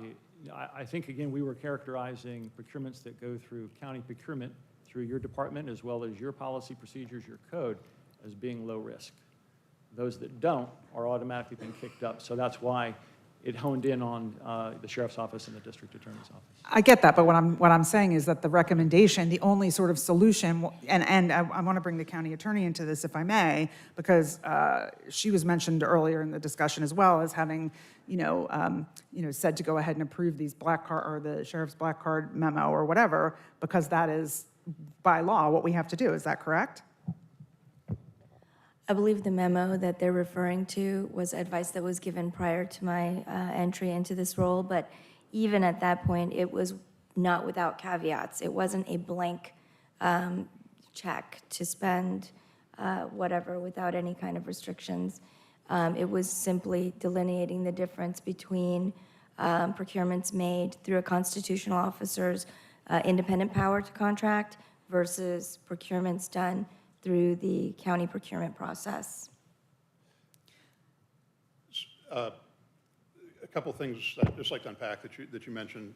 We weren't suggesting suing. We mentioned litigation. It was something that when we had a conversation with the county attorney's office as a possible remedy, have a court decide what is the actual authority. It wasn't suing yourself. It was friendly litigation, for lack of a better term, to say, how do we handle this? And go to the courts to decide. Changing in state law, there are a number of places that the state dictates the laws for procurement for the county. So going and asking for a change in state law may be an easy solution, but there's an awful lot of this that could be done through changes in procurement policy or code from the county commissioners. So that's how we try to put it together. Yes, but I'm just, not to interrupt you, but I know we've already been going on for quite a while. Yes, but we don't have the authority, from my understanding, and again, I'll look into the county attorney here, to make procurement policy for the sheriff's office or the DA's office or the other elected officials. I believe we can, and I know I believe we have said, if they are using our procurement, then they have to follow our procurement rules. But if they decide not to, we do not have the power to force them to do something else. We budget a certain amount of money and they have some discretion as to how to spend that money. That is accurate. And may I ask who, if you recall, you spoke with in my office?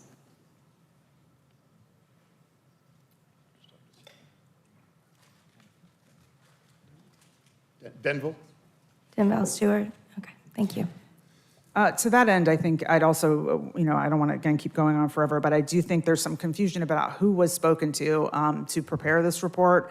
So if possible, I'd like to have a list of everyone that was spoken to across all departments, and the attempts that were made to reach out to some of the higher ups in the departments who you did not speak to. That feels important to understand whether or not this is really sufficient to make decisions from. That's all I have. Commissioner Harrington, you have the floor. Thank you. I'm going to apologize to you gentlemen in advance. I'm an attorney, and so it's probably going to feel like you're being cross-examined. What is the difference between a review and an audit? An audit has to follow a specific standard. I'm not a CPA. It requires CPA to do some of this. It has to follow guidelines under the AICPA standards, which this did not. This was under consulting standards, which is just best practices, looking at what are common practices. A review like this is typical. It would not typically be a review where you're going line by line, checking every box, like the county auditor would do, reviewing a department expenditure. Okay, so you're not a CPA, sir. Are you a CPA? Okay, so neither of you are CPAs. So I heard someone say you were experts. What are you experts in? I spent 10 years in government. I left as a state CFO, where procurement came under me. I chaired a board that approved all capital expenses and the majority of operating expenses over $50,000. I've been involved in government exclusively for about the last 24 years. I've helped a number of governments do exactly this type of thing, both here and overseas. What did you do in government, you said? I was the deputy state budget director, president of the state controlling board, and then acting director and state CFO. Okay, and what state? Ohio. Ohio, okay. And Paul has. Yeah, I spent almost 30 years in local government management, assistant city and county manager, 2 cities, 2 counties. So covered the range of local government management responsibilities, departments. Okay, so have either of you ever served in a law enforcement role? No, but one of the staff person we had on this is a CPA, and she oversaw procurement and grants for Fort Worth, Texas Sheriff. Okay. Or Sheriff of Police, I guess, actually. And neither of you have served as a prosecutor? No, sir. Okay, so you're not experts in law enforcement and you're not experts in prosecution, correct? No. Okay. And this is a review, not an audit? That's correct. And neither of you are CPAs? That's correct. Although the one person on our team is a CPA. What was the time frame of this review? It took place over a number of months. I think the original plan was to do over 3 months. It ended up going about 6 months because of the follow-ups we had, the document reviews that we performed, and the follow-up interviews and questions, just to make sure we had the data to support any observations we had or recommendations. I apologize again. Let me ask a better question. What is the time frame that this review covered? It was a review of current policies and procedures and practices in the county as they were taking place. There wasn't a specific timeline that it would take place from, December 1st of a certain year. So you said this was a review of current policies and practices? It was a review of, yes. Okay, because I heard you mention COVID. I was going to say, I'd characterize it more really coming in as a review of the as-is procurement within the county. Okay, but I heard someone mention COVID and purchases during COVID. Yeah, I think you're talking about the Sprinter van purchase. So as part of the interviews that we did, there were different issues that were brought up and things looked in. So we did get some documentation and asked, and that's how some of the issues were identified. So that was basically, that one was identified, and that goes back to 2021 based on that particular issue that was identified during our interviews. But COVID's not current anymore, is it? I'm not quite sure the question there. Well, you said that the review was for current practices and policies, and then you mentioned COVID. COVID's no longer affecting us, is it?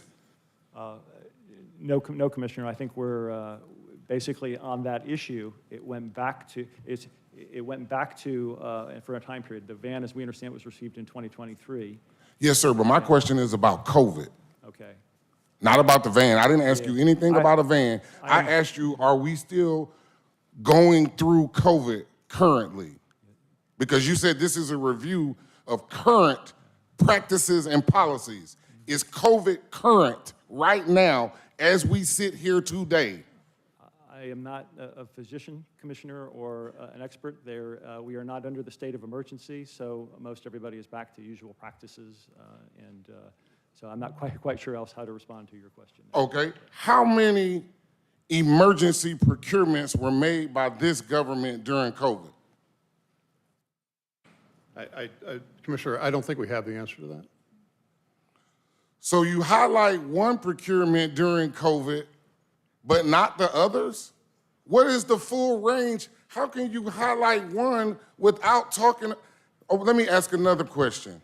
Were there any other policies, were there any other purchases outside of the procurement process during COVID? Commissioner, I'm certain there were. I can't document them. This was this was a high-level review.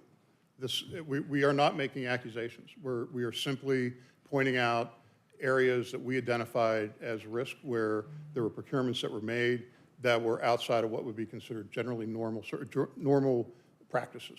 How many procurements were made outside of generally normal practice during COVID? I can't speak to that. This one was highlighted. But how could you talk about that without knowing that? We might have made 10,000 during COVID because guess what? COVID wasn't normal. So for you to highlight one out of a potential 100,000 procurements during COVID, that's called targeting. You're targeting someone because you want to highlight one. You don't even know what the entire universe is. How can you highlight one without knowing all of them or evaluating all of them and saying, oh, well, during COVID, they made this many purchases and this one was out of place. You don't know how many we made during COVID. You don't know how many were out of place. You don't know how many followed procurement or not, do you? To answer that basic question, no. But again, this wasn't to make an accusation. This was simply to point out something that was, I'll call it anomalous, and just worth highlighting. Right, our report is giving opportunities for improvement, not saying something was wrong. We're saying here, this is something that could maybe be done better, and look at it. I can't speak to the other procurements that were made during COVID. Governments all around the country, all around the world had to go through different types of processes. This is just one that was highlighted to us as we were doing our interviews. And remember, this was at a high level. This wasn't meant to dig in deep. And there may have been other ones, but this is the one that was highlighted and brought to our attention. So this is where we gathered the information on. That's the one that was highlighted and brought to your attention. Okay, great, awesome. Next question. What was the scope of your engagement and where is a copy of your retainer agreement? The scope is on the first slide. We can provide a copy of our proposal, or I'm sure it's a matter of public record.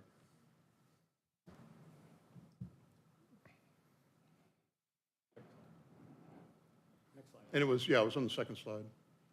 This is a high-level view of the scope.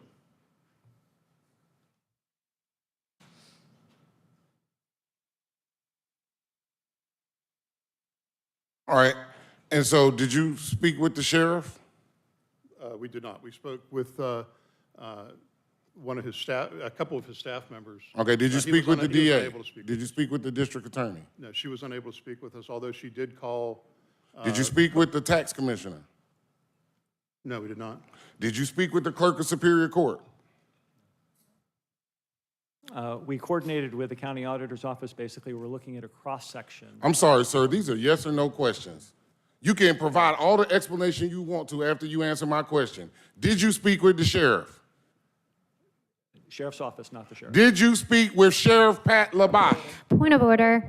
The gentleman, What's your point I of wouldn't call order? him gentleman, Commissioner is berating a presentation, and we can have respectful dialogue. The rules of I'm decorum. asking questions and they are not answering my No, questions. you are shouting and Look, you're out of I order. have the floor. You do not have the floor. Mr. Arrington, You can Commissioner talk Thorne. when it's your time. It's my time Rules of now. decorum. It's my time. Please. Commissioner Arrington, Commissioner Thorne, gentlemen, to try to be just responsive to his questions, and colleagues, it's 1:18. Oh, I got time today. Did you all speak with Sheriff Pat Labat? No, we did not. No, sir. Did you all speak with Sheriff DA Fonnie Willis? No, sir. Did you speak with the clerk of the Superior Court? No, sir. Did you speak with the tax commissioner? No, sir. Are those the constitutional officers? Yes. Okay, does your scope say including constitutional officers?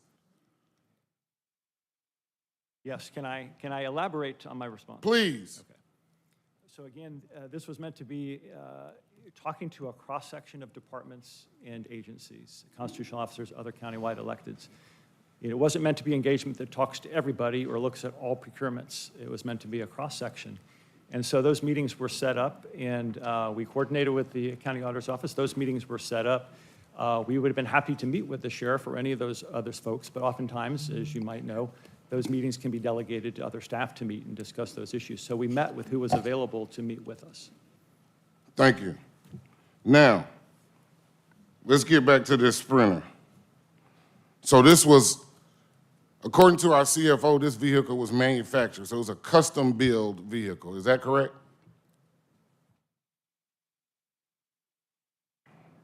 I do not have all the details on, in terms of that particular case. As I understand it, it was ordered in order to be fit out. Yes, it was customized to accommodate the mission needs of the sheriff's office. Do you think someone would customize a vehicle without you paying for it in advance? I have seen instances where there will be down payments. Again, we're not making a judgment on the criticality of it, of what was purchased. We were simply talking about how the purchase was made, delivery. Yes, sir, but my question is, do you think someone would start manufacturing a custom vehicle without you paying for it in advance? Paying in full, I think probably this place would do is a down payment or some type of partial payment. I don't know. All I know is the agreement that was made here.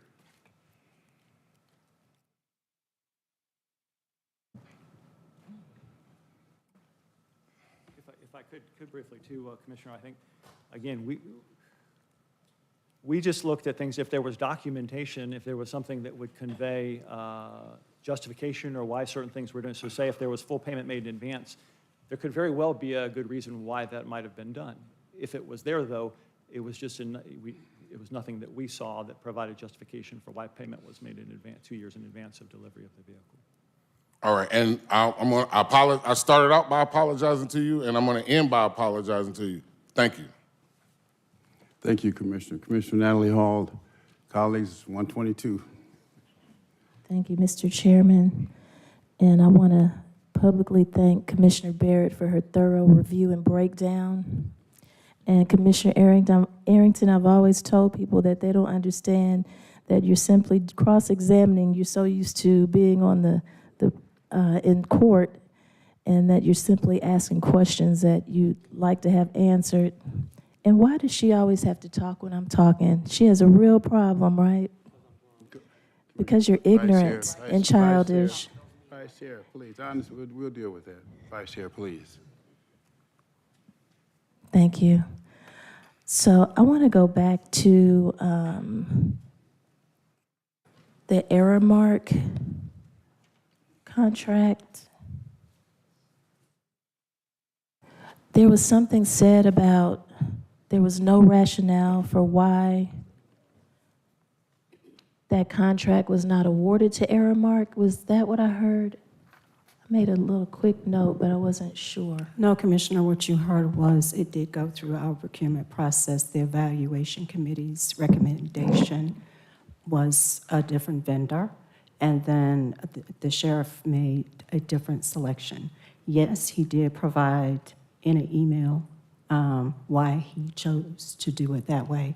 However, my procurement code does not address those kind of things. So that's one of the hard issues with purchasing our procurement code, constitutional officers. My procurement code does not address constitutional officers and how they can do their procurements. That's one of the problems that we do have.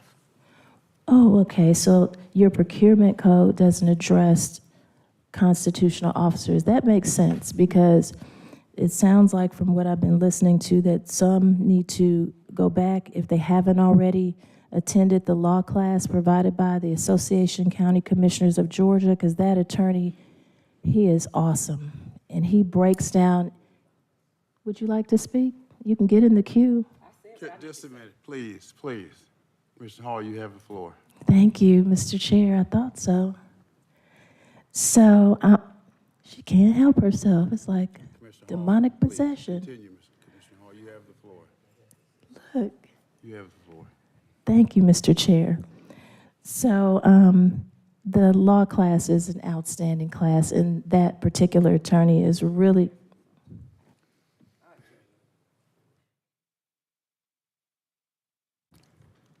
all righty. And the attorney who provides the class is a very good instructor. He actually breaks down the whole constitutional officer situation very well, and he makes it very clear that they have rights under their position that allow them and afford them certain things that they can do.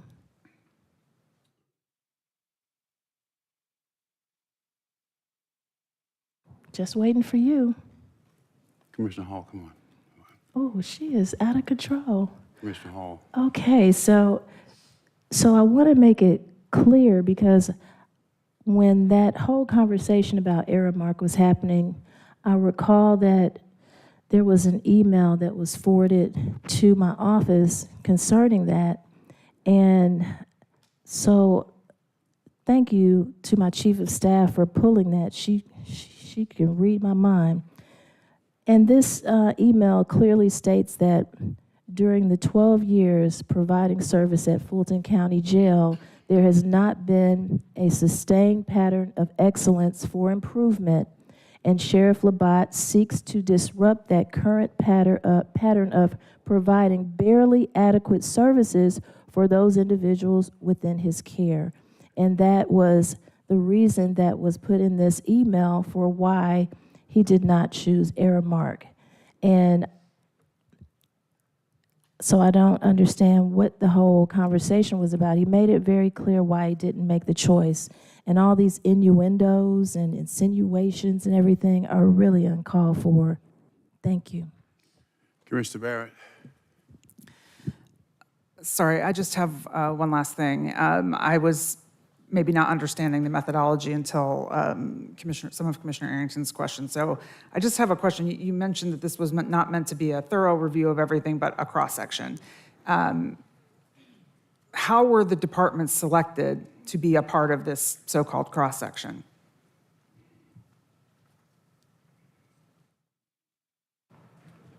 During the audit committee, there were discussions about what departments that may be problematic or may have different type of purchasing issues.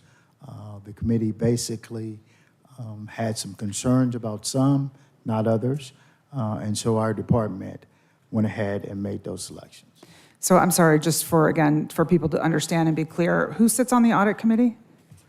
The audit committee is 2 commissioners and 3 citizens members. The citizen members, one is an executive vice president, auditor of one of the largest food service firms in the world. The other is a CPA who is in business. The other is a executive vice president of a bank that has had 30 years or so of experience. And they are, sorry, don't go away yet. And they are nominated how? They're actually approved by this board. Okay, and the 2 commissioners that sit on the board are? Me and Ellis. And is it safe to say that the 3 citizens don't actually know about the inner workings of the county, that they would have to rely on the 2 commissioners to know about each department and how they work?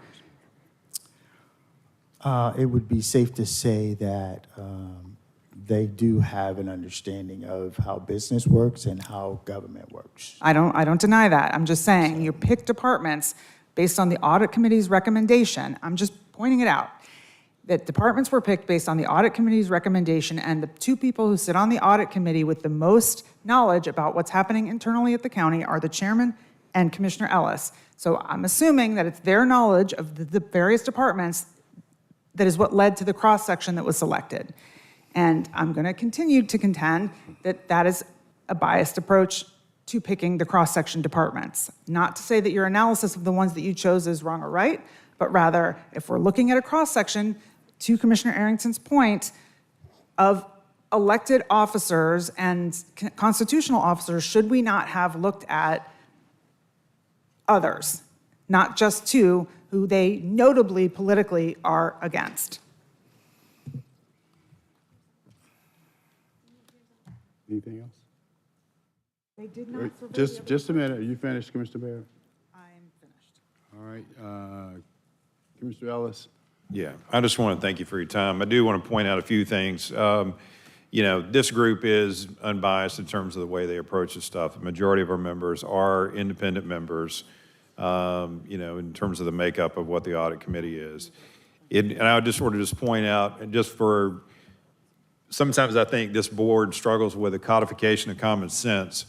But if you were doing a review of anything, would you not focus particularly on somewhere where you're going to have the highest degree of activity and volume? Is that not pretty much a common thing? That is, yes, sir. Okay, so by default, the sheriff's office, given that they're going to have the highest degree of volume, the highest amount of, you know, non-procurement activity going outside of our system, it was going to get a look. All right? So the idea that that was somehow a target is nonsensical, okay?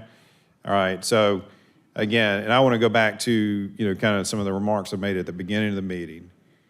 I think we get hung up on whether or not there is an authority to do something versus what is the infrastructure around that when that authority is exercised.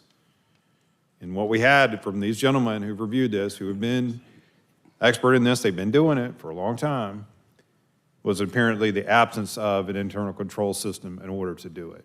And I think that's the piece of it that does not need to get lost.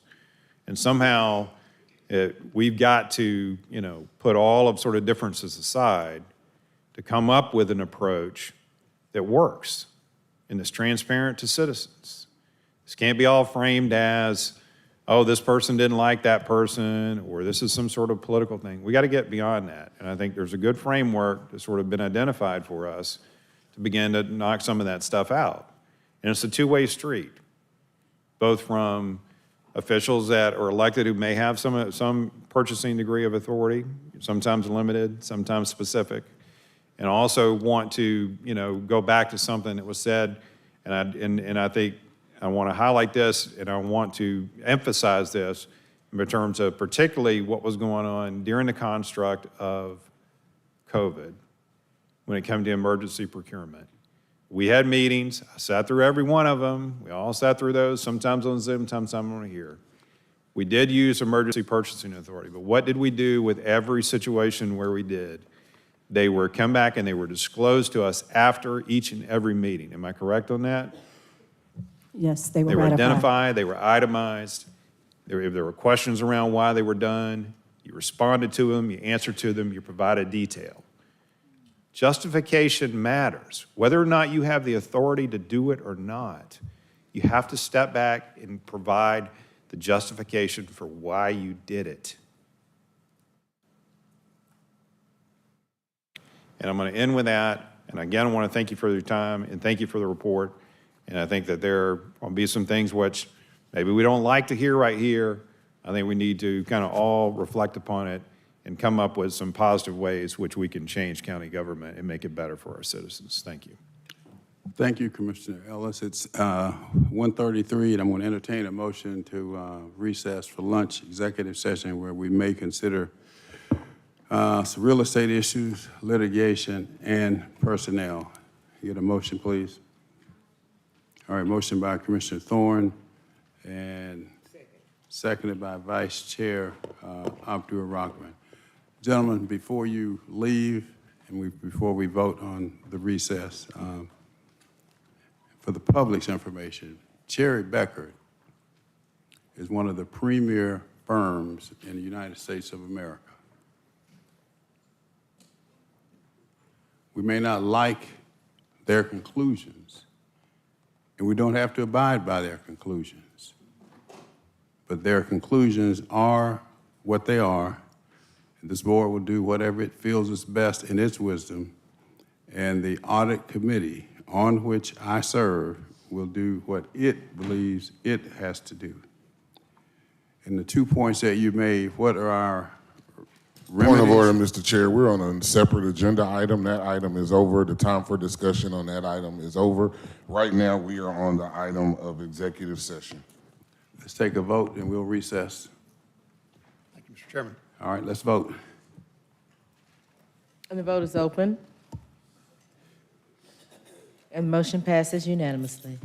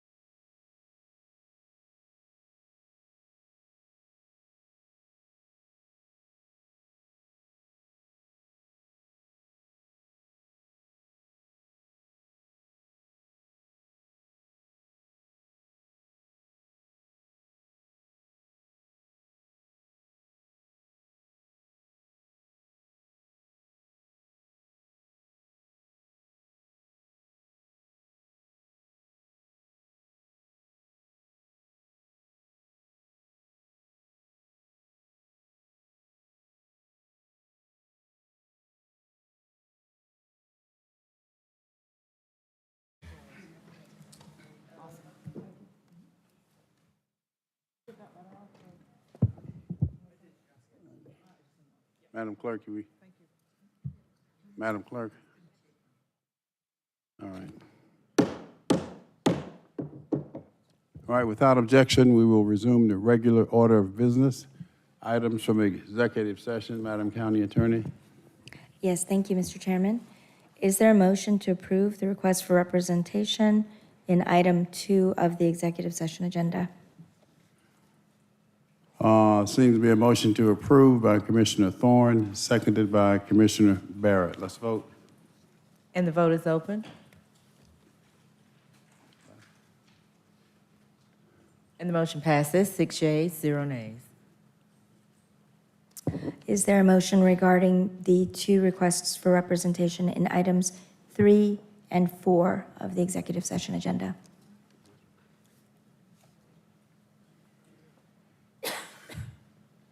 All right, motion to approve by Commissioner Arrington, seconded by Commissioner Barrett. Vote is open.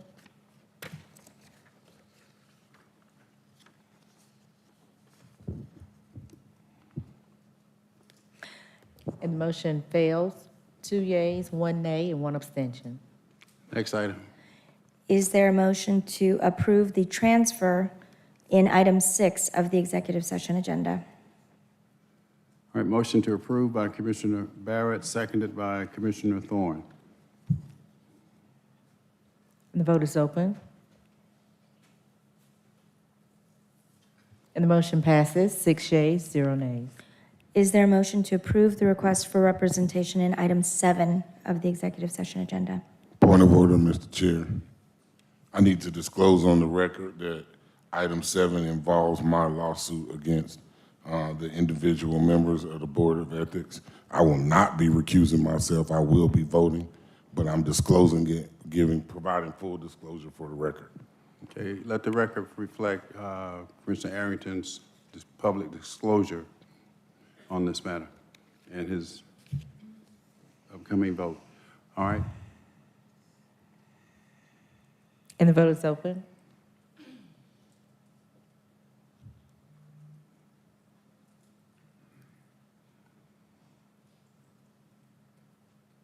And the motion fails, 3 yeas.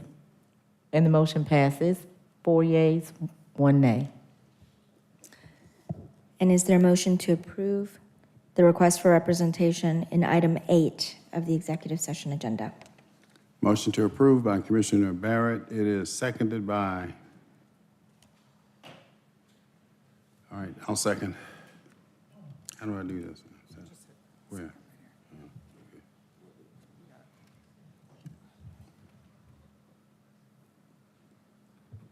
Yeah. And the vote is open. Point of order, Mr. Chair. Yes, sir, Commissioner. This matter is, also involves me. It's a suit by Misha Maynor against me, and I just want to disclose that again for the record. I will not be abstaining. I will be voting, but I want to provide full disclosure for the record. Thank you, Commissioner. The record so reflect. And the vote is open.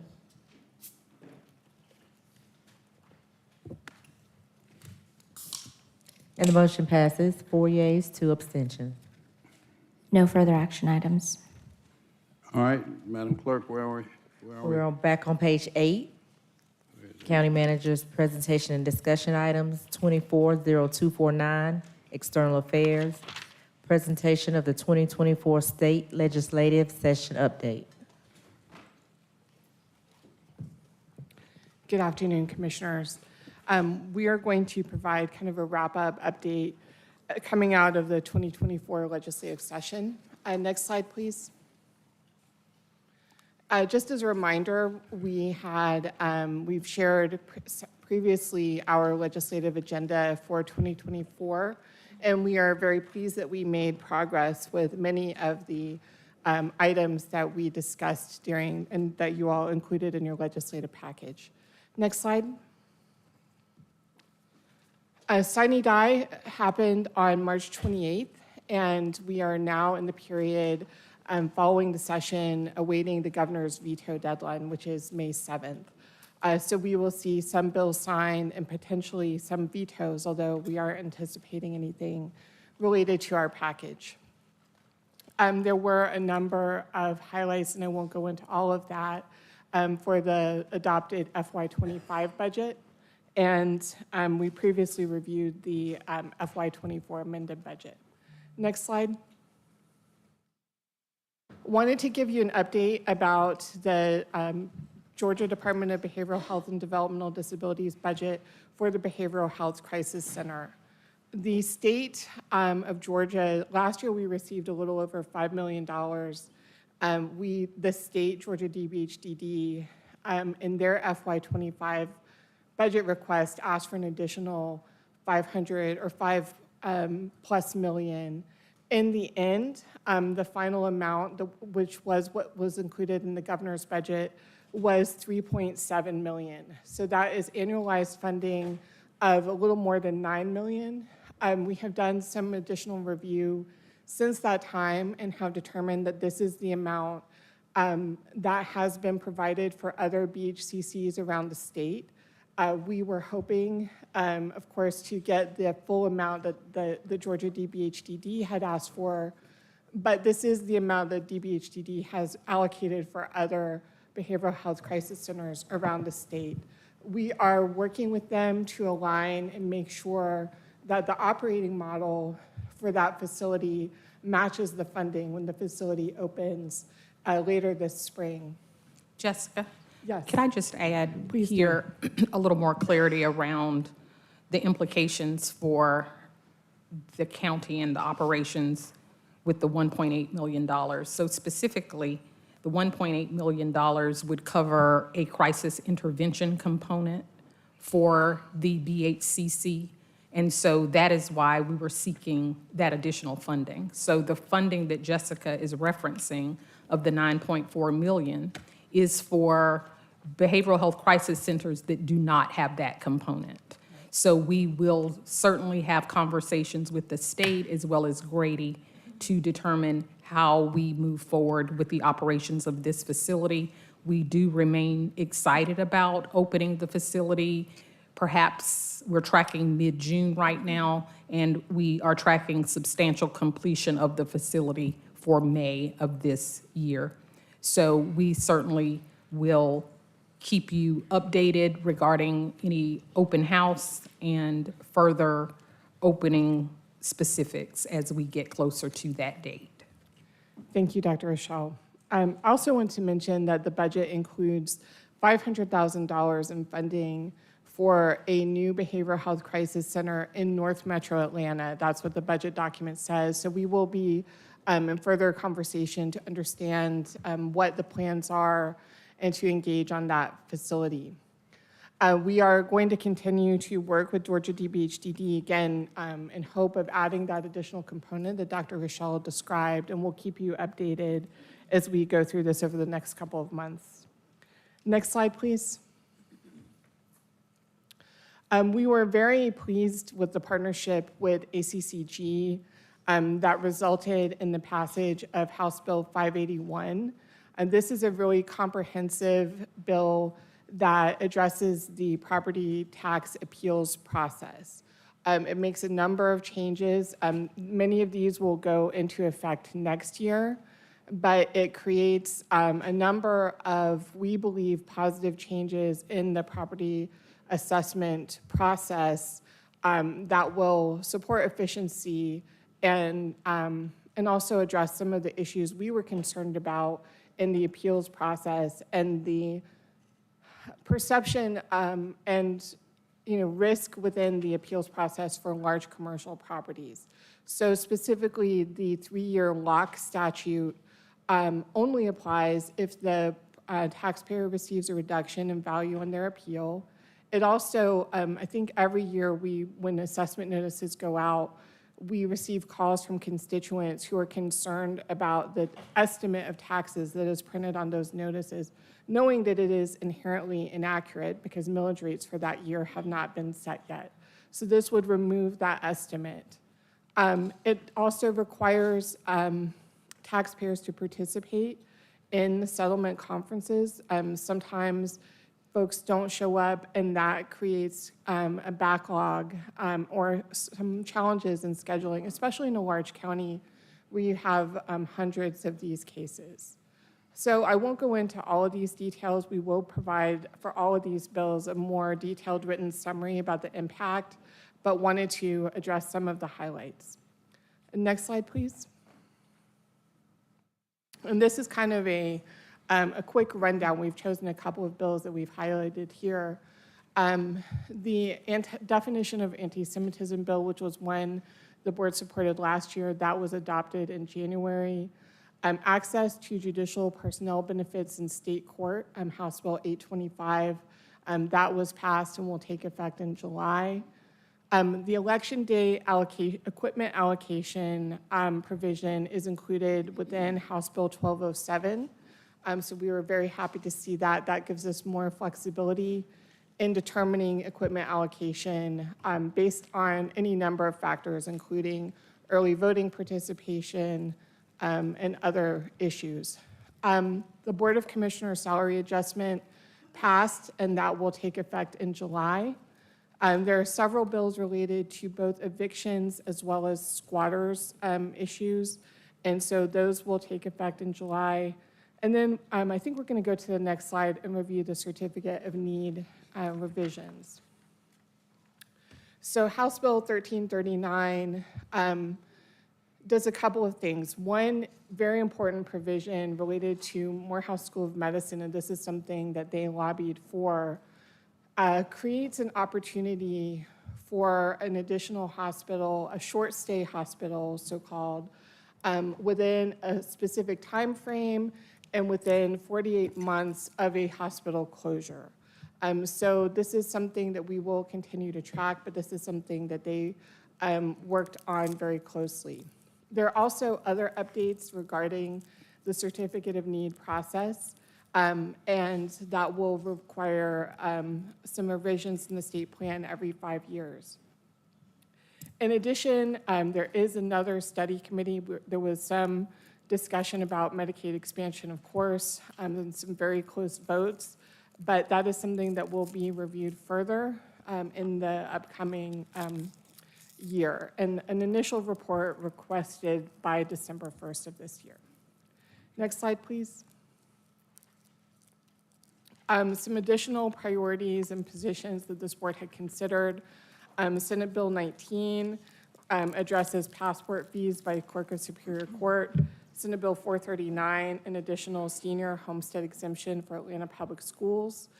Senate Bill 533 creates some additional opportunities for jail-based competency restoration programs and creates some additional opportunities for collaboration with Georgia DBHDD. And then Senate Resolution 37 creates a study committee on homeowners associations. Next slide, please. Some things that did not pass, there was a bill that would have created some additional homestead exemptions in certain zip codes. That did not go through. Senate Bill 82 on the Crown Act did not make it through. And then some other legislation on sports betting did not make it across the line.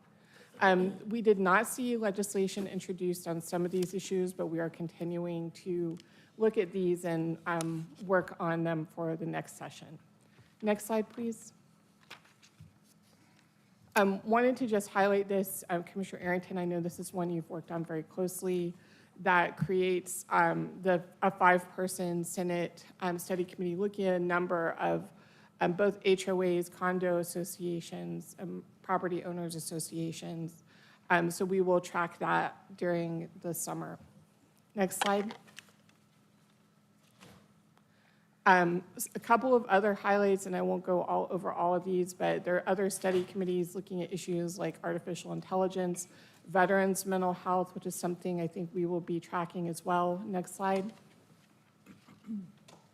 And I think that concludes our presentation. We want to thank all of you for being so engaged and collaborating with us during the year, the county manager and executive team for their support, as well as the department legislative liaisons, and our lobbying team and staff.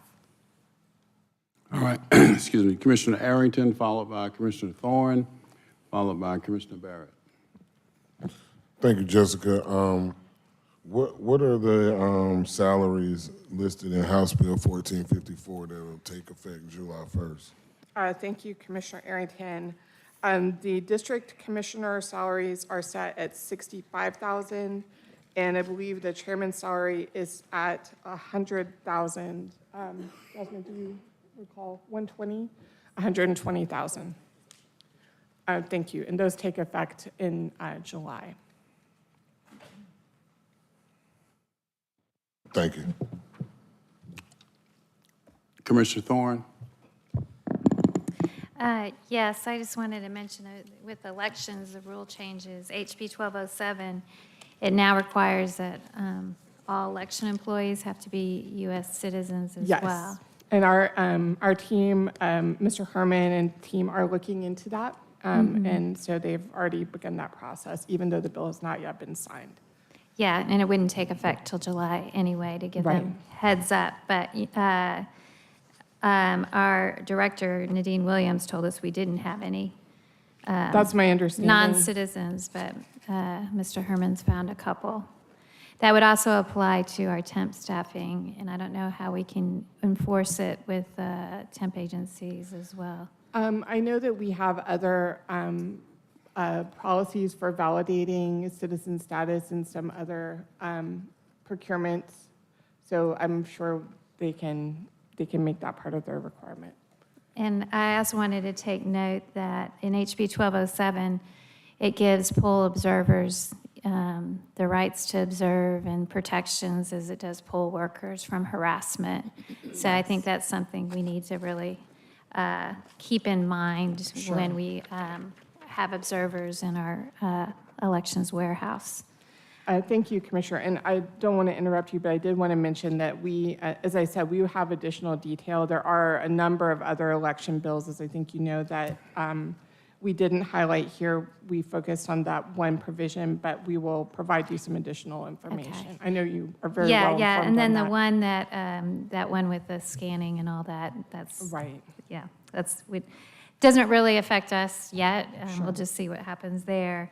I also wanted to note, we have previously been under investigation, but there was no budget for the volunteers who came, and now they have budgeted that. The State Board of Elections now has their own private investigation teams because things weren't really looked at closely in the past. Sure. And there's going to be much more detail coming aboard with the State Elections Board, so we need to take note of that as well. Thank you. And that's it. Thank you. Thank you. Commissioner Barrett? Hey, Commissioner.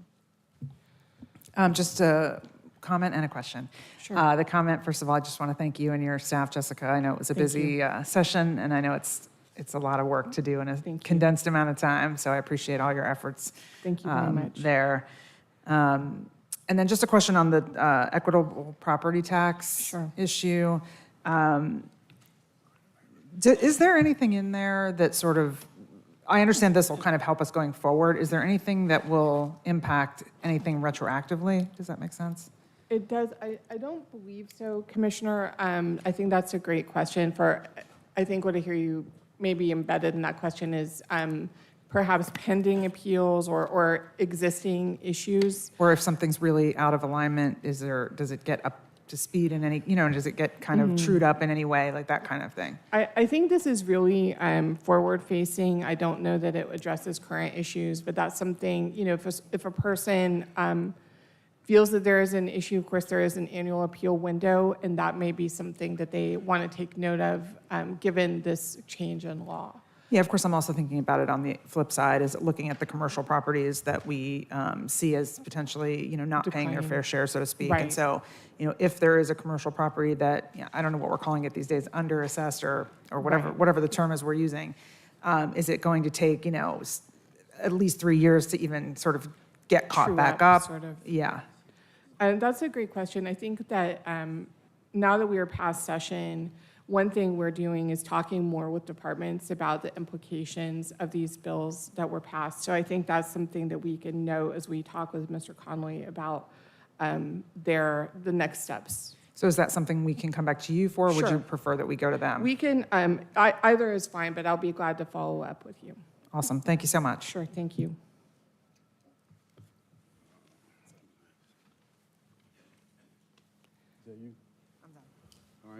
Anything else? Thank you. Thank you very much. Madam Clerk? 240217, select Fulton. Presentation, review the district's redevelopment initiative along Fulton Industrial Boulevard. Good afternoon, Commissioners. Samir Abdullahi, Director of Select Fulton. We're the Economic and Workforce Development Arm for Fulton County Government. We've got a nice, slick slideshow for you. It might be a little grainy, just given all the video we put in there. Commissioner Hall, I agree, maybe we should upgrade from the i5s to maybe an i9 for upstairs. But pleased again to come before you to speak around, as the county manager likes to say, Fulton County's largest redevelopment activity to date. Over the last 5 years, as many of you are aware, multiple departments, many personnel have been very invested and involved in helping to transform the Fulton Industrial District. One, not only be one of our largest concentrations of industrial commercial real estate and activity that will show that services not only the county, the metro region, but much of the southeast. We've got a major county operations over there in the form of the executive airport as really an opportunity to grow the metro Atlanta region. So next slide. We've worked hard to really condense what is Renew the District. The way we like to describe it, it's a $180 million public and private initiative to both revive and future-proof both of those assets, the Fulton Executive Airport and the Fulton Industrial District. And again, I always encourage, if you hear anyone talking about the Charlie Brown Airport, that's in the past. We are the executive airport for the city of, or for Atlanta and the region. So next slide. How are we doing that? Right now, the county's taking a lean-in posture. We're committing over $80 million in public funds towards the executive airport that you'll see there in blue, towards commercial redevelopment. I really consider it strategic commercial redevelopment. If I had a bigger piggy bank, I'd buy a lot more buildings there to help to transform that area. But in working with the CID, the Chief of Police, and others, these are really the most strategic assets in acquiring to help reduce some of the criminal activity and other things that were really dragging down investment in the area. And then lastly, we've leaned into some modern public services and facilities in the area. Again, what I love about this visual, it helps to demonstrate not only a significant dollar amount that we're investing in this part of the town, and as we described kind of Fulton Industrial, it's really concentrated at Fulton Industrial and 20, what we consider the gateway area, but also speaks to the private community and shows them the amount of impact that we're having across this gateway area. So next slide there. I do want to kind of focus in on the importance of Fulton Industrial. I think all of us who are familiar with the area understand it's a great concentration of industrial property. It's probably one of the largest concentrations of industrial property in the Southeast. It's 55 million square feet. So when you think about office submarkets like a Midtown or a Buckhead, those are 30 million square feet. So quite substantial in the amount of dollars invested in the ground. Up to 30,000 workers, over 1,000 plus businesses in the area. If you look at land values for those properties, they're nearly 2x what they would be if you looked at property just outside of the city of Atlanta here in Fulton County. So really driving towards value and taxation availability for the residents here. It represents almost 33% of our industrial space, and as you know, that spreads out towards areas like South Fulton and Fairburn, some north as well, but a large concentration, a third of our industrial space is located right on that corridor. Major industries that you'll see and represented by some of these top employers around food production, manufacturing, and logistics, much more the first two. The way to think of it is all those consumer products that you're seeing in the Targets of the world and the Krogers and the Publixes, the bakeries and everything else. A lot of that is concentrated and distributed from that locality. And again, not just to the benefit of Fulton County residents, but Metro Atlanta region and kind of beyond that. So again, quite a significant industrial area, something that we want to stay focused on. But as you've been out there, these buildings are a little more legacy. The ceiling heights aren't as tall as we'd like them to be for modern uses. The column spacings aren't as wide for modern uses. So it is somewhat of a legacy area and really requires attention for redevelopment, which is under Renew the District. If you shift to the right there, again, focus around the executive airport. It's the who's who in the corporate world in terms of our major users. One of the things I like to talk about, Peachtree DeKalb Airport, which flies over my head all the time at my house, is very active. Those are people playing golf and single prop planes up in Chattanooga and the like. The Arthur Blanks of the world, the Home Depots of the world, the decision makers and the big corporate entities that make up Metro Atlanta are located at our executive airports. So 75% of our takeoff and landings are private jets, not these single prop planes. And again, a proud standpoint that we should reflect a little bit more often is the fact that we're the only other 24-hour FAA-operated, I put tour there, but tower in the state of Georgia other than Hartsfield-Jackson Airport. Hartsfield-Jackson does not want private airport activity, so they really lean on us to pick up the pace on that and to take on the volume of inventory that's needed to support, I guess as we all know, is the 6th largest metro region in the United States now, bigger than DC, bigger than Philadelphia. Next slide there. Get a little clicky video. I mean, maybe we look at the raw version, looks a little bit nicer online. This is a great map that we got from the CID that really shows where trucks are going and coming from. Again, I highlight all this to say that Fulton Industrial is not just exclusive for the benefit of Fulton County and its residents. It really services not only Metro Atlanta, but much of the Southeast. And as we know, not only being the 6th largest metro region in the United States, the Southeast continues to outperform other regions of the United States in terms of economic and population growth. So there will be a continuous need to grow this area. Next slide, please. So we'll talk about airport enhancements in detail. An important factor there is we're working on our messaging, especially with external stakeholders, is Metro Atlanta and Fulton County's ability to grow, especially from a business and commerce standpoint, is almost single-handedly driven by our ability to grow this executive airport.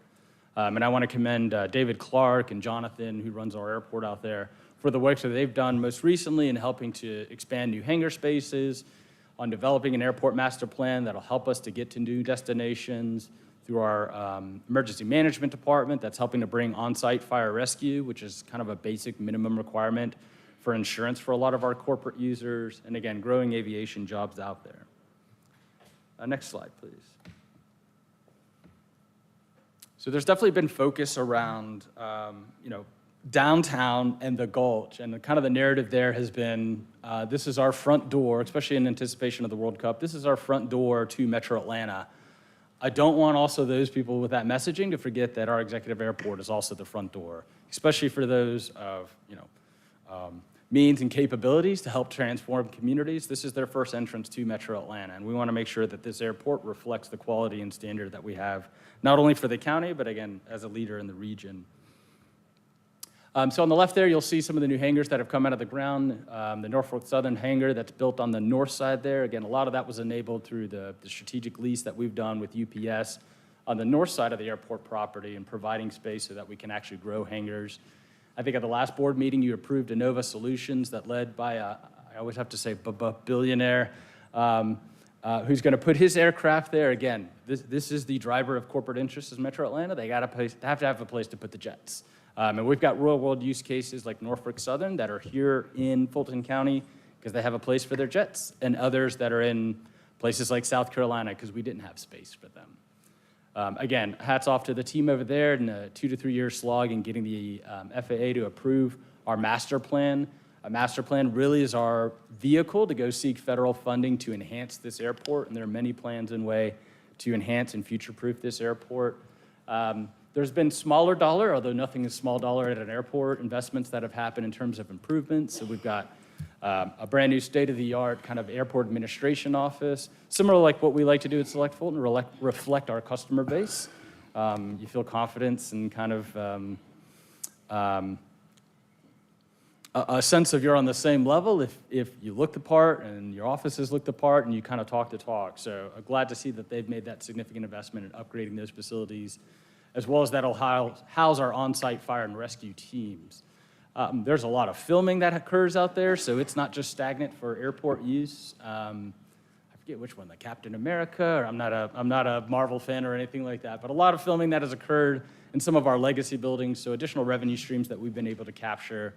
Again, just as a reminder, the airport is self-funded. It's self-funded through gas fees and landing fees and the like. So any of these additional revenue sources that we can capture are very helpful towards the plans of future-proofing this airport. Again, I included the simple things like new taxiway lights. These matter for flight operations, and they definitely communicate that up to their executive team. as this is a great place to fly into, or maybe not such a great place to fly into. Similar to what you'll see with many of the activities we're doing as a part of Renew the District is stakeholder and community engagement is a critical piece of all of this. I think 2 years ago, some of you joined us where we had our federal and congressional delegation out there. Again, they're the ones that'll help us unlock some of this FAA funding to modernize the airport. We recently had the Metro Atlanta Chamber over there. Again, we're not going to be able to expand this airport by ourselves. So we've got to get our stakeholders, just as much as the Metro Chamber is doing work on South Downtown and the Gulch, they also need to be doing work on our airport and figuring out how do we grow it for corporate presence. Again, John and his team recently have an aviation career expo.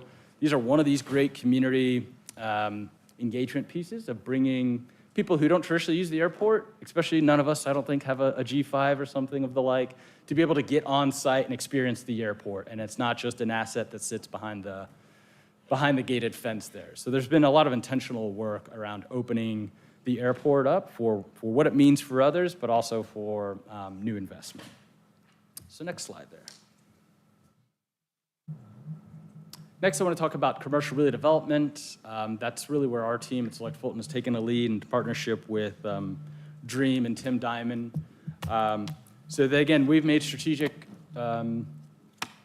investments to acquire properties along this gateway area, again, around increasing safety, around removing a lot of the foot traffic that you would see at I-20 and Fulton Industrial. If you know any users in the area, they will tell you over the last 2 years, it's dramatically down.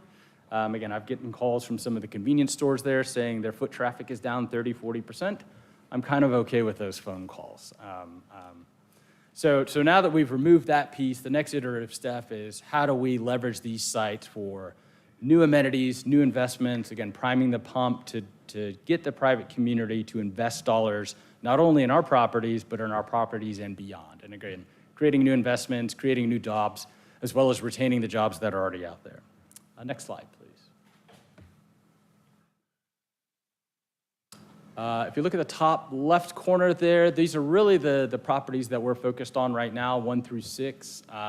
Property 7 that sits outside the airport area. Similar like with UPS, we'll have to go to the FAA to get an exception on use for this for a commercial, maybe non-aeronautical use. So a little bit more lead time on that one. But again, focused around properties 1 through 6 that somewhat have natural alignments as condensed sites. So 2 and 3 together, 4, 5, 6 together. Again, as I said before, the airport side of things, we've done a lot of stakeholder and community engagement to understand what would the community like to see out here, what would make sense, but also aligning that with market reality so we can deliver something in a manageable time frame. Next slide, please. So, the most notable one maybe is the Airways Motel, which was really at the entrance of our executive airport. Unfortunately, people were flying in and they pulled up to the light right there. It was not the prettiest sight to see as you kind of first major entrance into Metro Atlanta. Again, I've got horror stories of recruited companies that have looked at Metro Atlanta and their experience at our executive airport prior to some of these demolitions and work. BAE is a commercial real estate consultant that we've brought on, again, to provide those market disciplines and market thought process as we go to market these sites for redevelopment. Again, we don't want to get ahead of what the market would actually deliver. We've just closed on an RFI, so request for information, to solicit to the development community, although we've kind of done that quietly behind the scenes at the Jamestowns of the world, the Sealigs of the world. If they had these properties, what would they do with them? So really getting a sense, again, both from community stakeholders as well as the private community, what they will and won't do with these properties. We've partnered with many different groups, including the CID. They funded a Kimberly Horns, somewhat charrette with the property owners on Fulton Industrial, which is mainly what that CID is made up of, and in partnership with the city of South Fulton, which all of these properties lie inside of the city of South Fulton. So we want to make sure that our partners there are always included as a part of these discussions so we don't get out of sync as to what they have an appetite for. A lot of where that study leaned towards is amenities for users of the district. It's hard to find a restaurant on the district. It's hard to park a truck on the district. And when you don't have places to kind of go for people to do, nuisance and some of these other things that are unwanted or undesirable on the district start to bubble up. And so that's really been our focus, is how do we market these properties for new amenities, simple things like food and the like, a safe place to park your truck as a way to enhance the district. We also recently just held an open house over at the Emma Darnell Aviation Culture Center, again in partnership with the CID, just to show the properties, to make the development community aware that these are going to hit the street here shortly. Kind of the two pieces that I think are great as to why the county owns these versus maybe a private party.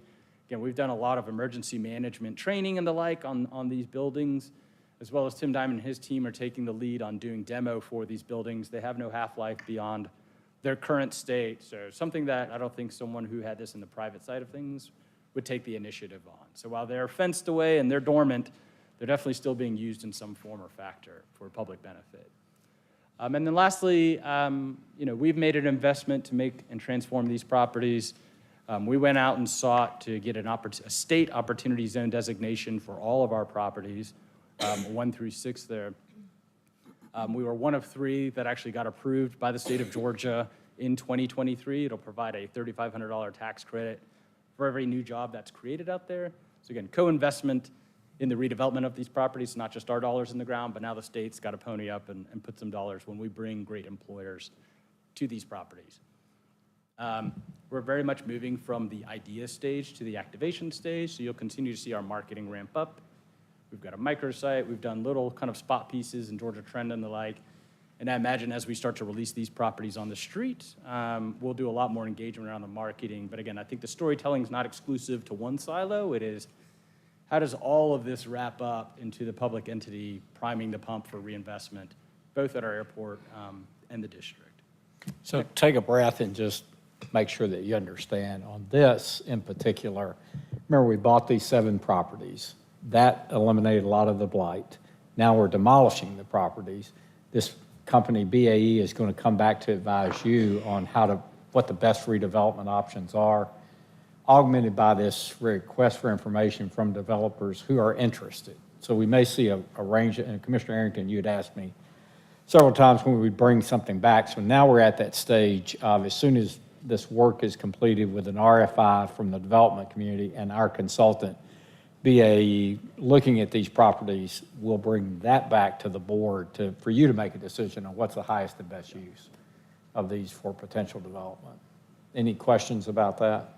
Just want to make sure, because we were blowing past a lot of things, right, with a lot of information, but that's the really big so what, along obviously with the airport redevelopment. Yes, ma'am. I was just going to ask, because it is riverfront property, but these properties are more in the front along I-20, correct? A little distance from the river.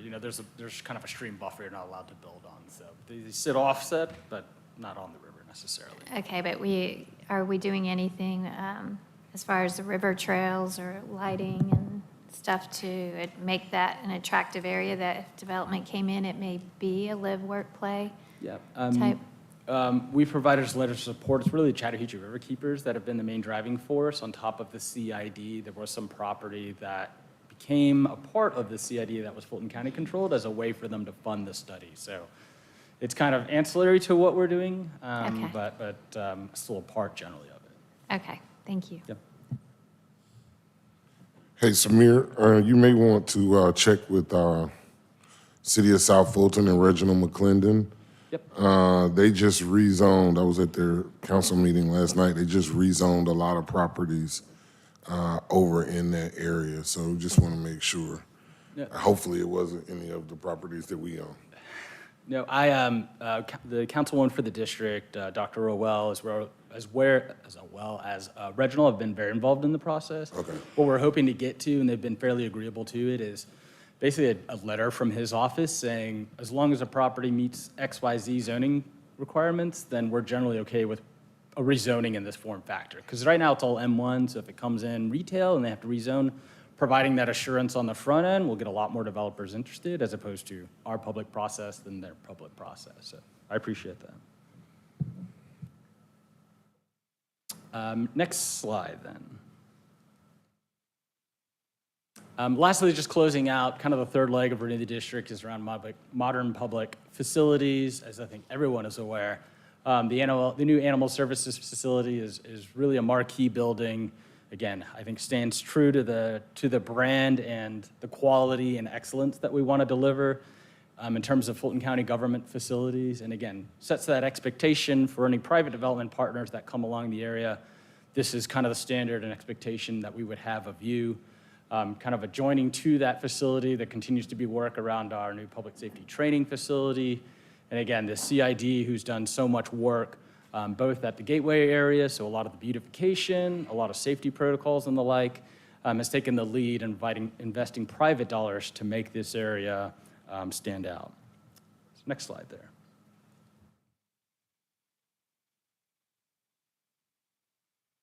I just want to show as many great pictures of this animal services facility. I tell my wife if I injure myself downtown, I want them to take me over to our new facility instead. It looks so nice. But it really, I mean, it really is a world-class facility. Again, I can't reflect how much that is important to demonstrate for a private investor who's putting at risk their dollars to show that the public entity is invested in the ground, and not for a 2 to 3 year period, but for a very long period.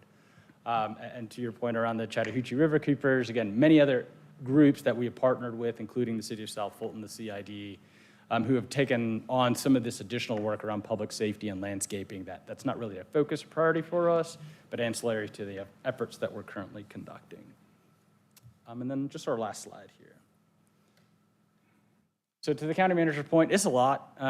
It's a lot of information. It's a lot of different activities, and I commend him and his leadership for helping to establish the vision for Renew the District. I think I'm somewhat of the orchestrator at this point, but bringing all these, again, I think, disparate efforts under one house and one brand identity to help move each one individually. Again, very pleased that we're moving, this is why I'm in front of you today, from the planning stages to much more of the activation phases. But I think the most important piece here is we can't do this alone. We can't be successful alone. It really requires leaning on our external partners and stakeholders to help make us successful. I'm happy to answer any questions you may have. Commissioner Barrett, you have the floor. I just have a quick question, well, maybe two. You mentioned sort of being the front door to kind of some, big influencer type folks who have the dollars to spend in our county, et cetera, in and around, in particular, World Cup, FIFA World Cup. So I'm just wondering, timeline-wise, what is it going to be looking like when that event happens? Yeah, kind of maybe the two biggest components. As you know, we've got 2 runways out there. There's kind of the crosswind runway that's not being used very much, if not at all. And that was really for smaller planes. We don't have small planes out there, so we don't need that extra runway as a way to immediately create additional hangar space. And again, this is Jonathan and his team in Public Works being very clever of navigating the FAA to basically say, we can shut down this runway, scrape off some of the paint, and turn it into a space to park a jet for now. Not a hangar, not a permanent thing, but at least to park a jet. Because I think they're getting calls from nations, like it's not like the Super Bowl. Like entire countries are calling, say, we're gonna bring 10 jets. So times how many countries that are gonna come through, I think we're holding 12 or so games. Just having space, whatever it looks like, for them to park is important. The other part of that is having a potential on-site customs facility. Right now, we have to call them to come on-site. There's a grant that we're going after as a way to build a building. So basically, they land their jet, they pull up to the building, they come on-site, go through customs, they get this nice executive experience, and then they go park their jet and go off to the games and the like. So there's definitely been focus around how do we take some of these efforts and sync them up with the World Cup, to your point around being their front door, their front entry, whether that includes, we talked about things like a business center in the new executive administration offices and the like, but those are some of the ones that come most top of mind. The only other question I had, and you may have said it and I may have missed it, you talked about, I think on the first slide maybe, or first or second, you gave sort of a total number and said public-private partnership, and did you give a breakdown? So it's 180, I'd say 80 of that is us, 100 is what we would expect out of the private market. Got it, thank you. Yeah.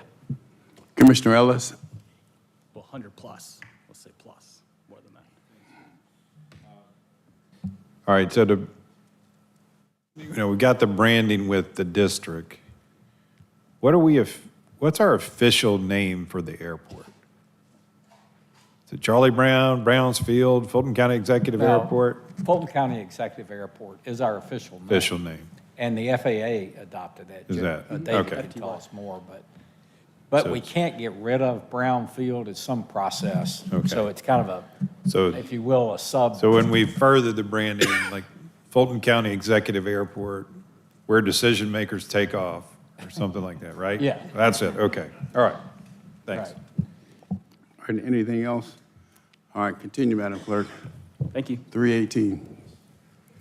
240215, discussion, timekeeping and use of temporary part-time positions, sponsored by Commissioner Ellis.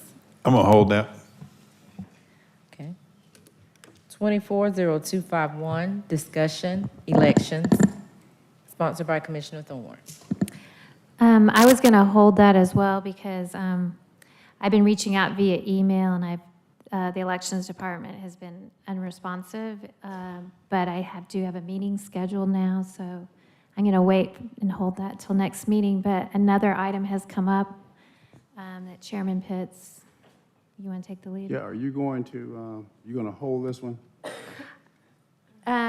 No, I'll just put it back on next time because you want to discuss No, you another can- matter that's come up. The holding is okay because you and I will be meeting with With the chair of Patrice. the board, I think Thursday or Friday. However,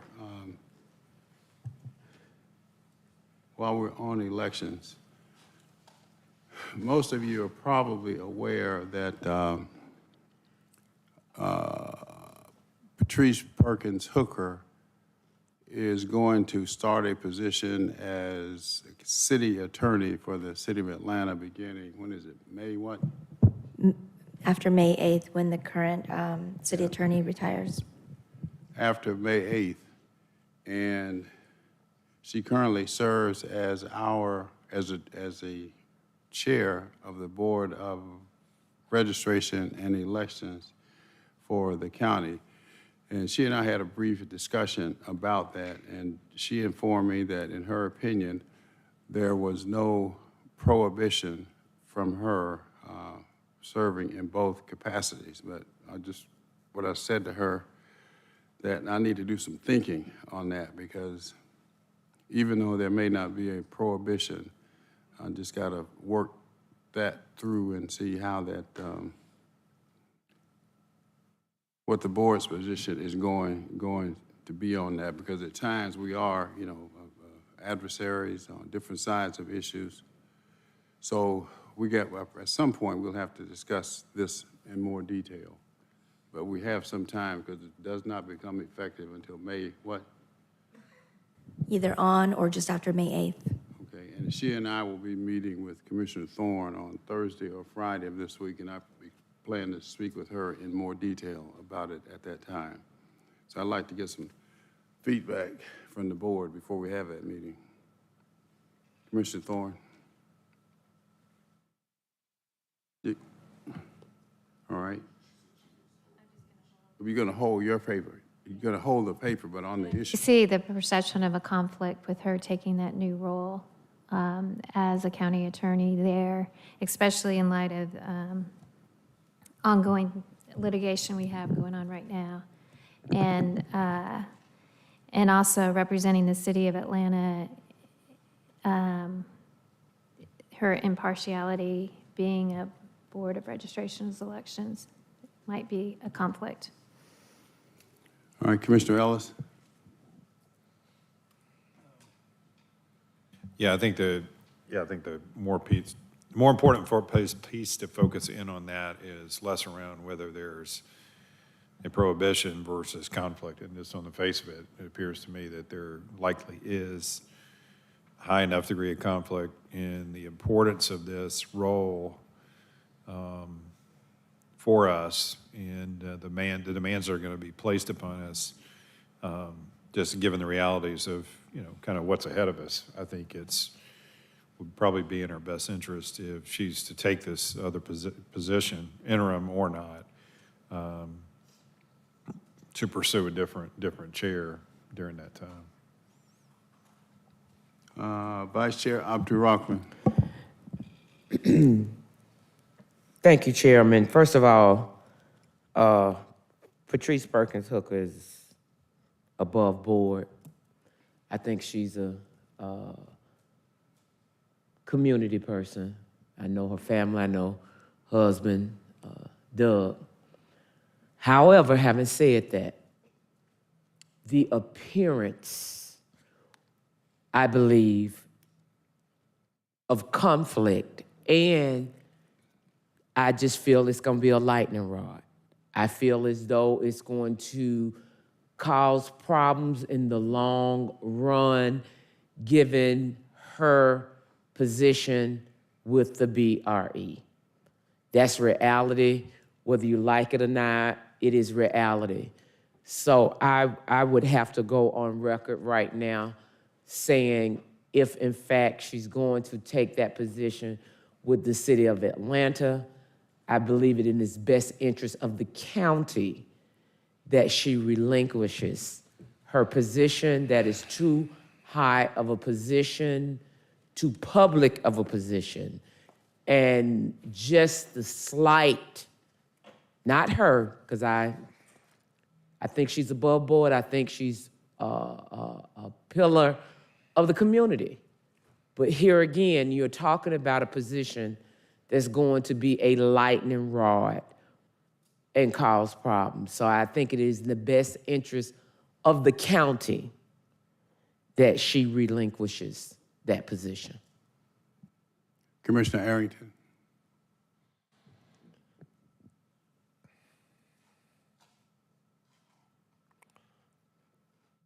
I don't believe that there is any conflict of interest. She is not serving as the attorney for the Board of Elections. She is serving as the chair of the Board of Elections. I think it would be a decision for her to make.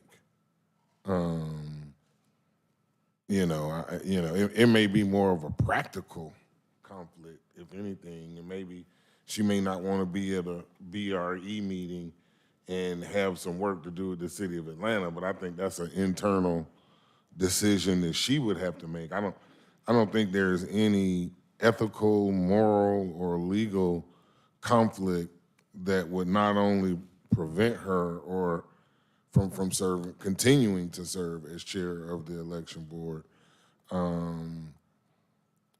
There's just nothing there, right? I mean, somebody would have to show me something in writing. I have to see something somewhere, because right now this is just conjecture and speculation. There is no conflict. Absolutely not. I mean, the other board members have jobs. The other board member works for the city council president. How in the world would it be a conflict for her and not for him? Come on now. Come on. Commissioner Barrett. Thank you, Mr. Chairman. Yeah, I'm a little confused, I have to admit, by some alleged conflict here. The only thing I can see, and I have not spent a lot of time thinking about this because we all are just sort of finding out about this over the last couple of days, but the only thing I even see as connected at all, it would be the municipal elections that we performed for the cities, and I would assume, and especially given her experience in the past as our county attorney, that she would recuse herself if something came up with the board that she was unable to weigh in on. So I don't think that this is something we need to engage ourselves in terms of making that decision. I think, unless she were to prove that she was not recusing herself in some way when it was appropriate to do so, then maybe it would make sense to take a look at it at that point. But I think this is premature for us to even be talking about this, and we're, predicating some future disaster that there's no basis to assume is going to happen. Commissioner Thorne. There may not be a statute or limitation preventing her, but elections is a very important process that we undertake as a county that we're responsible for, and we need to develop trust and have full trust. And if there's a perception of a conflict, that's going to destroy any trust in our election process. Commissioner Arrington, you talk about Aaron Johnson being Doug Shipman's chief of staff. That's who the Democrat Party appointed. We had to approve the chair. No, we approved the party's appointments, but we approved the chair. So it's on us if we want to eliminate that perception of conflict. So it's something, like Commissioner Barrett just said, it's something that just came up. I think we need to give some thought. Perhaps listening to Patrice herself would be very helpful on first, before we determine anything, to talk to her to see how she thinks she can handle it in a fair and just manner. Vice Chair Abdul Rahman. I'll be brief in my comments, Chairman. Nothing has to be written for someone to say even the appearance of it, first of all. That is not the rule of thumb for me, that it has to be written in black and white for it to be an appearance. I do believe that we will have situations that will come up, and she, in her capacity, will have to pick and choose. She should not be in a position where she has to pick Fulton County or City of Atlanta. That's my personal opinion.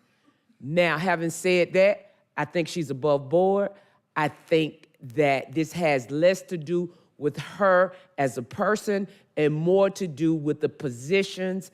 The position with the City of Atlanta is a high-ranking position, and the position with the BRE, we are already nationally on the map for our elections and what's going on. Why would anybody want to add more fuel to that is beyond me, my opinion. Now, County Attorney, not asking you to give a legal opinion today, but asking you if an appearance of conflict, if that is enough or not.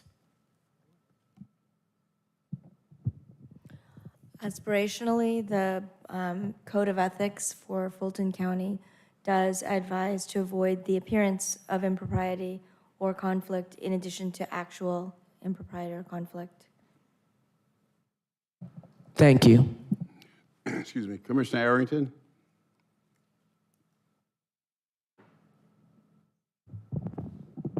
I'll save my comments. Okay. Vice Chair? You good? Okay. Next item. 240252, discussion, outstanding water bill from City of Atlanta, sponsored by Chairman Pitts. All right. During my several conversations with Mayor Dickens last Thursday and Friday, he brought up to me that the county owes the city approximately $5.7 million in outstanding past due water bills. And I said that I was not aware of that, but what I committed to him is that if we owe a dime, that we would pay. I spoke with the manager and asked him to review the matter. And I also asked the mayor to have his people send over whatever proof that they had. And what we received from the City of Atlanta was a one-page spreadsheet. And so I said to him that probably what we'll need to do is put a working group with a time certain together to review any evidence they have on their side, any evidence that we have on our side, and if we can't reach a conclusion, take it to mediation and let the chips fall where they may. So, Mr. Manager, where are we at this point? Yes, sir. I'll defer to CFO Sharon Whitmore, who has already begun working on this. I do think this dates back decades. So there's quite a bit of spade work to do to get to really what the numbers are. But Sharon, if you'll update the board. Thank you, Mr. Anderson. I mean, just briefly, we have over 90 individual accounts with the City of Atlanta. The largest account is the 901 Rice Street location, which is the Fulton County Jail. That's also the account that they indicate has the largest outstanding balance according to their records. We have been working with them dating back to the early mid-90s on clearing old reconciling balances or outstanding balances. Some of this relates to a sewer escrow account that was established in the mid-80s that we requested the details of how they held the account, and they applied payments for our sewer charges against that account. So we asked for the details of how that account was utilized. Those details were never received. Then again, in the early 2000s, when the city transitioned to United Water, we received some communication at that point in time about an outstanding balance, no details provided. We've been at least 2 or 3 times since then through various communications and reconciliation processes with the city. We have not made it all the way to the end of that process, in large part because of turnover both at the county and the city. The utility accounts here at the county are managed out of the Department of Real Estate and Asset Management. So what I have done is I've asked the finance and the dream team to pull all of the documentation from all of these previous discussions together, and we're starting our own reconciliation process to identify from the records that we have what we've been billed, what we've paid, to see what those two numbers look like. In essence, to see you billed us $1, we paid $1, or you billed us $1 and we only paid you 50 cents. So we're going through that process now. As well as I reached out to the city's CFO to set a meeting between our offices, Dream and Finance, and the city CFO and Watershed in order to address, document, and resolve this issue. So that's where we're at, Mr. Chairman. Commissioner Arrington.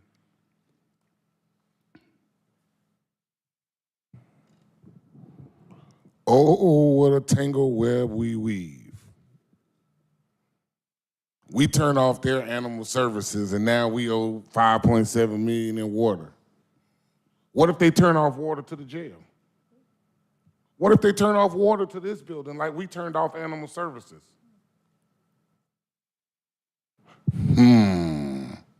Arsenio Hall said, things that make you want to go,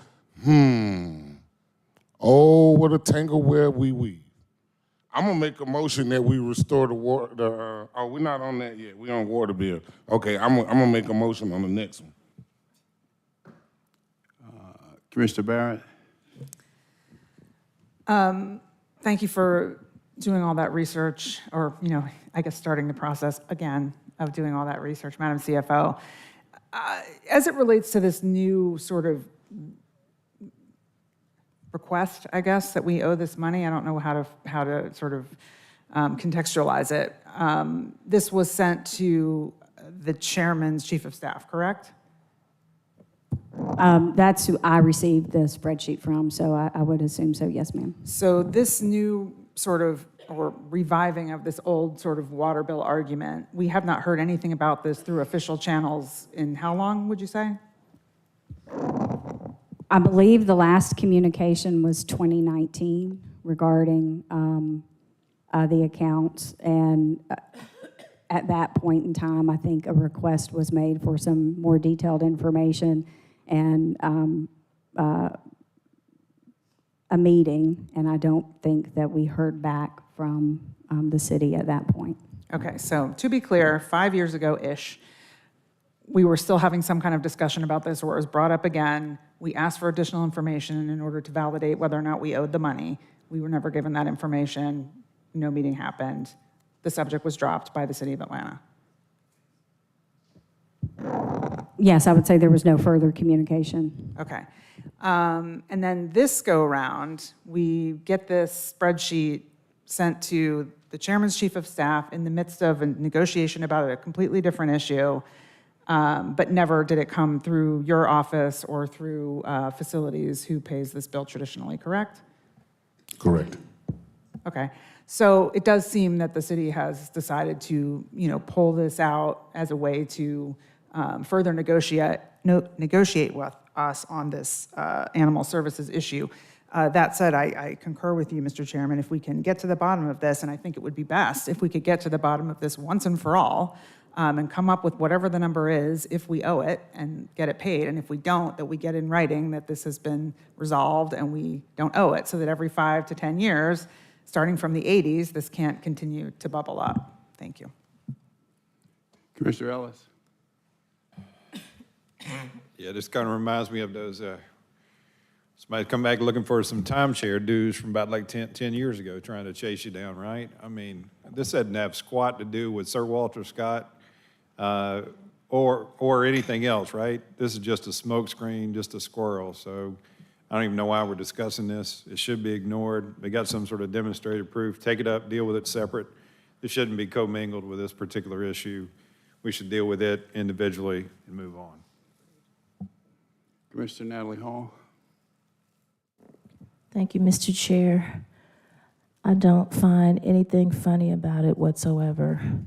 In 2019, you said, Madam CFO, that we were told that we owed this money to the tune of the same amount? $7 million? No, ma'am, that was not the dollar amount. I'm not, to be honest with you, Commissioner Hall, the communication that I saw, I was not copied on it. I don't recall there being a dollar amount listed on that communication in 2019. It was sort of like a, hey, we need to talk about these outstanding balances, but I don't recall there being a dollar amount listed. Were you copied on the email? That email from 2019, no, it was an email between someone at Watershed and someone in the Department of Real Estate and Asset Management.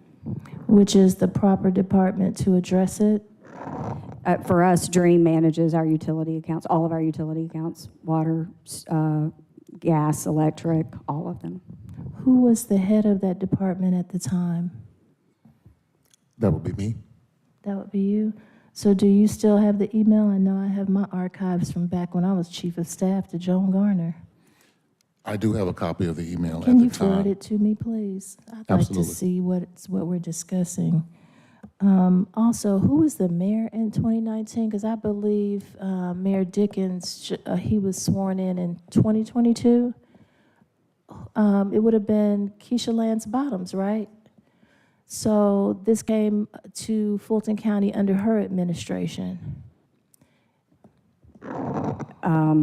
I see correspondence and discussions going back to Mayor Franklin's administration. But nobody here at Fulton County saw fit to try to even address it whatsoever. Just what did we do on this side? Commissioner Hall, we've been communicating at various different levels of the government with various different levels of people at the City of Atlanta for a very long time. I have copies of correspondence from former Chairman Mike Ken, where he communicated with them explicitly asking for some specific information to be provided. I have communications from former County Manager Tom Andrews, where this was around, I believe, the time that we had the United Water situation where they did not send us monthly bills, and then they sent us you owe us this extensive outstanding balance, and so we had to go through a process of getting caught up with that. So there have been numerous communications at numerous levels of both organizations for a very long time. It seems as though we get to a certain point each time, and then somebody leaves, or a person who needs to make a decision doesn't make a decision, and it lays dormant until it comes back around for whatever reason that causes it to come back around. So that is the cycle that what I'm seeing in the documentation, going back, like I said, to the mid-90s, when it started with, hey, you owe us money because your escrow funds have been depleted. But yet we had not really been getting bills for that either. So it's been a long standing issue. So you just took us back to Mike Ken in the 1990s, and so this bill has just been growing ever since then? Well, I will say that we have done some reconciliations during periods of time. So if you go and you look at the amounts that were billed between 2007 and 2019 and the amounts that we paid, whatever amount they billed is the amount that we paid. Maybe there may be a difference in the thousands, not in the millions, right? And that could be related to a current billing, timing of a current billing. So we are paying our utility bill. We're paying the current charges. The amount that they indicate is outstanding is a long-standing balance that they have not been able to substantiate to us, which is why it hasn't been paid. So we've paid current. There are also probably, they apply late fees if they don't receive our payments. Over the years, we've done all sorts of things. We've gone back and we've looked at our outstanding checks and reviewed outstanding checks and found where some of the payments that we had made had never been cashed. So we reissued those checks. And, then they were able to take that and apply it to whatever account it was related to. But we had actually, from our perspective, we had paid the bill because we had issued the check, but the check, for whatever reason, never made it, never got cashed. So we've done those sort of things. We went through that same exercise over the last 2 days looking at outstanding checks. We found 2 dating back to I think it was 2020 that one of those outstanding checks dated back to. So we'll go through the process of reissuing that payment, trying to make sure that it gets into their hands. We're also going to look at implementing an e-payable solution for our utility accounts so that we get out of the check issuance business completely and make payment, directly. So that's the other thing that we're doing from a prospective position. But I really think that this balance is going to be connected to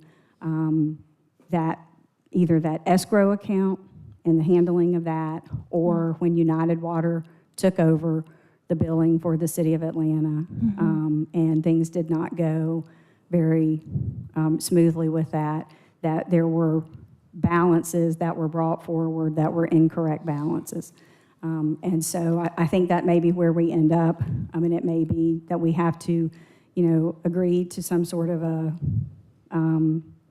settlement where nobody is really satisfied, but it resolves the issue and we can, have a legal agreement in place, clear the accounts, and move forward.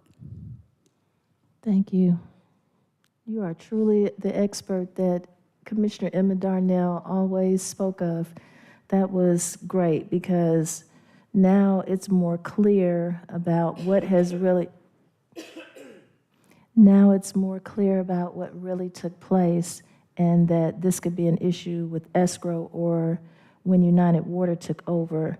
And I just want to ask one question because I've always known the city water department to be the place where everyone pays their water bills. Is that the same place where these bills are supposed to be paid as well? Yeah, that's who we work with, is the watershed division.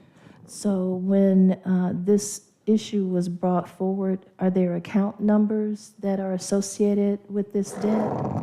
There are account numbers, and again, the account numbers have changed over time as they've gone from the city doing the billing to an outside third party doing the billing, and then back to the city. The account numbers have not stayed the same, but we do have account numbers for each account. Yes. All right, that makes sense. And you're, You got a question? no. Okay.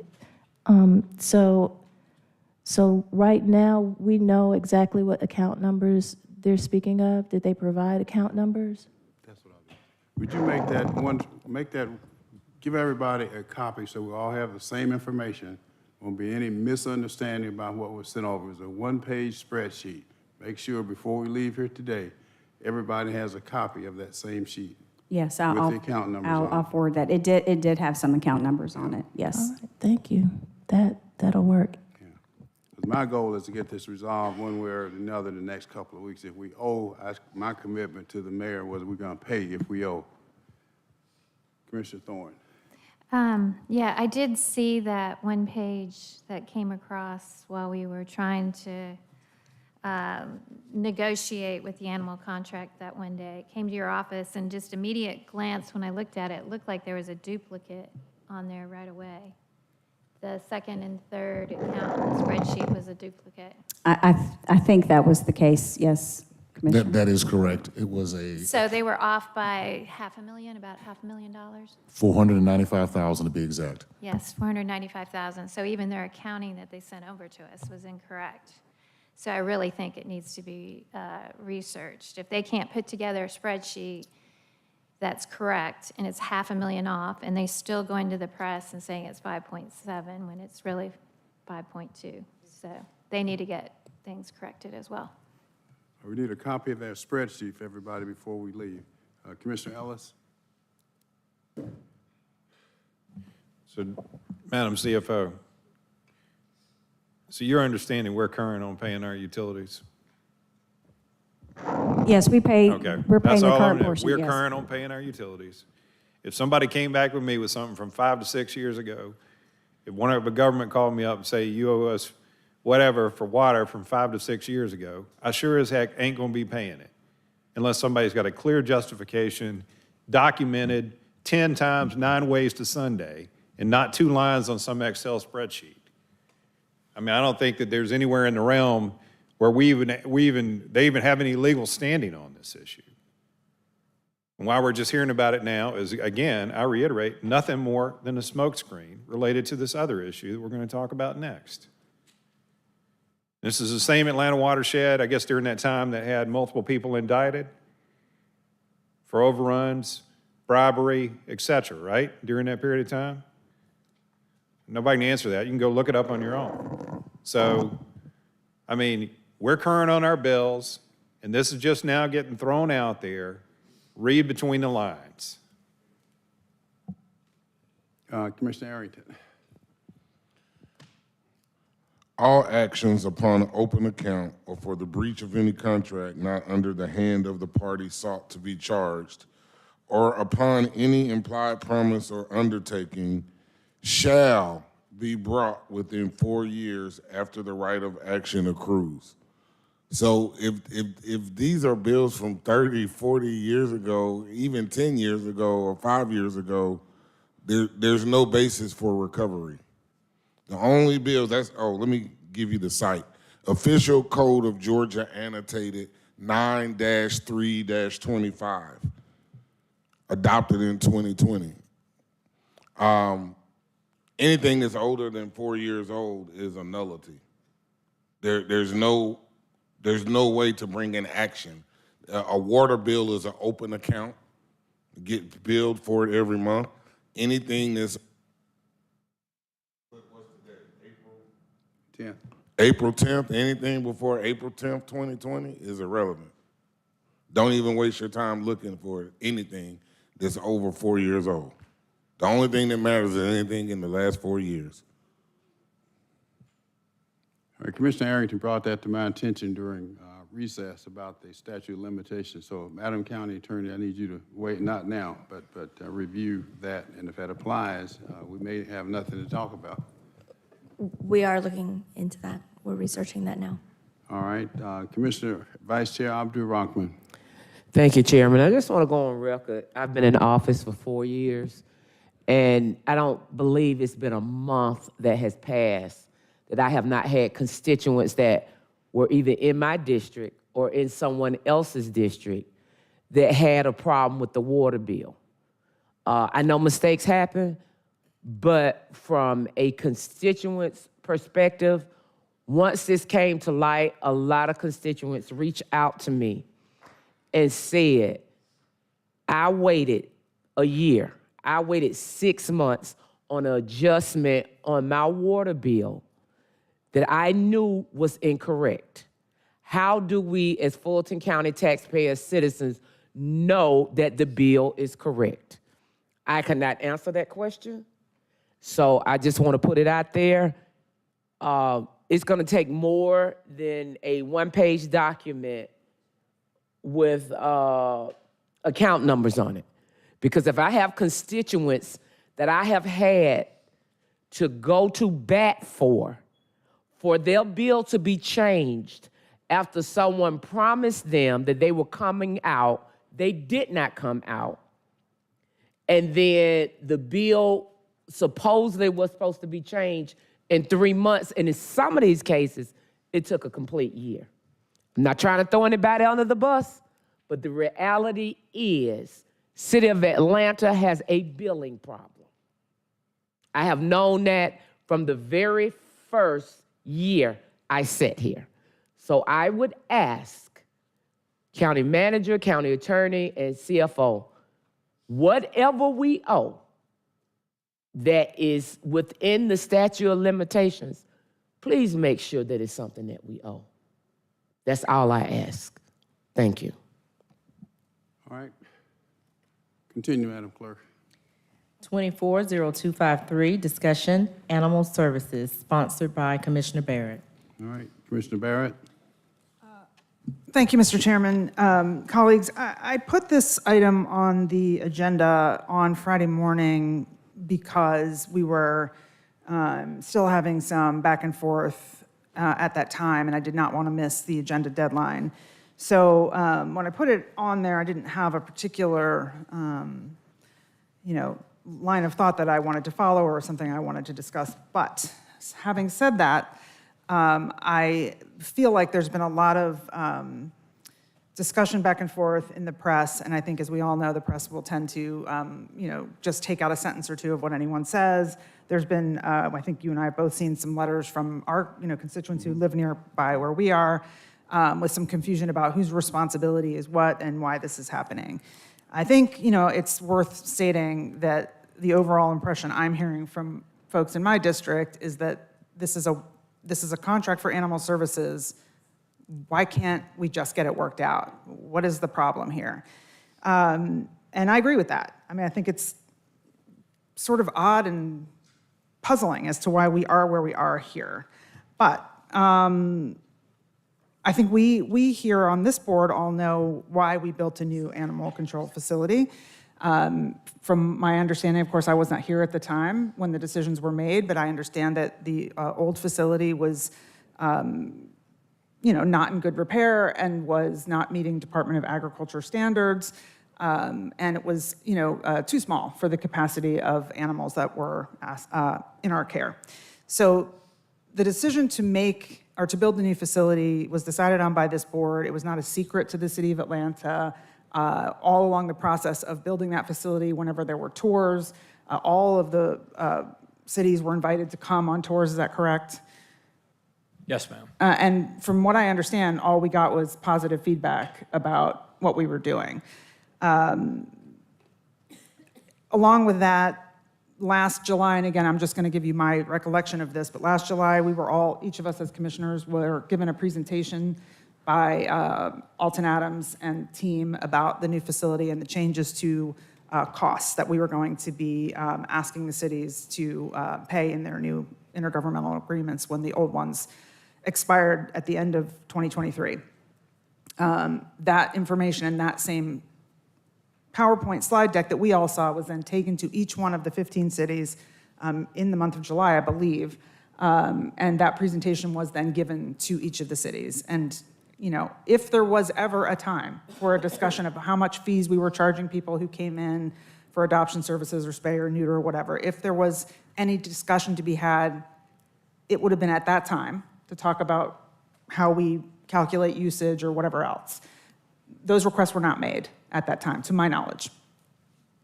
October of 2023, the IGAs, the legal IGAs, were presented to each of the 15 cities to sign. And as we entered and look, all of the fees went up across the board for all of the cities, and I think we can talk through the various reasons that that is the case. I mean, one, again, is the size of the new facility means there are more operational costs, everything from heating and air to more staff to maintain the facility and clean the facility and all of those things. In addition to inflation that I think we've all experienced. Nothing is what it used to cost years ago. And increase in population across Fulton County, in particular in Atlanta, and increase in the number of dogs that I think we all know happened in large part because of COVID. So everybody else, all other cities, signed their IGAs, except for City of Atlanta. That is sort of what led us to where we are now. I think it is critically important that we understand Georgia state law as it relates to this issue, and whose responsibility it is to perform animal services inside the City of Atlanta, or frankly, inside any of the cities within Fulton County. So let me just read this for you. In the Georgia Constitution, Article 9, Section 2, page 3, paragraph 3, subparagraph A, lists a variety of services that a county may provide, including animal control, but goes on to state in subparagraph B, quote, no county may exercise any of the powers listed in subparagraph A, including animal services, or provide any services listed therein in the boundaries of any municipality except by contract with the municipality affected. May not perform services without a contract. That is in the Constitution of the state of Georgia. We all took an oath to uphold the Constitution of the state of Georgia. So anything we want to do to be helpful to our citizens, to supplement the fact that City of Atlanta is not upholding their responsibility to do animal services, is not within our jurisdiction to do legally. We are not allowed to do it. We were operating in good faith for the first few months of this year, continuing to provide these services because we had no indication at any time, and you feel free to jump in, Mr. County Manager, if I'm wrong, but we had no indication at any time that the City of Atlanta was not going to sign their contract. Yes, they grumbled about the increase in price, as did the other cities, but there was never an indication that they were going to look elsewhere to provide these services to another vendor or to provide them themselves, which, by the way, they have the legal right to do. So this is where we stand today. Add to that this body, at our last meeting on March 20th, I believe it was, took a board vote which said we were no longer going to continue to operate in good faith, and we were going to, because they were not, and they were not signing the IGA, and we were out of jurisdiction and did not have the right to perform these services, took a vote and said that we were going to stop services at midnight on, I believe it was Wednesday, April 4th. Third, okay. And that was the board action. So there's no new board action that has occurred. There's no IGA that's been presented. To my knowledge, the Constitution of the state of Georgia has not been changed. Therefore, we cannot provide these services, period. That's where we stand as far as I'm concerned. And as far as the law is concerned. Okay, and I'll give you some more background. Commissioner Arrington. So,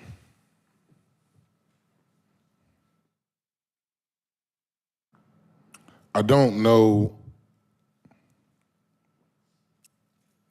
if it really makes sense for anyone to be finger pointing, for City of Atlanta to finger point at us, nor for us to finger point at the City of Atlanta. My understanding was that they signed a letter of intent and sent it back over. Regardless of all of that, I want to save lives. I want to make sure there's no people out there getting bit by dogs and their animal services is up and running. So I'm gonna make a motion to restore service, because I also understand not only did we get 1 or 2 signed letter of intents last week, but we also got a third signed letter of intent today. Whether we got 1 or 2 or 3 really doesn't matter. I just want to help save lives. I'm gonna make a motion to restore service. My understanding is we have a signed letter of intent that'll be presented to the city of Atlanta at their next council meeting. They were on recess for spring break. We were on recess for spring break. That's why the whole date of April 3rd was a crazy date to begin with anyway. And then we didn't turn it off on April 3rd. We waited 2 days. Well, if we voted to turn it off on April 3rd, why not turn it off? Because we were in negotiations. We were in active negotiations, and they signed and sent a letter of intent. And now we've got a second or third letter of intent. Look, forget all that. Let's save some lives. I move that we restore services immediately. We have a signed letter of intent. The council's gonna get to vote at their next meeting, and my understanding is the signed letter of intent states that it should be signed off and final approval on or before May 8th. Second. All right, we have a motion by Commissioner Arrington to restore animal control services within the city limits of Atlanta immediately, I assume. Immediately? Seconded by Commissioner Natalie Hall. May I put, you have the floor, Vice Chair, may I put this in context before you speak, you mind? As was correctly stated by Commissioner Barrett, this board took a vote at our last meeting to terminate providing animal control services within the city of Atlanta on April the 3rd. That did not happen, as Commissioner Arrington has indicated. At some point on the 3rd, it could have been around 11 o'clock, the mayor and I began a series of 1 or 2 conversations about what we were going to do and how we were going to get through this. At some point, there has been 1 or 2 versions of a letter of intent, not an intergovernmental agreement, which is required by the Constitution of the state of Georgia. In the afternoon on the 3rd, which would have been Thursday or Friday, I said to the mayor that if you send, I had no authority to do it, if you give us or me a letter that would indicate that you will, not plan to, but will sign the intergovernmental agreement at the meeting of the City Council on the 15th of April, then I will accept that as a stopgap measure and in good faith and in good spirit to take that to the board at today's meeting. Well, that didn't happen. There were several variations of that letter. After 2 or 3 that afternoon, county attorney crafted a letter, at my suggestion, 1 sentence that would state and did state that they plan to, that he will sign the IGA, intergovernmental agreement, and take it to the City Council on the 15th for approval. That was rejected. They sent back a revision with some changes which were not acceptable to us. And another exchange took place. The last exchange that took place, and I'm as familiar with the workings of the city as probably pretty much anybody, first and foremost, I think the mayor has the authority to sign the IGA and have it approved or ratified by the council. But that didn't happen. So we get back to this second or third letter of intent. And then yesterday afternoon, I believe, Mr. Manager, you were contacted by his chief of staff saying that when the mayor came back from Jamaica or wherever, that he would in fact sign a letter of intent. Now that letter of intent, which was identical to the one that we first presented on the 4th, I believe, the 3rd or the 4th, correct? Identical. On the 4th. On the 4th, which they had rejected. But they signed that one, and you received that letter last night at some time. Yes, sir. And I think, does everybody have a copy of that? But that's the stopgap letter that I'm talking about, which was not an IGA, intergovernmental agreement, but a letter of intent. And I was going to loosely interpret that, hoping that I could, appeal to the board to accept that. On top of that, though, and at the same time, our very learned county attorney reminded us that we cannot provide animal control services within a city without, in the absence of, an intergovernmental agreement, which we did not have and still do not have. And as Commissioner Barrett just read from that cited the section, that no county may provide such services except by contract meaning the intergovernmental agreement. So that's where we are now. We do have a signed letter of intent, which the manager received last night, but it's not an intergovernmental agreement.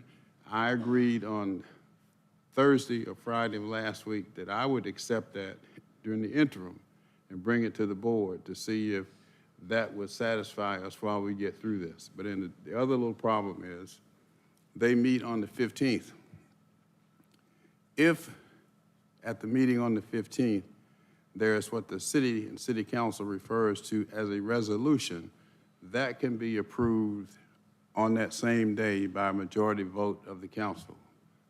If, however, it has to be an ordinance, that requires 2 meetings, which means that would have to go before a committee and then back to the full body, which would not take place until May 15th, May 6th. May 6th. So that's where we are now. The earliest that it can be signed by the mayor is May 6th. So between now and May 6th, we will still be operating contrary to the Constitution of the state of Georgia and contrary to the advice of our county attorney. So that's the background. Vice Chair, thank you. Thank you, Chairman. I'm not sure why we are discussing this. And the reason I say why we're discussing this conversation started last year, way before the year ended. There were self-imposed deadlines by the city of Atlanta and the mayor that they did not meet. Not that we did not meet, that they did not meet. Self-imposed. But I want to tell you, based on the constituents that live in the city of Atlanta and Fulton County, and also mayors that have told me it is 15 cities, 14 have signed. What message does this body send the other 14 cities when it comes to fair play, when it comes to contracts, when it comes to doing what is right? I had an actual constituent that reached out to me and said, City of Atlanta just get to do what they want to do. And what was I to say to that when we were told, and County Manager, you can weigh in on this, we were told that we were going to receive something by 11 p.m. We did not. We were told we were going to receive something the next day. We did not. The constituents that have reached out to me have said, quote, if I don't pay my mortgage, I get foreclosed on. If I don't pay my insurance, I have no coverage if somebody hits me. If I do not pay my taxes, my property gets sold off. What message are we sending mayors of other cities who did the right thing? The city of Atlanta, I live in the city of Atlanta. I'm Atlanta born, Atlanta bred, and when they bury me, I will be Atlanta dead. But right is right and wrong is wrong. There should have been some sense of urgency, and it wasn't. It is a liability issue. I don't know what better way. Commissioner Barrett has said it, Chairman Pitts, and I'm going to ask for the sake of those that are listening.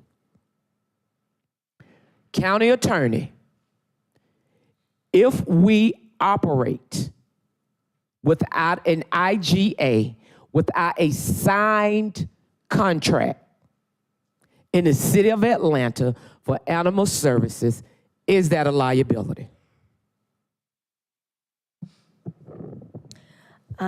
Yes, Vice Chair, it does expose us in a way that we would not be exposed if we were operating within our governmental authority. In addition to the Constitution, as cited by Commissioner Barrett, Georgia Code 4-8-22 states that a county's jurisdiction for enforcement of animal control extends to the unincorporated area of the county, and that a municipality's jurisdiction shall be the territory within the corporate limits of the municipality. The written agreement that is referred to and required in order for the county to have jurisdiction to provide animal control services within a municipality. Additionally, based upon Georgia Code 3610-1, is required to be in writing and entered on the minutes of the governmental entity as well. So it needs to be a formal document that is entered on the minutes. So I would say to my colleagues, I would say to the body here, that we have done everything in our power to the point of we're sending the incorrect message to other mayors. We're sending the incorrect message to constituents. We cannot do this. I personally think we went too long because of the liability issue. But that being said, we cannot go back and go cut a deal, so to speak, because somebody didn't meet self-imposed deadlines, and we send the wrong message to the other 14 cities, and we send the extremely wrong message to the Fulton County taxpayers, who we owe our first allegiance to because we are stewards of their taxpayer dollars. Commissioner Barrett? Call the question. All right, the question has been called. Is there a second? Promptly moved and seconded. Let's vote on the call of the question.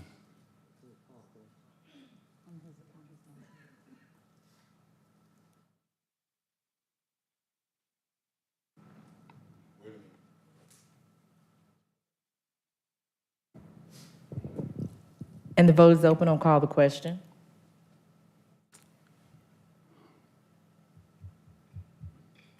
And the motion passes, 4 yeas, 1 nay.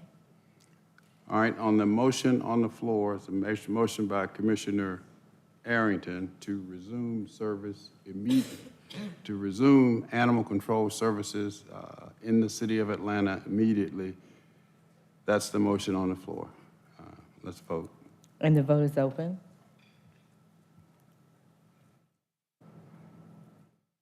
And the motion fails, Just 2 a minute, yeas. just a minute. Where's my thing here? Where is it? Yes. Yes. And the motion fails, 3 yeas, 4 nays. All right. Mr. Barrett, let's strike that. Commissioner Thorne. I just wanted to say, I was privy to some of the negotiations, and they started throwing in all these things like a new cost allocation formula, fees, something with the Jefferson Place, water billing, FIFA, and then the next round, things came in, something with their Fairborn Road property. And I was with you, Commissioner Pitts. I did not want to shut off their services. And I was trusting that the conversation you had with Mayor Dickens, that they were going to just have their meeting. His hands were tied. All he could do was give us this letter of intent. But then after seeing how they said their letter of intent also had negotiations in, that they weren't going to pay from January to April, basically. They were going to have calls funneled through the APD instead of Animal Control Services. I'm like, wait, they're renegotiating the contract in their letter of intent. So I didn't agree with that, and I felt like our hands were tied. And I thought Commissioner Barrett was right all along, that we do need to discontinue services. Now with this new letter of intent, I think it's great, but I don't think it does enough. They can easily hold a special call meeting and resume services and get an IGA signed right away, and we'll resume services as soon as we have that IGA. So right now, I think we need to obey the law. We need to be law-abiding. And we can't operate and put the liability on the taxpayers of Fulton County by operating without an IGA. In the future, my office has been working a lot with the animal control issue. We've been doing research, trying to find better practices. I mean, we could build bigger and better facilities all day long, but we're not solving the animal control problem, which is that we have too many dogs. So I'd be quite willing and open to work with anybody in the city of Atlanta or any other city that wants to actually work on the root of the problem and then hopefully lower our cost, appease the animal advocates that come down here all the time saying that we're not doing enough, but come up with some real solution that's going to benefit the whole county. And I'm very open to that. But for right now, I'm against starting services again. Okay. Commissioner Arrington? I just pray no one gets hurt. I mean, this is, so I heard the county attorney very closely. She said there needs to be a contract and it needs to be on the record. A signed letter of intent is in fact a contract. So all we got to do is put it on the record. I just pray no one gets hurt. I just pray no one dies. Right is right and wrong is wrong, but life is life. Life is life. And this isn't about right and wrong. This is about saving lives. We operated without one from January to now. So what's the problem with giving them time to have another council meeting? We had a spring break. We didn't meet last week like we were supposed to. They didn't meet like they were supposed to. They're going to take it up at their next meeting. It's an ordinance. It requires 2 meetings. We got a signed letter of intent. Shut up. Just come on. Just a minute. Shut up. I'm talking. Just a minute. You're not talking to me. Shut You're up. not talking to me. Shut up. I'm talking. Make me. I'm talking. Make me. I'm talking. Make me. It's my time. Make It's me. my time. Make me shut up. It's my time. I didn't think so. Yeah. Is that off? No, it's not on. I'm still No, it's not. talking. It's still Well, my time. recording is off. No, just a minute. Just a minute. Vice Chair, Mr. Aaron, you have the floor, Commissioner Okay, Aaron. thank you. A signed letter of intent is a contract. All it has to be do is put on the record. That's what the county attorney just said. I just pray nobody loses their lives. Sir, Mr. Barrister, would you, just for the records, we get all the facts out, I would like for you to let the board know what the activity has been with respect to animal control services in the city of Atlanta since, well, actually the 4th, the 5th, up until today, by day, if you have that information. And the other point that we need to clarify here is that some believe that we're asking the cities to pay for the brand-new facility. That's incorrect. What we're talking about here is only the operational cost of that facility. The county is bearing the total cost of the construction of the new facility. And the second point that comes up is that when we look at this, of whatever the cost of operations is, and I'll put this on the record, 86% of that cost is borne by 4 cities. City of Atlanta, East Point, the city of South Fulton, and Union City. And the reason for that is that's where the calls come from. And 55% of all calls come from the city of Atlanta.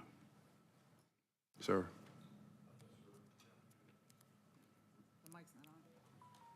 I'm here. There. Good afternoon, Commissioner. Yes, that's correct. So since Thursday, we've had about 40 dogs brought to the shelter from Atlanta residents. Since Thursday, I mean, there's a breakdown, but we've averaged. I mean, we do over 4,000 dogs a year from the city of Atlanta into the shelter, not counting. That's not responses to the city. This is what's actually brought into the shelter. Dogs coming into intake. So we've had some that have been needed medical care, and my conversation with county leadership was, we're not going to turn them away. They're showing up at the shelter and they need there's a medical issue with one. We've been taking them. There is actually, but the citizens are bringing them, and we've kind of seen that along the way. If we said, no, don't leave them here, I mean, we know they're going to be tied up on a fence line outside the shelter. So as far as the care for the animal, we've been receiving them if they get there. As far as calls for service, we have been fielding some phone calls, transferring back to Atlanta, redirecting people to Atlanta's 311. But we have been fielding quite a bit of calls at the shelter from Atlanta residents, and we've been kind of guiding them as best we can. And just one more thing. So just to give you a comparison, I know because we just received some calls from the breakdown. Some of the cities did ask that, but just real quick, we did compare to 6 other jurisdictions, and we narrowed it down to the 2 that were the closest. One was Charlotte, Mecklenburg, North Carolina. One was Orange County, Florida. So when we did this cost comparison, I actually visited those shelters, and I sat with their folks and kind of looked at their processes. And you're absolutely correct. We're not solving the bigger issue here, but at this point, we are working through those issues with community education and other things that we've started since we hired a division chief over animal services. All right, thank you. Commissioner Ellis. So letters of intent aren't legally binding, right? I was trying to chime in earlier, but my microphone was not working. Yeah. I did want to make a note for the record that a letter of intent is a promise to enter into a promise. It is not legally binding. Yeah. And even if it could be, the mayor has already specifically represented to you, Mr. Chairman, and to this board that he is without authority to bind the city of Atlanta in this matter without an action by the city council. Yeah. So it's kind of like that, kind of Lucy. She's gonna hold it in place just this time for you, Charlie Brown. Nope. Sorry. Now, did we receive any consideration with this letter of intent that came over? Was there a payment that came over with it? No, sir. Okay, so there's no consideration, no, we've received no funds, so there's outstanding bills, and there's no signed agreement. So that's where we are. This isn't, I don't know why we're styling this as a negotiation. This is a negotiation. They have an agreement, they can sign it, and we'll gladly pick up the services. I don't know why that they've allowed us to waste considerable amount of management time. We've been over backwards, tried to be tremendously accommodating. I'm sorry that they had to go out and enjoy spring break while their citizens were maybe worried about this issue. I know when our citizens get called down and they have to obligate themselves to jury duty and things like that, they're not afforded near these levels of graces. In fact, we got some of our judges that have threatened to imprison them in the Fulton County Jail and go pull them out of the Fulton County Airport. So, hey, you got a pressing issue. We all know how government works. If you want to get it worked out, you call special meetings, get it executed, and move on. I do agree with Commissioner Arrington. Unfortunately, it is a public safety issue, but the onus is upon the city to act upon that and eliminate that issue and execute this IGA, and we can all move on. I'm out of here. All right. Anything else? Commissioner Hall? Just really quick. Did we not get a payment from City of Atlanta in February? Madam CFO? Did we get any kind of payment from the City of Atlanta? I will have to research that. Commissioner Hall, I don't know off the top of my head.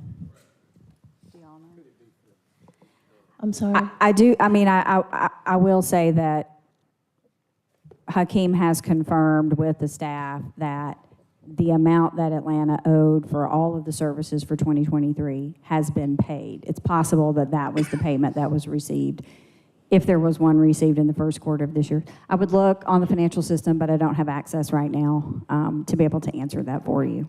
So, but I will find that out and tell you exactly when we did receive the last payment from the City of Atlanta. All right, thank you. And I just want to say to all of the constituents who contacted me, not only in my current district, but in my old district, we tried. Thank you. Any other matters to come before us today? Or in the absence of any other matters to come before us today, we are adjourned. Thank you.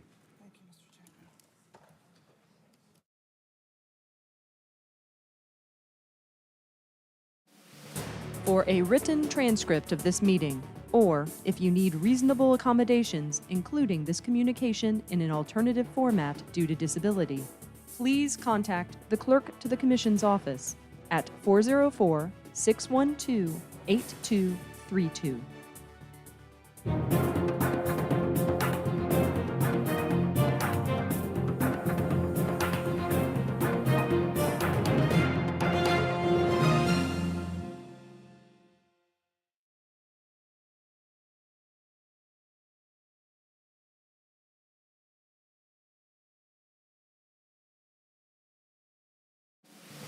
For a written transcript of this meeting, or if you need reasonable accommodations, including this communication in an alternative format due to disability, please contact the Clerk to the Commission's office at 404-612-8232.